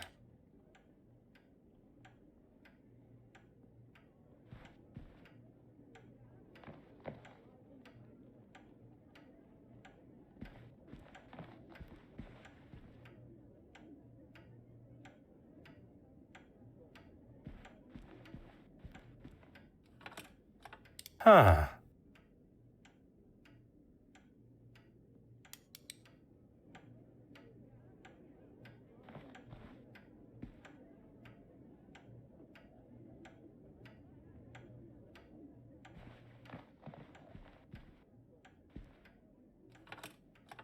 Oh.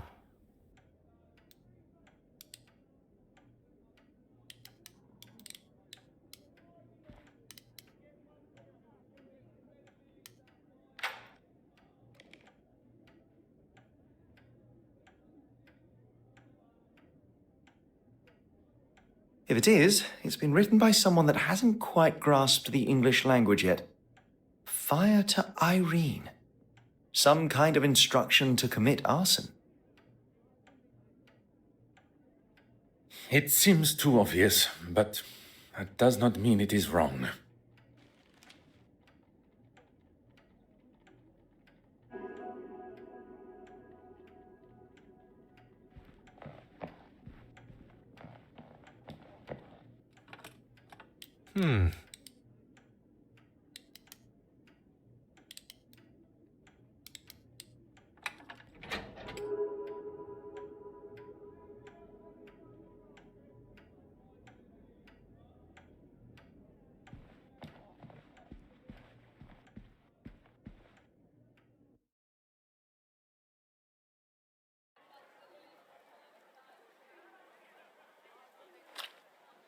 You're just full of questions.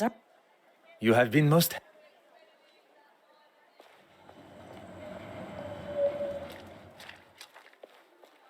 What do you need? What can I... I will not...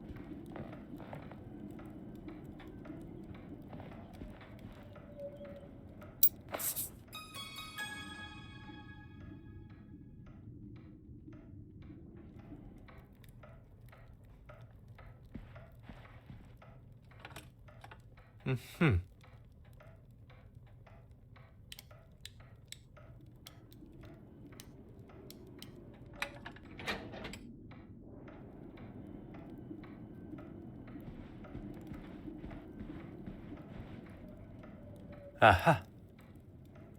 Huh.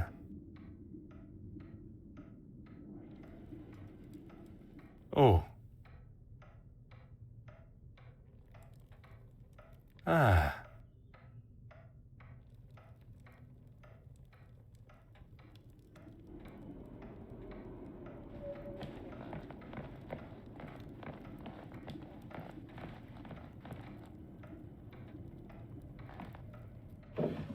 Huh.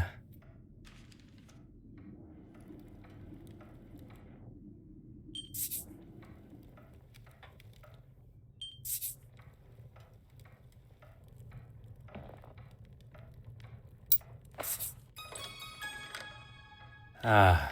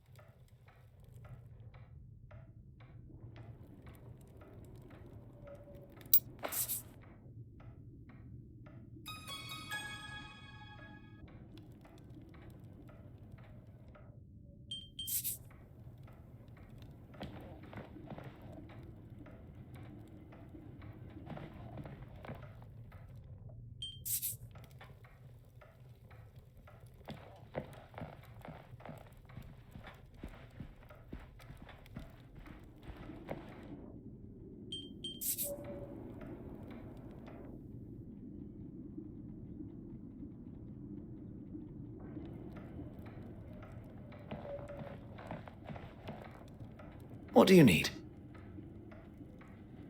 The argument with Irene at the gala, and then with his wife after. Madame Hélène had uncovered their relationship. But even with this revelation, what still remains a mystery is Monsieur Christiansen's involvement with the theft. What do you need? What can I do? I will not take up any more.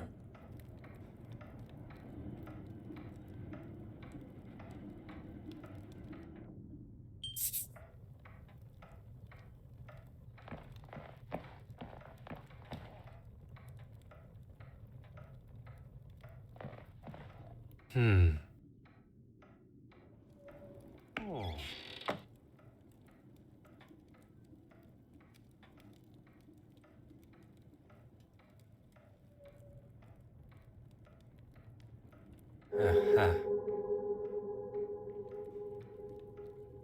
The pigment of this paint is brighter than it should be. Meaning?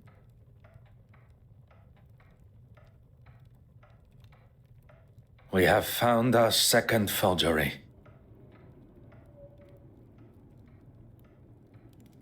Aha. Poirot, the door.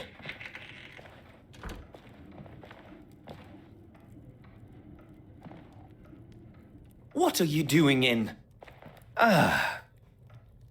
Monsieur Christiansen, welcome home. This doesn't look good, does it? We have much to discuss. So Mr. Christiansen had an opportunity and a motive, but he continues to deny killing her. And still 2 forgeries remain. I knew it. Pardon, monsieur?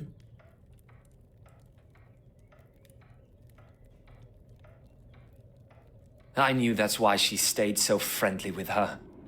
Irene always said she was besotted, that she could get her to do whatever she wanted.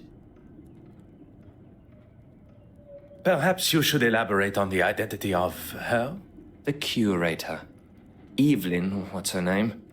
She could spot a forgery at 20 yards. If the board of trustees at the museum got wind of this, Miss Warbeck's career would be finished.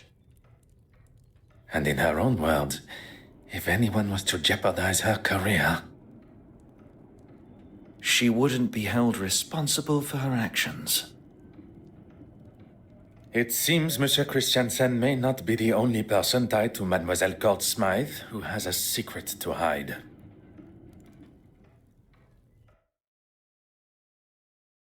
Madame Hélène has confirmed the surprise appearance of her husband during the intermission of her show. And as expected, she...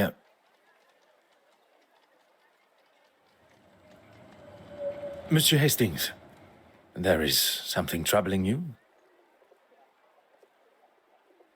If I may speak freely. You do not have to ask my permission. This is all very overwhelming. We seem to be taking one step forward and two steps back. I can understand your confusion, but you cannot allow it to consume you and your emotions to take charge. Easier said than done. Oui, monsieur? Must you be so hard on her? I presume you refer to Mademoiselle Farquhar. You talk about emotions not taking charge. She is a suspect in a murder investigation, not a guest at afternoon tea. If Mademoiselle Farquhar is more important than discovering the truth and finding justice, I would have thought you would know better of me by now. I'm sorry, but I don't agree with how you spoke to her. when it is your investigation, you will have the authority to conduct your questioning how you see fit.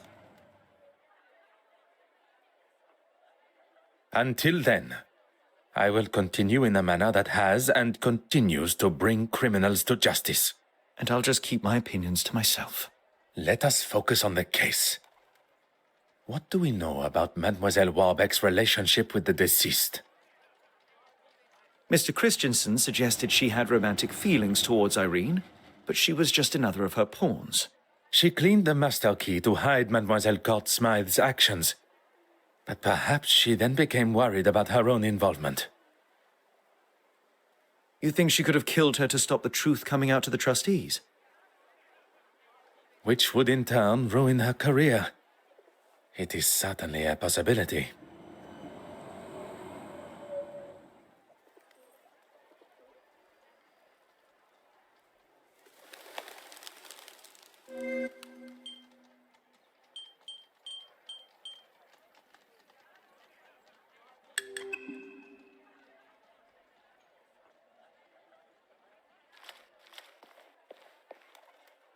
Your Grace.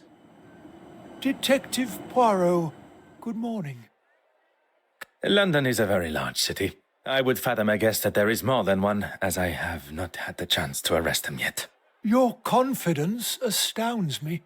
I'm meeting the young Russian girl here. She had some questions about the museum building at the gala. God teaches us to forgive and love thy neighbor. Has she offended you personally? Using the museum for her sordid meetings with those uncouth men? She doesn't strike me as someone that would be caught up in that sort of thing. And what sort of thing am I referring to? Well, Exactly. If you don't know, it would be wise to remain quiet until you're spoken to. I walked in on them in the restoration room a couple of weeks ago. I had come straight from my regular Sunday service, as I had some business to tend to. I opened the door and saw them all sitting there, scheming and planning. You are not aware of what they were meeting about? Do you need to wash your ears out? I just told you what they were up to. And I could see she had the financial books out. Why would she need them? I'm not even privy to those. And when she saw me, they stopped talking immediately. Merci, Your Grace.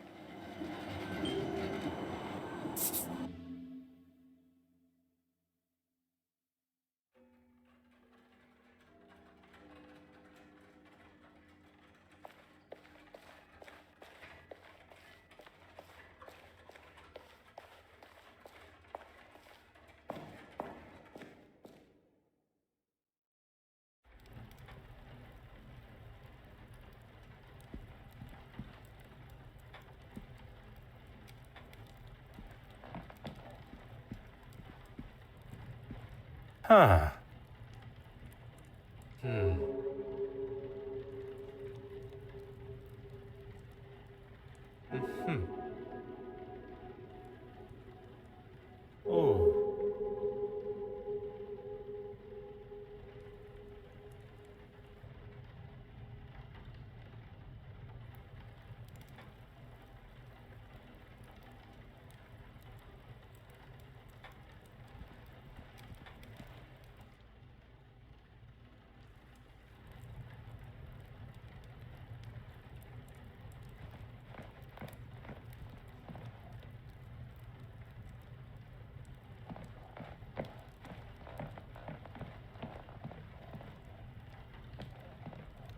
Huh. Huh. Ah.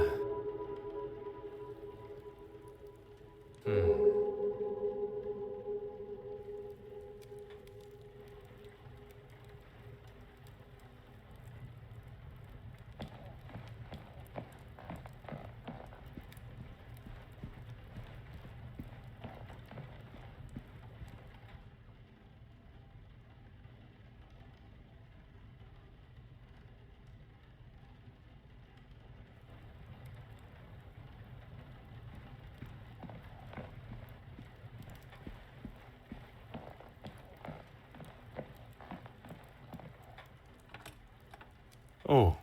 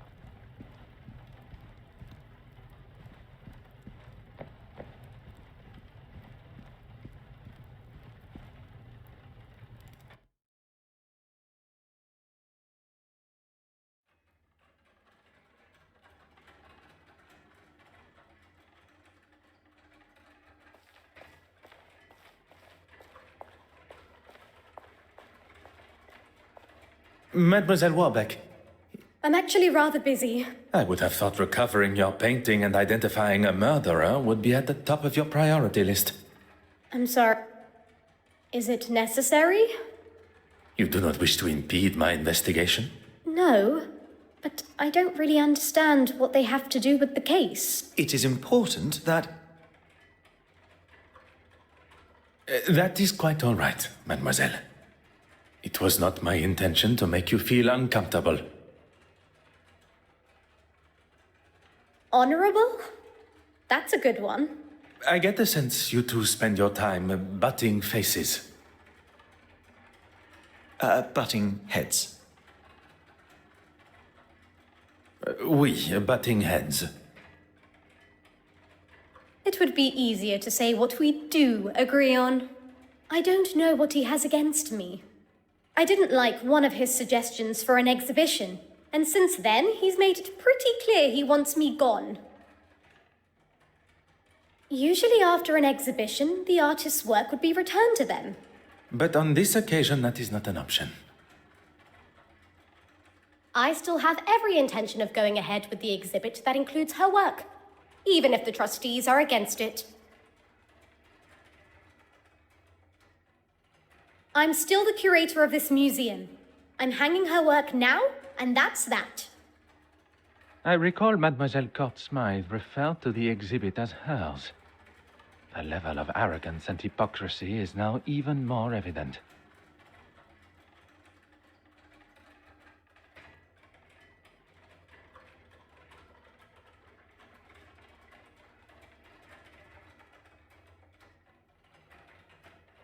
You have been most helpful.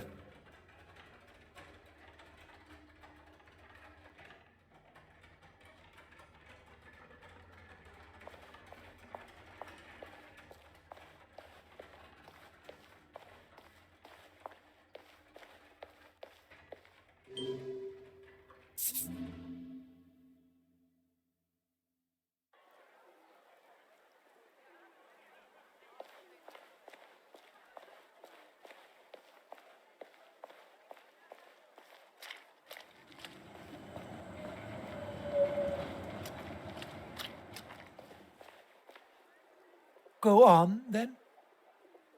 You make it sound as though it is I that has a problem with her. Forgive me, have I misinterpreted?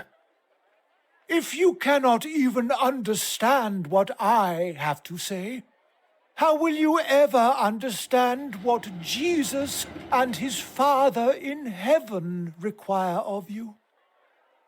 That is perhaps a matter best discussed at a later time. What I wish to know now is about you and Mademoiselle Warbeck. There is no need to lose one's temper, Detective. The Lord tells us. Your Grace, please. A lesson for another time. Let's just say that I certainly wouldn't have given that common thief an exhibition, especially. Merci.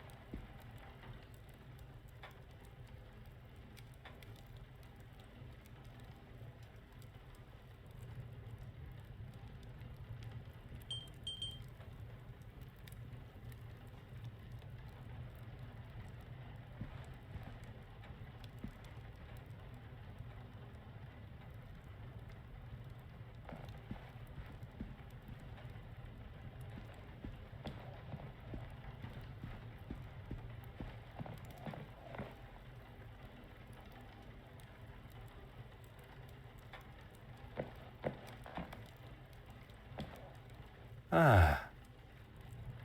Aha.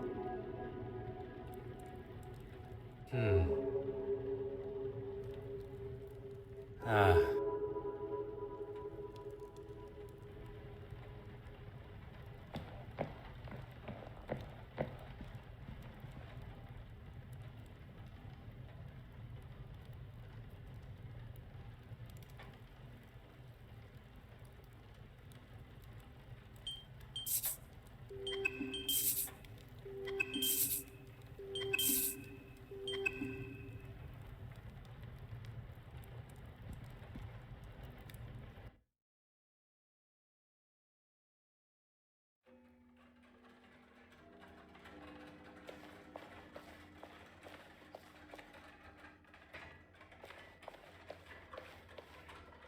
Go right ahead, Detective.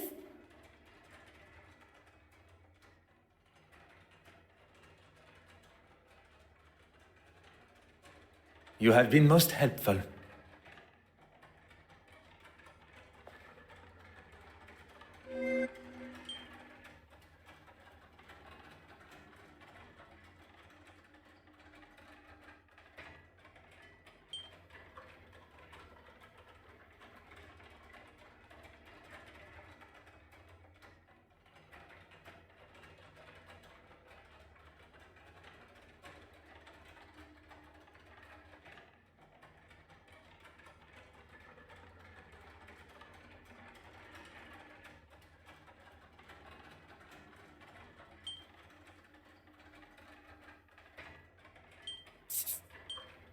The pieces of the puzzle are finally coming together.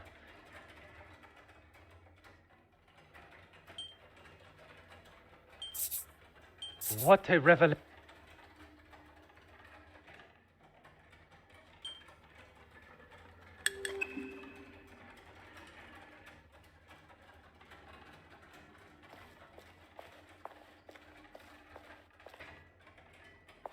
Go right ahead, You have...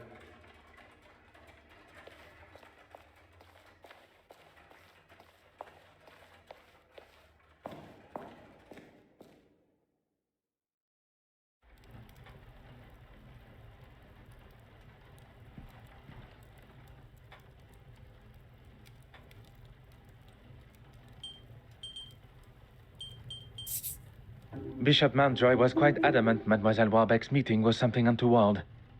Although I believe anything she does, he will likely look upon negatively.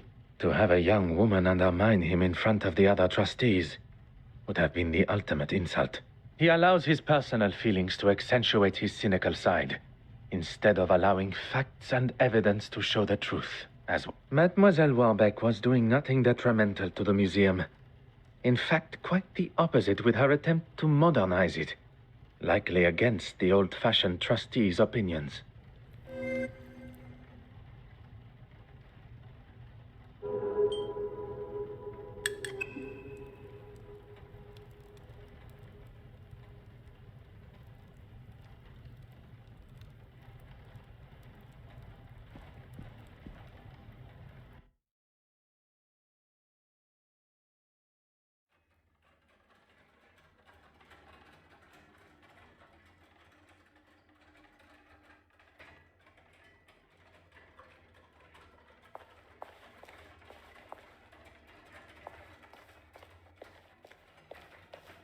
Go right ahead, Detective. I wonder who you've been talking to. Not in so many words. I was meeting with artists for a new exhibition. He has no idea what he is talking about when it comes to art. Or really anything for that fact. He can't see the future. The new wave that will change the art world forever. As well as the uncouth gentleman you met. He also mentioned the financial books. Uncouth? Anyone not wearing full priest robes is uncouth to him. I wouldn't show Horace the finances because it has nothing to do with him. And he's simply looking for any excuse to have me fired. Nothing more.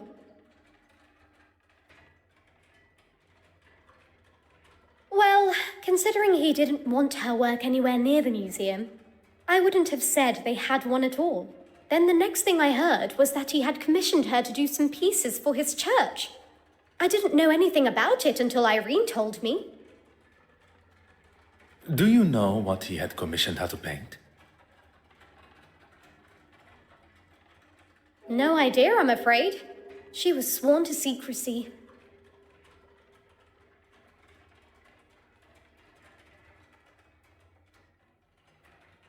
You have been most helpful.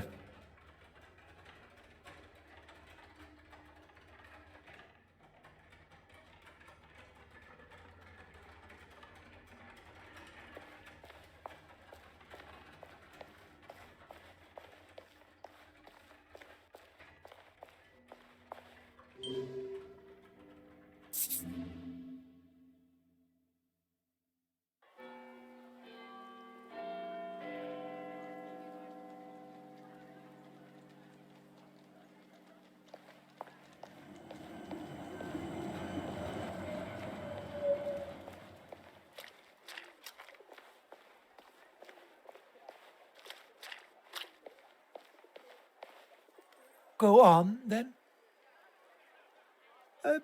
You'll have to be more specific than that, Detective. The paintings produced by Mademoiselle Cotsmith's brush. Oh, yes. Well, I thought it was necessary if she was to feature in the museum. You couldn't just use her other pieces as reference? I suppose I could have, but I don't actually see why it is any concern of yours. It is not as though I kept it anyway. I wasn't happy with it clogging up my bin, let alone my museum. Merci, Your Grace.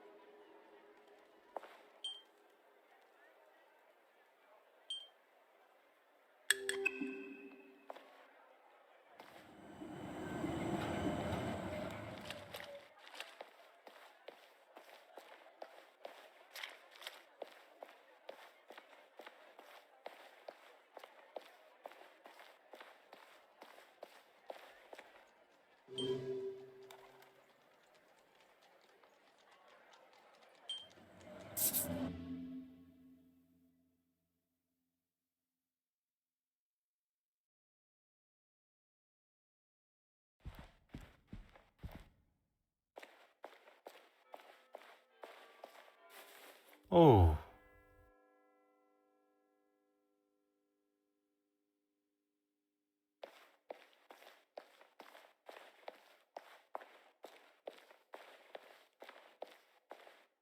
Huh. Mm-hmm.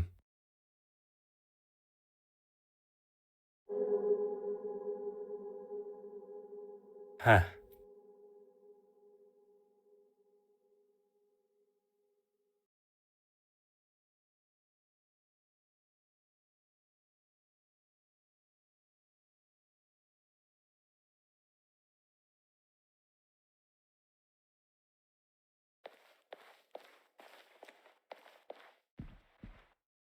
Aha.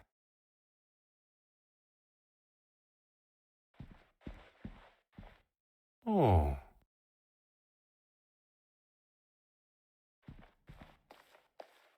Hmm.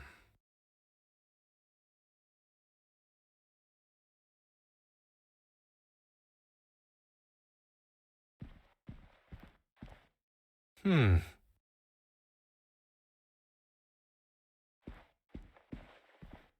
Huh.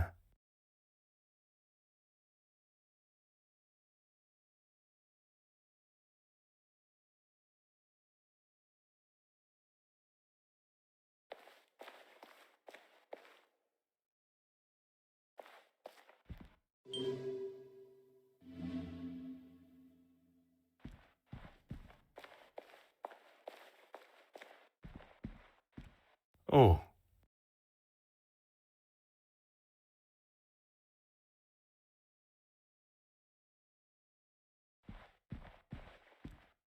Ah.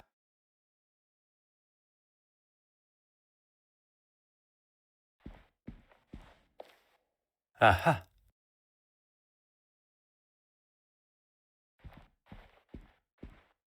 Aha.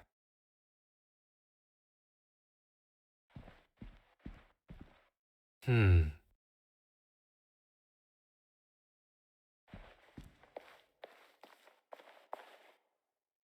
Hmm.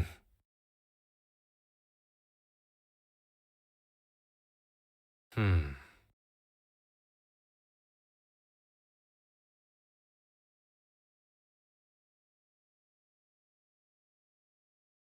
Huh.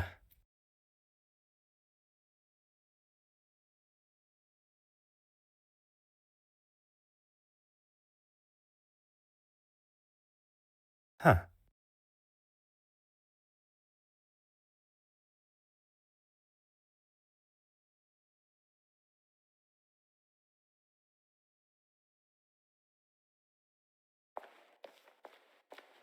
Ah.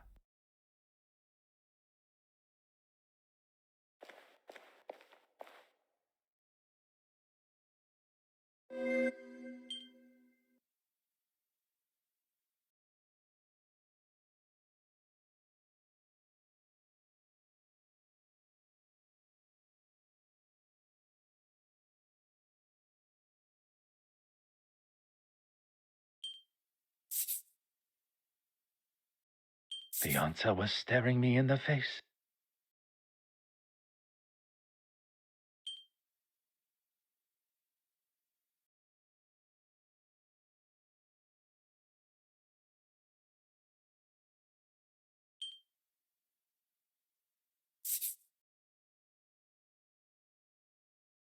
Things are beginning to become clearer.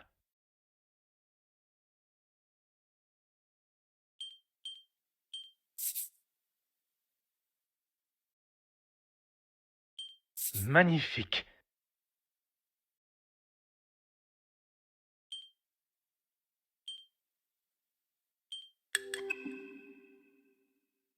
It appears that the good bishop has been replacing the church's original artworks with fakes painted by Mademoiselle Court Smythe. He commissioned her to make these forgeries so that no one would notice when the originals disappeared.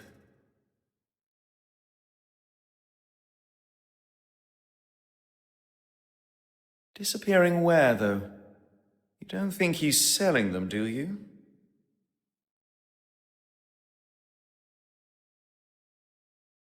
Why else? Mademoiselle Babagnan appears to have been right about the bishop's connection to the black market. Now, Hastings, we must ask ourselves, where might Bishop Mountjoy be hiding the original paintings from the church before he sells them on?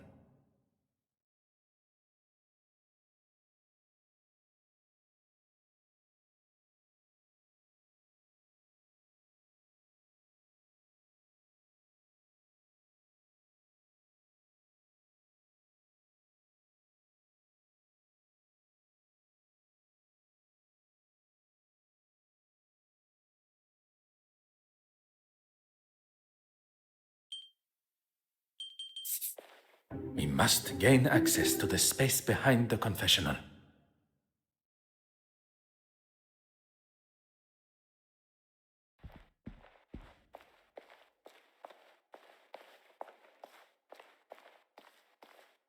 Mm-hmm.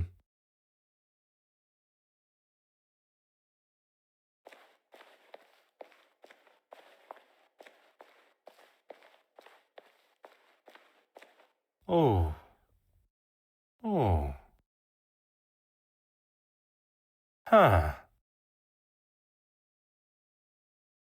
Huh.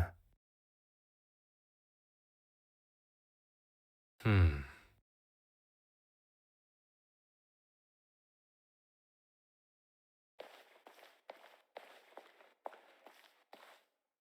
Aha.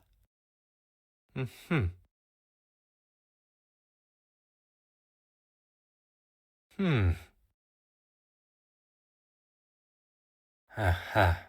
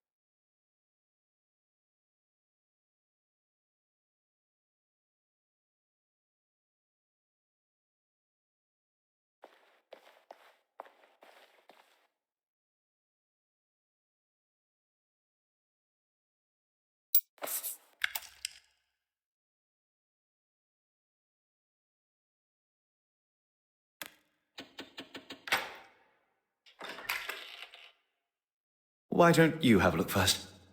Do not tell me you are afraid of the dark. Not the dark, just pitch black, eerie passages in old churches. Poirot, where are we?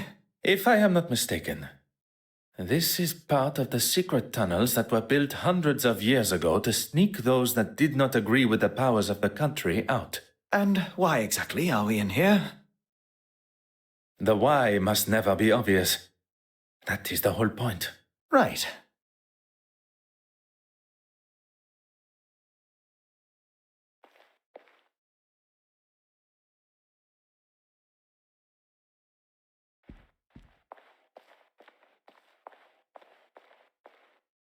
Huh. Oh.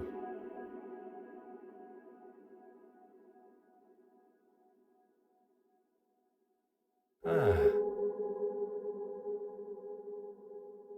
We have our third forgery. There is evidence of a much more modern painting on the back of the canvas. Thank goodness.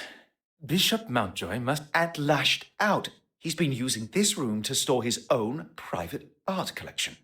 What I find most unfortunate is that not only does he deprive the world of beauty and joy from seeing these works, but he also keeps them in such dark and dank conditions, the old fool. He's even having to light his candle clock to keep from drifting off down here. Such a waste, don't you think, Poirot? Ah, one's opinions are now worth listening to. I was only voicing my thoughts. You have thoughts beside those of Mademoiselle Farquhar? Really, Poirot? You still think so little of me? When one exclaims such regard for a suspect in a murder investigation, it is hard not to think any other way and comment so. You may not be so accustomed to the idea of showing, or at least having, some form of empathy for our fellow man. There is a difference between empathy and lust. And there is a difference between commenting and being rude and obnoxious. I was not expecting Monsieur Hastings to be so sensitive on the matter.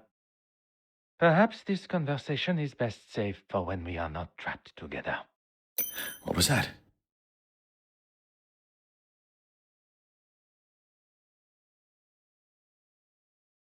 Oh, just the bishop's candle clock.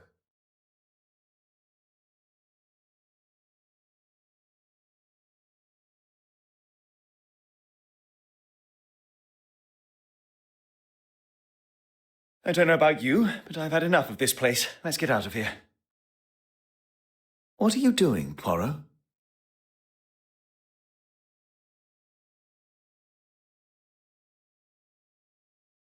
S'il vous plaît, un moment.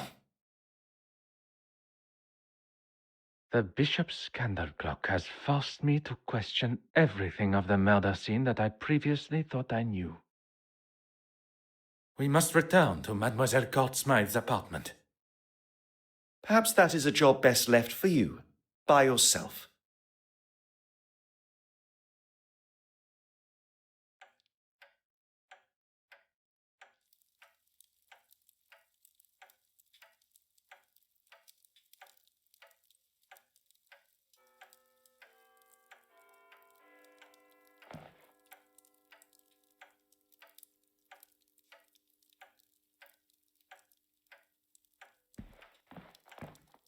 Oh.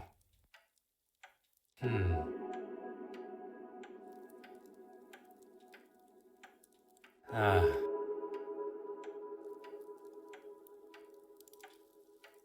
Oh. Oh.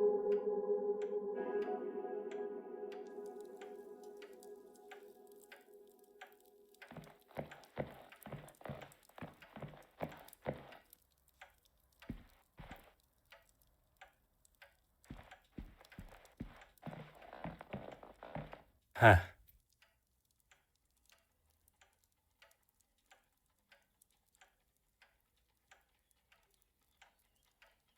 Aha.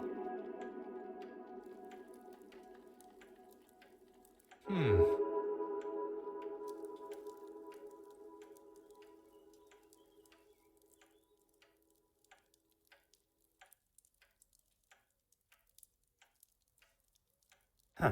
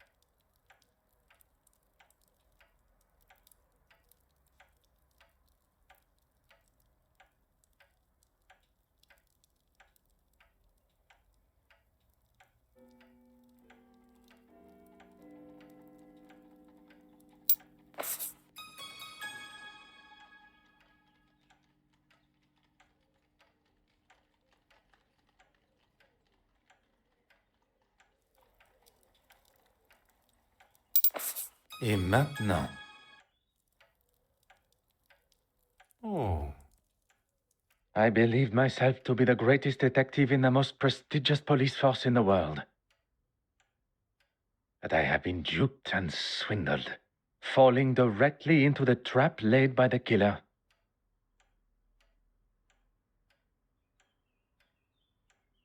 And now I stand here alone, contemplating what is to come next. Monsieur Hastings was quick to make his excuses to retire to his abode and not return to the scene of the crime by my side. I hope there is not something further that troubles him. One does not need added strains at a time when steps must be retraced and a new timeline considered. Sacré! I have spent my time staring into the sun when deceit and deception has taken place in the shadows. A murderer remains free, but the truth of the fire eludes Detective Hercule Poirot no more, and soon neither will their identity.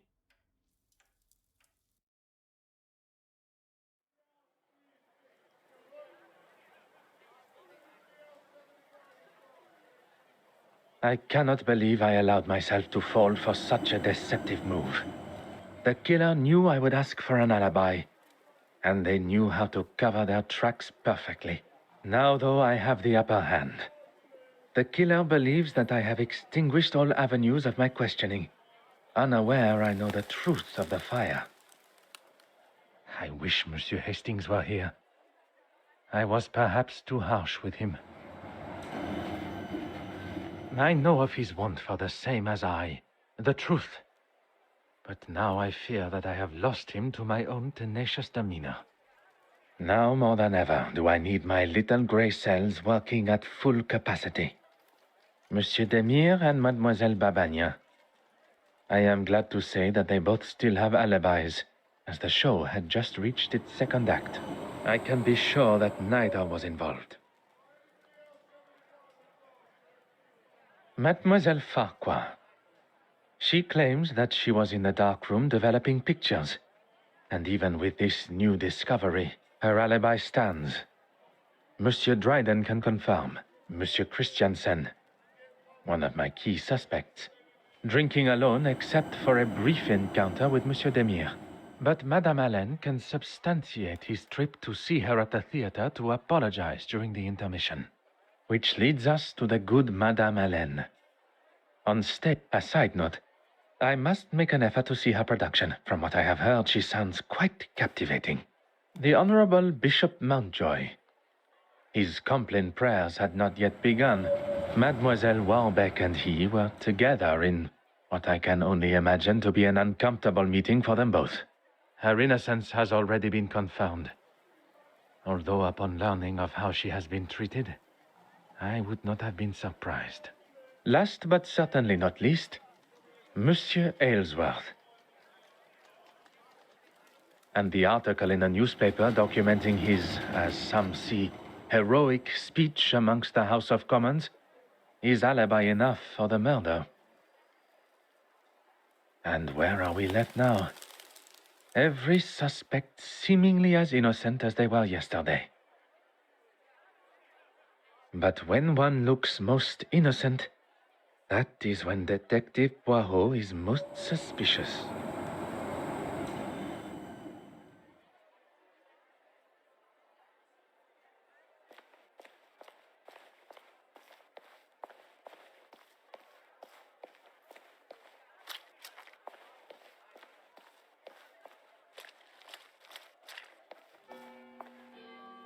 Finally, a face I can trust. Everything all right, Poirot? I'm afraid things could not be further from all right. Don't tell me the famous Detective Poirot is stumped. Stumped? No. Perplexed? Oui. Perhaps you can be my perfect distraction.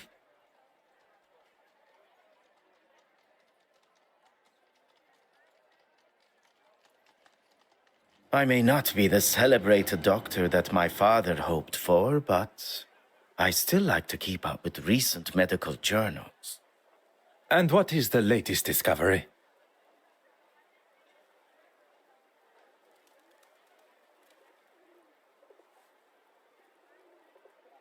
This particular article is about the effect of cocaine on the user's body.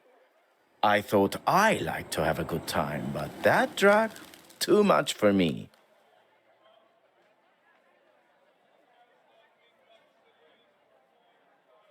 What makes you say that?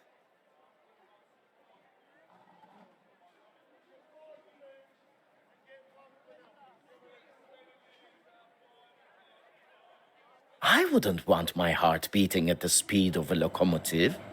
Here, read for yourself.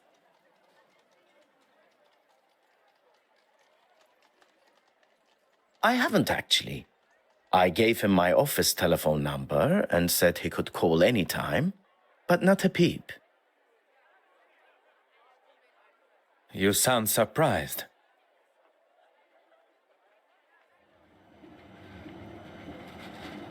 Yeah, he probably wants to keep his health issues out of the public eye. Hence me offering to help, but he seems to be just fine, surprisingly.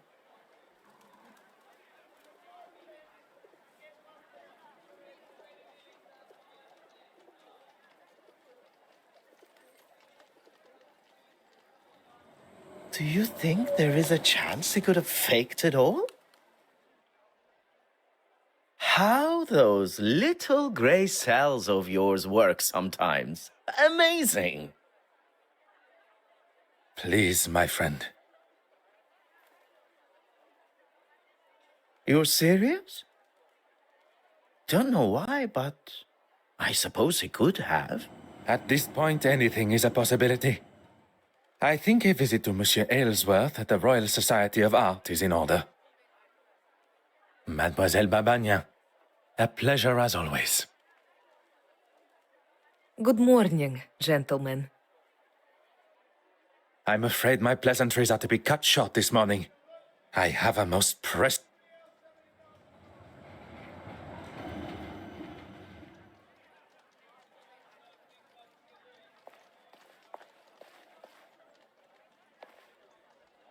Good morning, mademoiselle.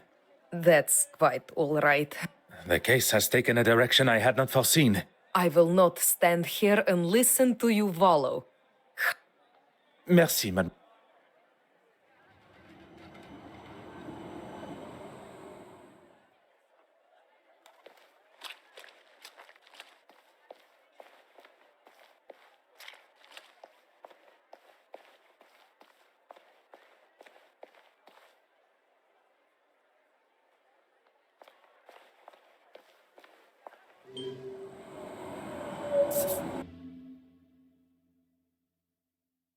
Just a moment. I'm coming. What a great commotion coming from behind the door. What on earth is Monsieur Aylesworth up to? Ah, Detective. What can I do for you? Could you spare a moment of your time? If you are feeling up to it? Why wouldn't I? You are recovering from a potentially fatal heart attack. I would not want to aggravate or upset you in any way. Are we really going over this again? It would help me clear up some discrepancies. Very well. As I've said before, I was in the House of Commons addressing the bench, as you know. And then I was speaking with the reporter. The editor, Nathaniel Dryden. If you say so, at the news office. Monsieur Aylesworth is sticking to his story.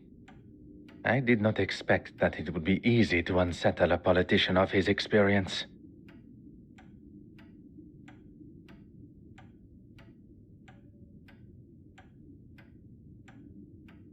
And why would I? And why would I? Oh, to thank him for his help at the museum. Yes, of course. I've been meaning to send him a thank you gift. One would think that thanking the man that saved your life would be further up your priorities. I'm a very busy man, as I'm sure you understand. And I don't know whether I'd go as far as saying he saved my life. On the contrary, had Monsieur Demire not been there with his extensive medical training and a man of your age, perhaps you would not be here talking with me today.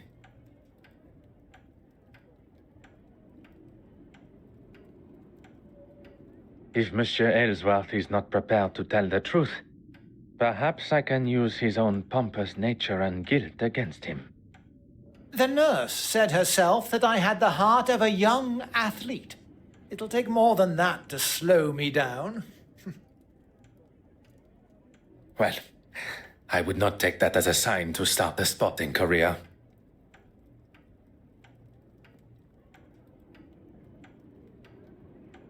Merci, monsieur. I find myself in a most problematic position. My associate, Monsieur Hastings, is nowhere to be found when I need him the most. There must be someone else that I can call upon. Someone to fill the shoes of Monsieur Hastings. For the time being, at least. The obvious choice would be Monsieur Demire. But I wonder if he is suited to the task that is required.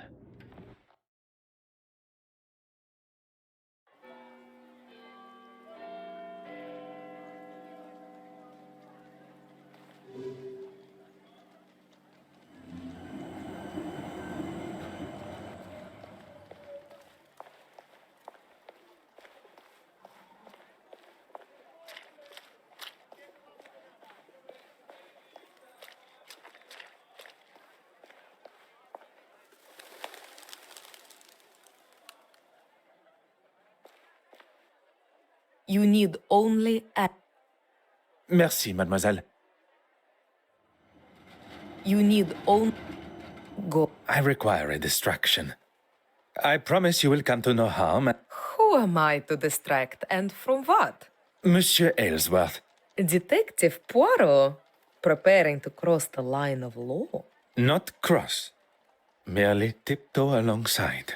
I assume you have already devised a plan? A requested tour of the Royal Society of Art building should give me appropriate time. Then that is what I shall do. The door has been left ajar, exactly as required. I could hear Monsieur Aylesworth fumbling around behind his door on my last visit. And combined with his hesitation to open his door to me, I can presume he had something he did not want Detective Poirot to see.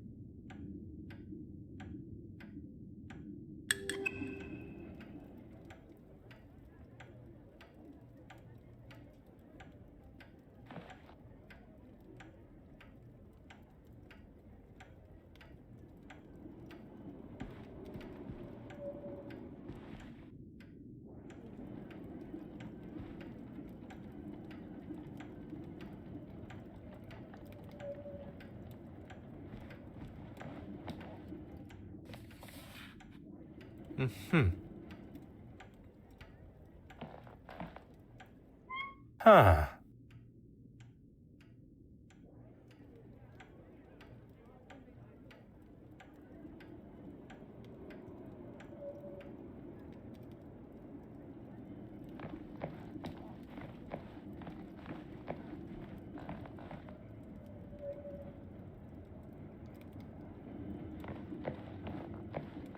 Oh.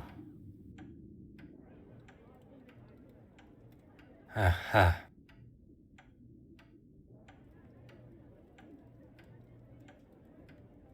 Ah.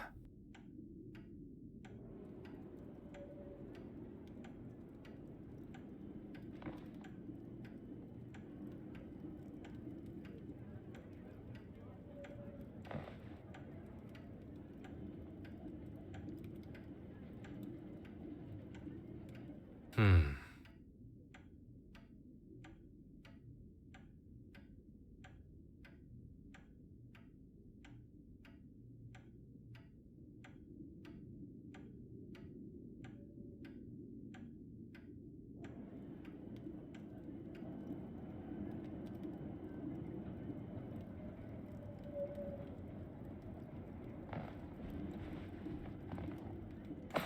Ah.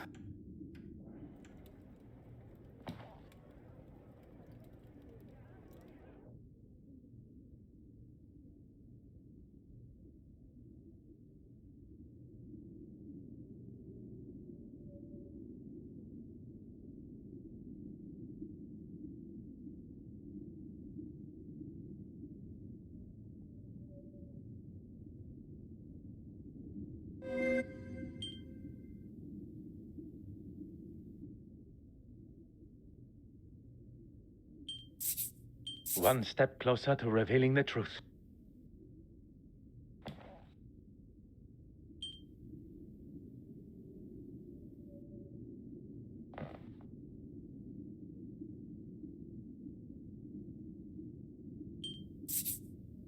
Voila.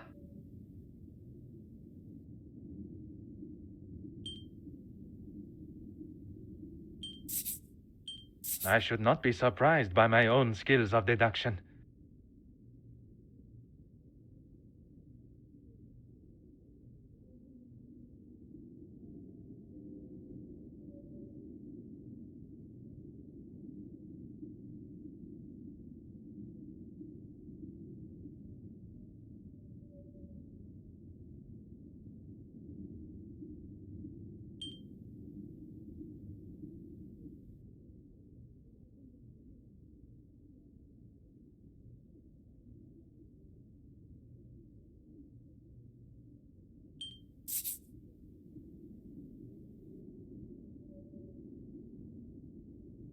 Another success.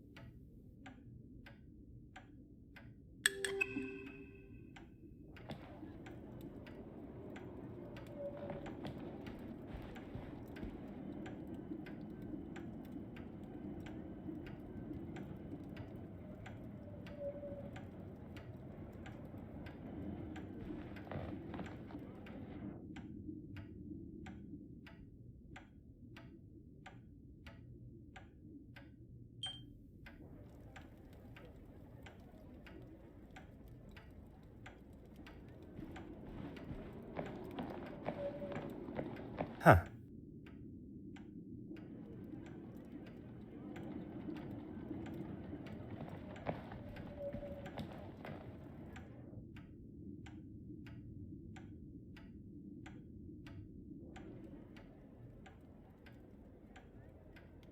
Put your hands up and step away from there. Monsieur, there is no need. Enough of your phony pleasantries. Let's see what the real police have to say. The first thing they would notice is the politician aiming his revolver at an officer while they are conducting official police business. I'm sure they would agree. I have every right to protect myself from A foreign intruder? If you were to lower the gun, perhaps we could discuss the situation we find ourselves in. You may have authority in your own country, but not here. Now, explain yourself.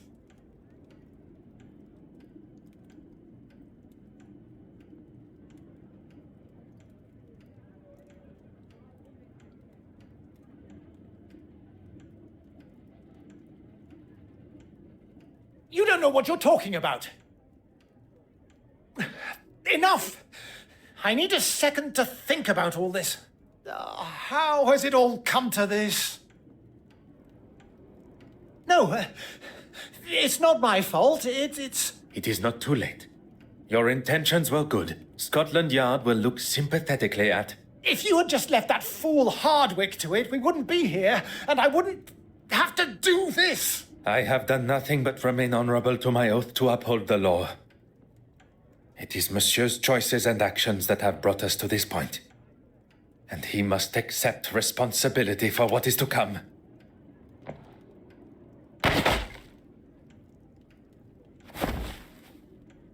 Poirot, are you all right?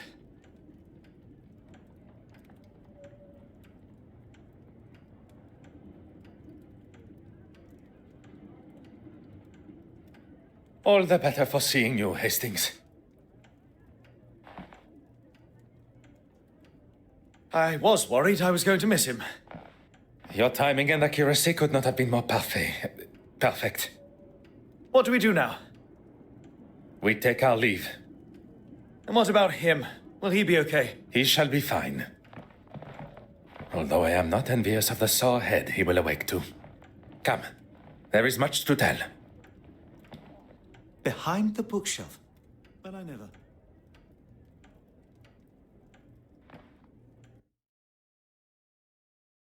Monsieur Dryden, how are you? Detective Poirot. Yes, of course. What can I do for you?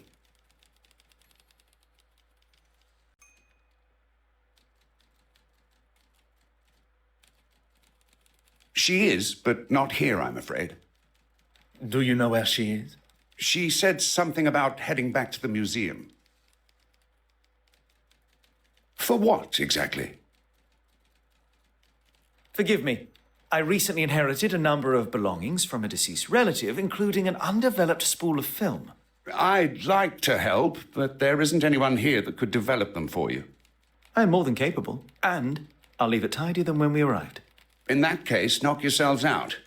I've got a meeting to run to anyway. I shouldn't be longer than half an hour or so. Pardon? Where has this confident and daring version of Monsieur Hastings been hidden? We all have a hidden side. It's just our own choice of when to show it.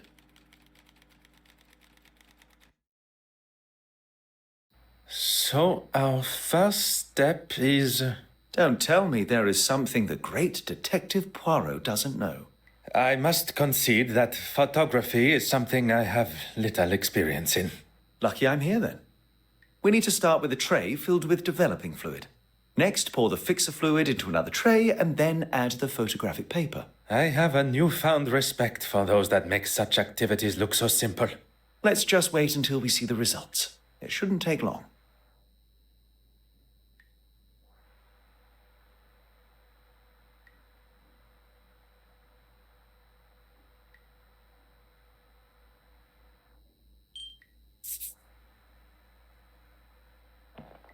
Mm-hmm.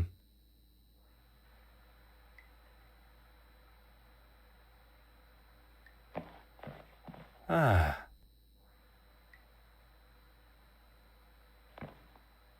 Hmm.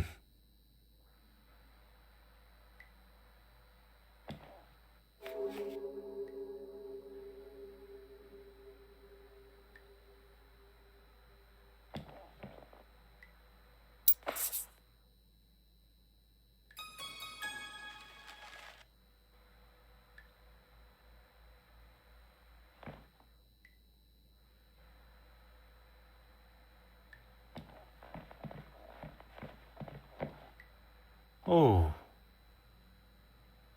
Aha.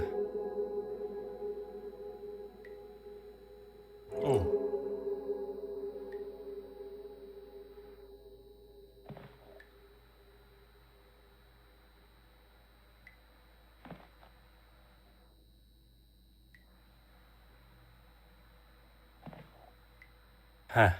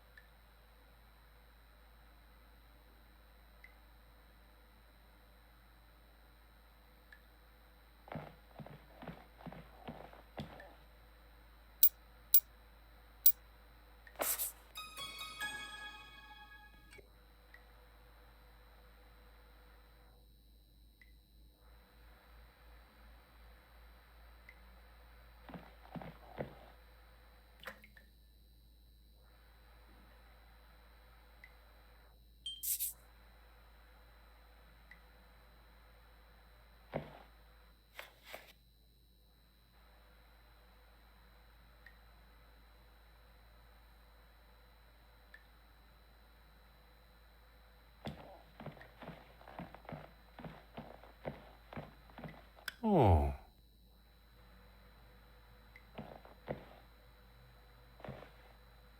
Have you found it yet? You want the photographic fixer? And how would one know it from another? It smells like ammonia. We've already been over this, Poirot. I don't want to argue. I have no intentions of continuing our previous conversation. What we must address now is her potential guilt. She didn't steal the painting, though. We know that. Her guilt in Mademoiselle Court-Smythe's murder.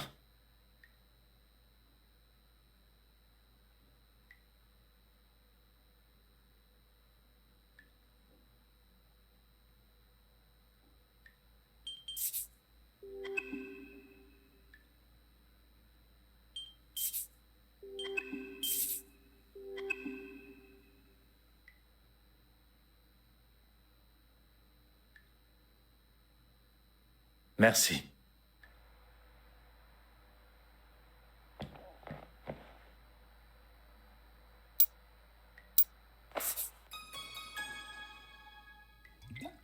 Okay, I think that's everything. Oh. Is there a problem? There shouldn't be, but there must be light coming in from somewhere. Is that not the point of a dark room? We need to find where the light's coming in from and damaging the prints. You continue your work?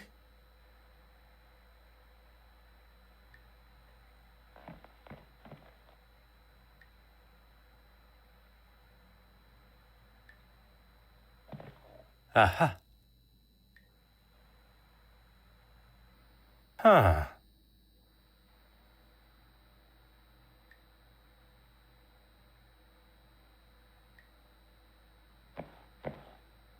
Hmm.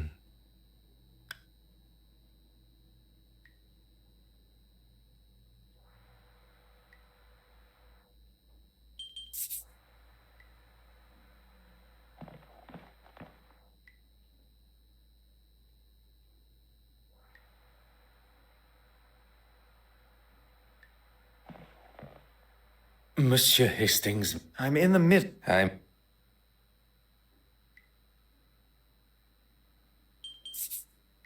Mr. Poirot, you are a genius.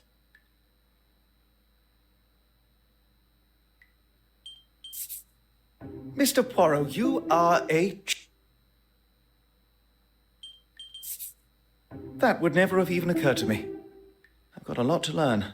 Look, this photograph is just about finished. Is that? It appears so. And what has she got in her hand? That can't be the same cigarette case. The cigarette case that was taken from Mademoiselle Farquhar's luggage on our voyage here. It appears Mademoiselle Farquhar had a much closer relationship with Mademoiselle Court-Smythe. I would say they... Cousins.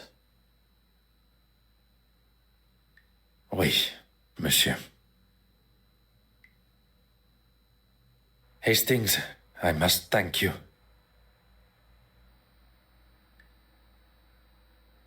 For what? Allowing myself to be enticed by Miss Farquhar's feminine nature. For saving me from whatever Monsieur Aylesworth and his revolver had planned. If it wasn't for me licking my wounds, you wouldn't have been there alone in the first place. And if you were, and not at the Courtsmith estate, we would never have made such revelations. You are one of the most honest and authentic fellows I have met. You cannot allow a misguided moment of red-blooded male instinct to taint that. You have never let yourself fall to the wicked ways of the fairer sex. No. And that is a day I cannot even fathom.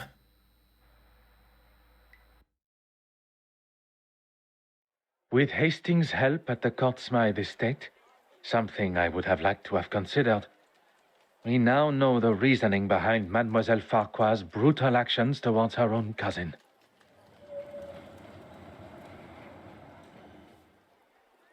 The circumstances around the murder need no further consideration, but the location of the missing penitent Magdalene still frustrates me.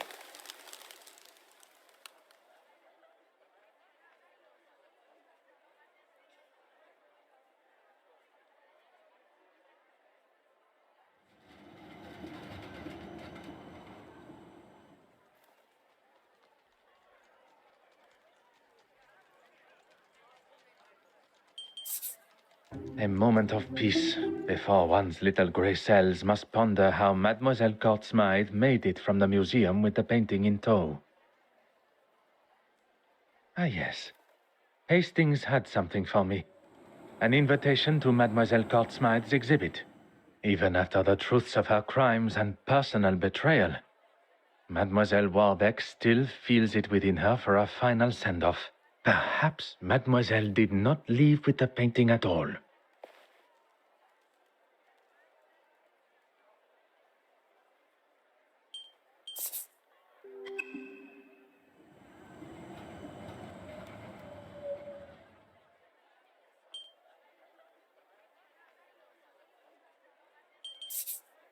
Poirot, there you are. What are you... On this occasion, there is no time for pleasantries. We shall finally bring the mystery of the missing painting to an end. We must return to the scene of the initial crime, the Royal Edward Gallery. Is everyone present? Please ask them to convene in the exhibition room. Is there something you're not telling me? All will be revealed. Messieurs et mesdames, thank you for joining us here today. What's this all about? Yes, my time is rather valuable. I thought everyone was here to see the exhibition. I'm all for looking at some real art, as long as it's not all hers. I understand the frustration and hostility that most of you must feel towards her. For some, even... Hatred, loathing, disgust. Betty, please. Even after everything, you stand here and defend her? I'm not defending her. If anyone should hate her, it's me. Perhaps you should move on. In this room is where it all began. Or at least, that is how it appeared. We are all aware Mademoiselle Courtsmith was behind the painting's disappearance. But it was not a moment of greed that drove her, but rather a well-orchestrated plan that involved most of you tangled in her web of lies and deceit. All right. We all know why we're here. Maybe you can speed it along a little. At the detective inspector's request, I shall forego the series of events that led up to the theft of the penitent Magdalene painting. Perhaps a fitting place to begin would be with the death of Mademoiselle Courtsmith. If that's going to get things moving. You are all aware of the fire and murder that took place at Mademoiselle Courtsmith's loft apartment. The fire that she started after having one too many. That is where the difference between desire for the truth and the actual truth go their separate ways. Inside Mademoiselle's apartment was the penitent Magdalene painting, or at least a forgery. One of 4 produced by her own brush. The fire was set purposely, in an attempt to destroy evidence and hide the true nature of her death. Poison.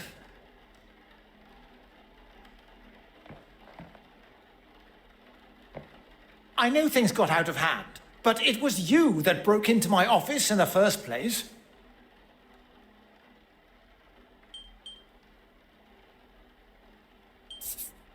There still remained one missing forgery. The image of the honorable and distinguished gentleman that you present yourself as has gone on long enough. It may seem like an alien concept to you, but we English, we take great pride in how we present ourselves. How long are we going to entertain this man's twisted fantasies? Poirot, can we move this along? While searching the main hall for clues, a snuff box was found, full of cocaine.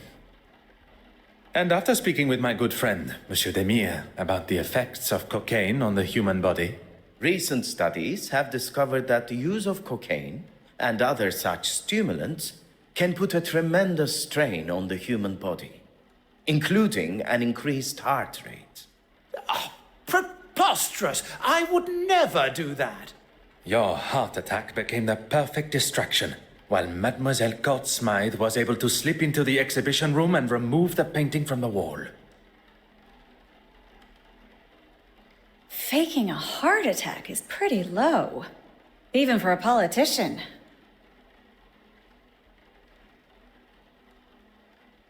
Monsieur Hastings.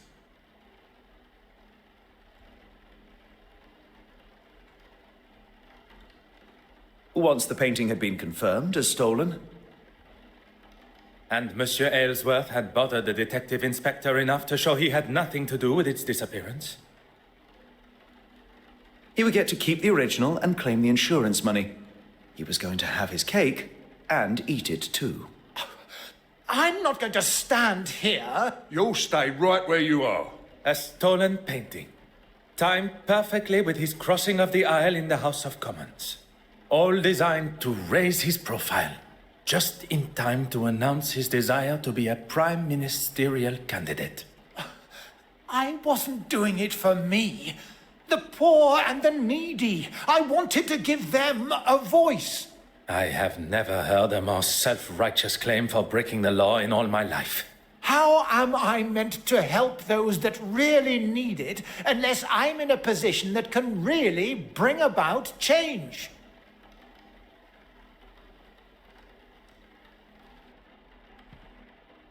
I have dedicated my life to serving God. I have no need to be involved in any of this. The pieces you had commissioned by Mademoiselle Court Smythe, which hang on your church walls. Why are we even standing here listening to this man? Has this got anything to do with, frankly, anything? Mademoiselle Court Smythe's forgeries would be hung on the church walls, while the originals were sold on the black market to lace your own pockets. You have no proof of these accusations. Poirot, the penitent Magdalene. How could one forget? We have already discussed one of the multiple forgeries, and found amongst your hidden collection the second. Mademoiselle Court Smythe sold you a forgery that you believed to be real, and upon learning of its fabrication, you lashed out, destroying it. One should not allow oneself the arrogance to consider themselves the smartest in the room, especially when they have already fallen foul to another's lies and deception. I am sure theft and embezzlement are questionable enough in God's eyes.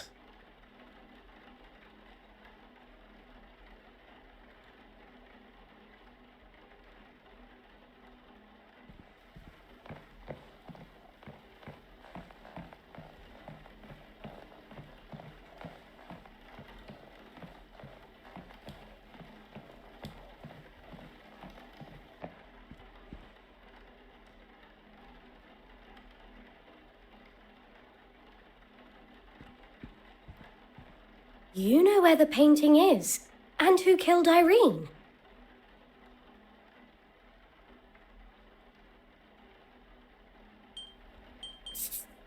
Mademoiselle Warbeck, do you remember the words you used when discussing your career?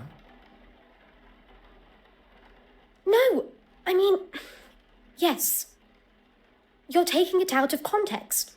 On the contrary, Mademoiselle Court Smythe threatened your career by involving you in the theft. The exact context you described. I wouldn't kill her, though. You cleaned the key to the restoration room, did you not? You continued to deny your involvement with the deceased. A relationship that was nothing more than misplaced love.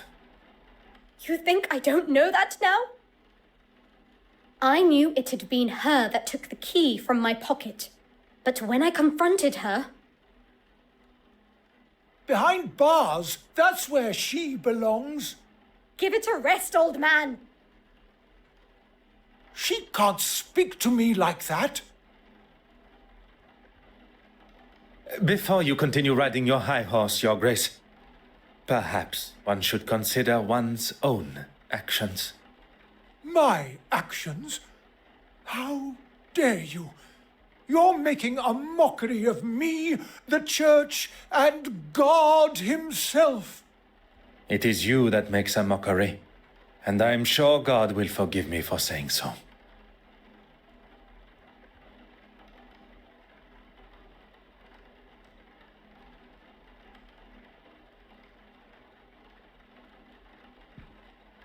This is all going to make for some story.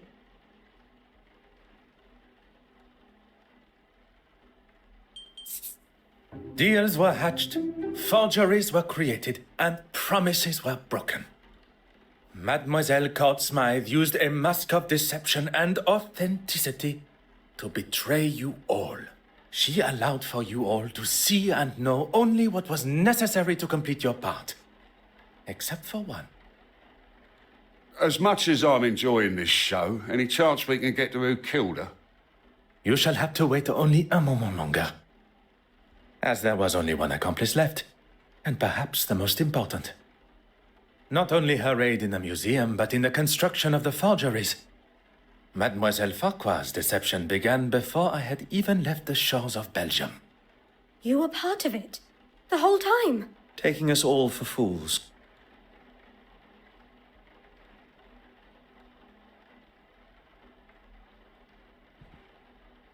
Haven't you caused enough damage?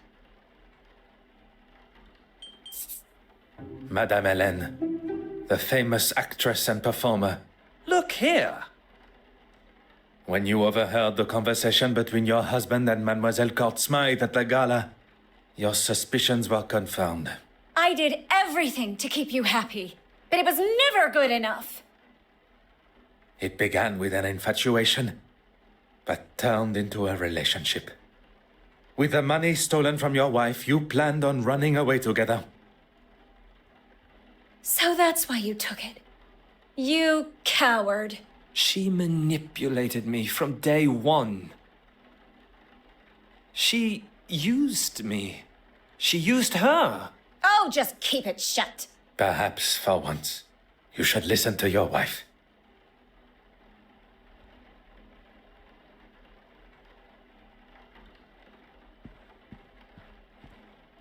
I know you have a flair for the dramatic, but I do have a job to do.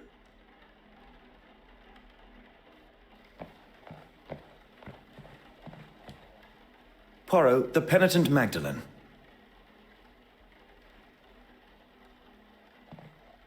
It all ends here, where it began.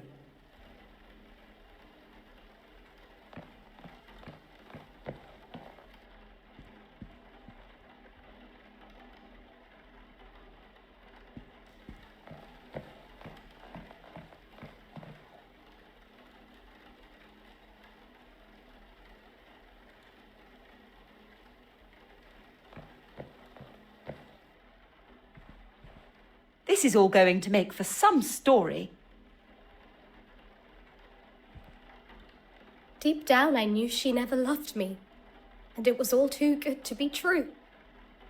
As Blake said, hindsight is a wonderful thing.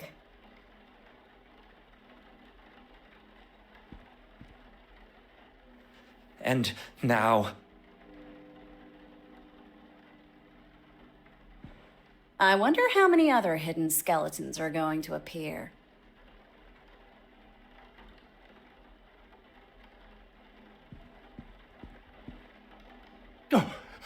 Congratulations! What slim chance you had of making it into heaven is gone now.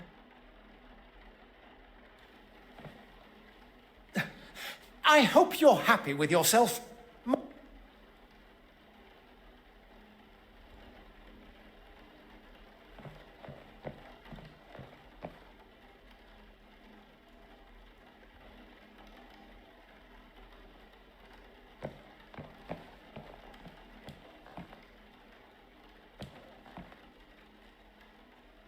Mademoiselle Court-Smythe manipulated everyone. But that does not excuse the parts that you all have played. Poirot, the murderer. Tell us now, or I'm marching them all down the station. Of our suspects, all guilty in some form or other, only one committed the ultimate sin. Monsieur Christiansen, a lover, jilted and tossed aside from a life promised together. Mademoiselle Warbeck, another that was promised her heart only to become a second, caught in Mademoiselle's web. Monsieur Aylesworth, angered at a foolproof plan backfiring. Bishop Mountjoy, a third, sold the idea of an original painting, livid at the thought he had been tricked. Mademoiselle Farquhar, trapped in a partnership where you did not receive what was owed to you. All with motive, but lacking opportunity. Until the realization that someone had used a timer to set the fire. Isn't that right, Mademoiselle Farquhar? Our true relation to the deceased. Cousins, standing to inherit her entire family estate. You don't understand. It wasn't like that. You decided to poison her with potassium cyanide, a chemical often found in photography development, via the cork of a bottle of champagne. Wearing an almost identical hat to the deceased, you were able to disguise yourself as her and be seen by the neighbor. Leaving her body lifeless in her own apartment, you tried to cover your involvement in both the forgeries and the murder by destroying any evidence. Incredibly clever. Your nefarious plan setting the fire almost tricked even I. Did you really just praise her for starting a fire? On the contrary, it was the deception behind the fire. A timer was used, allowing for Mademoiselle Farquhar to be seen in her office as she slipped in and out of the darkroom window.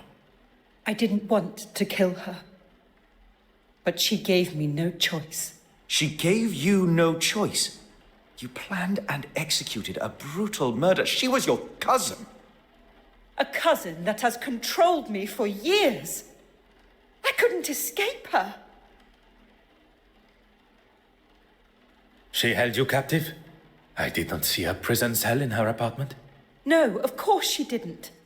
Emotionally and financially, I was her captive. I was a struggling critic. But she taught me how to stand up for myself and get... You were aware of her scheme all along? Not at first. I didn't know she was selling them on the black market. But even when you did find out, you didn't stop. There was always a reason I couldn't. And what money I did get, she would hold for me. I couldn't remain under her control anymore. There was no other way. Mademoiselle, there is always another way. All I see is the student becoming the master. Detective Inspector, perhaps it is time that Mademoiselle was escorted to the police station. The truth has been revealed, and Mademoiselle Court-Smythe's murderer will pay the price for her crime. There is something you're forgetting, though. If you think for a moment that the location of the original painting has slipped my mind. Go on then, where is it?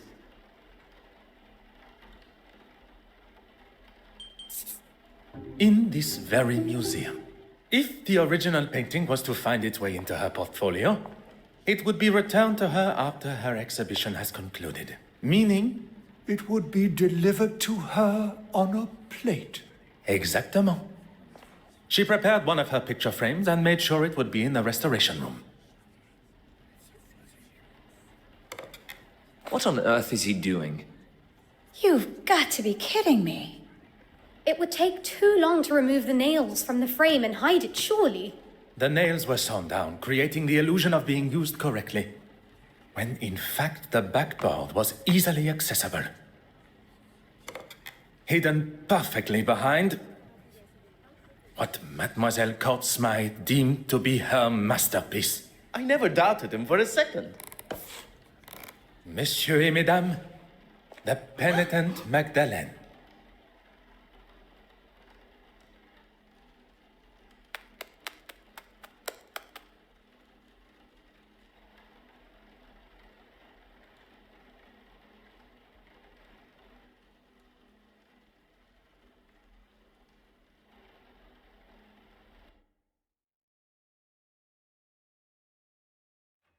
Well, detective, you've solved both the theft and murder.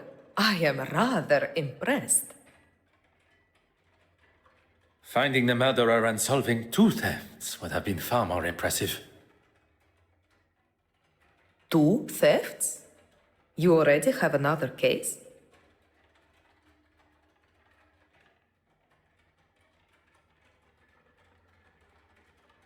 You have forgotten Mademoiselle Farquhar's missing cigarette case. Oh, of course. Do you think Miss Farquhar lied about it going missing after all? Perhaps it really was worth something. Mademoiselle Farquhar is far from an honest woman. Lies tripping from her tongue at every turn. But if her motive was indeed to fake theft and claim the insurance money, she would surely not have left it lying where Mademoiselle Babagnan claimed to have found it.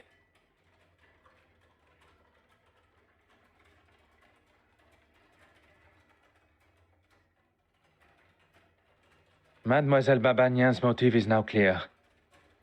How she pulled off such a cunning theft still eludes me. Something Hastings said has my little grey cells fired up. Nothing is ever quite what it seems. I suppose we are all forgeries or counterfeits in some form or other. Could Mademoiselle Babagnan have pulled the wool over my eyes in a similar way? I must return to the evidence from the ship with this new perspective.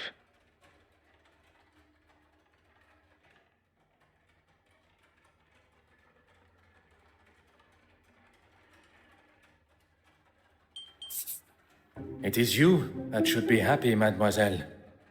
With no effort at all, you are able to save the day with barely a second thought. You turned a stolen heirloom with a thief and a victim into nothing more than a misplaced item. A case of being in the right place at the right time. I do not believe in coincidence.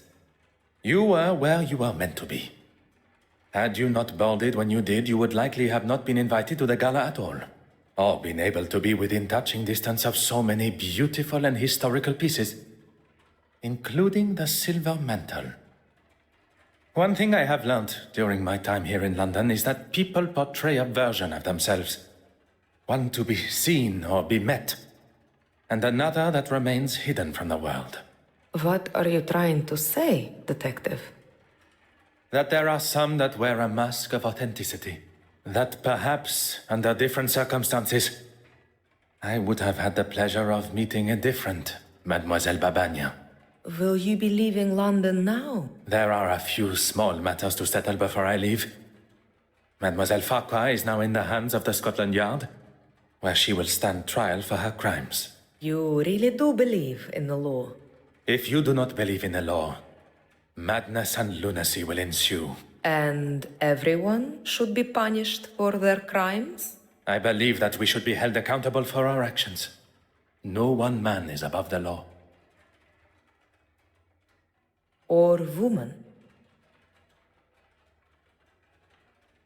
And you, mademoiselle? Are you to leave London? There's nothing more for me here. I hear Paris is quite beautiful.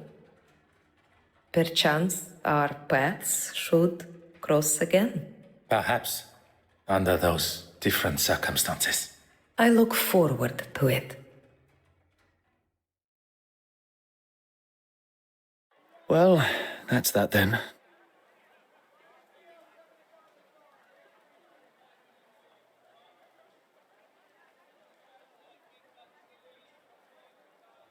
Oui, monsieur.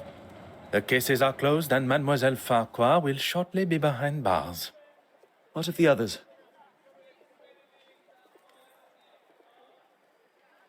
Judging by the detective inspector's glare at Monsieur Aylesworth, he will not be escaping the law. And Bishop Mountjoy. Once news spreads of his connection with the black market, I would question his attendance come the Sunday service. I was hoping at least someone would get a happy ending. Monsieur Hastings, you have been by my side throughout this investigation. Without you, the guilty parties, would not be facing the consequences of their actions.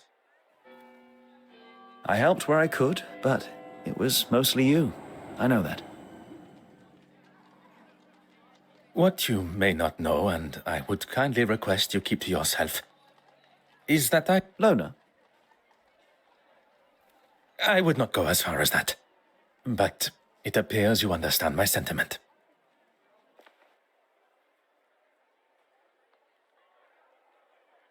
Good thing I was around to save you from a gunman. I fear I shall not live that down.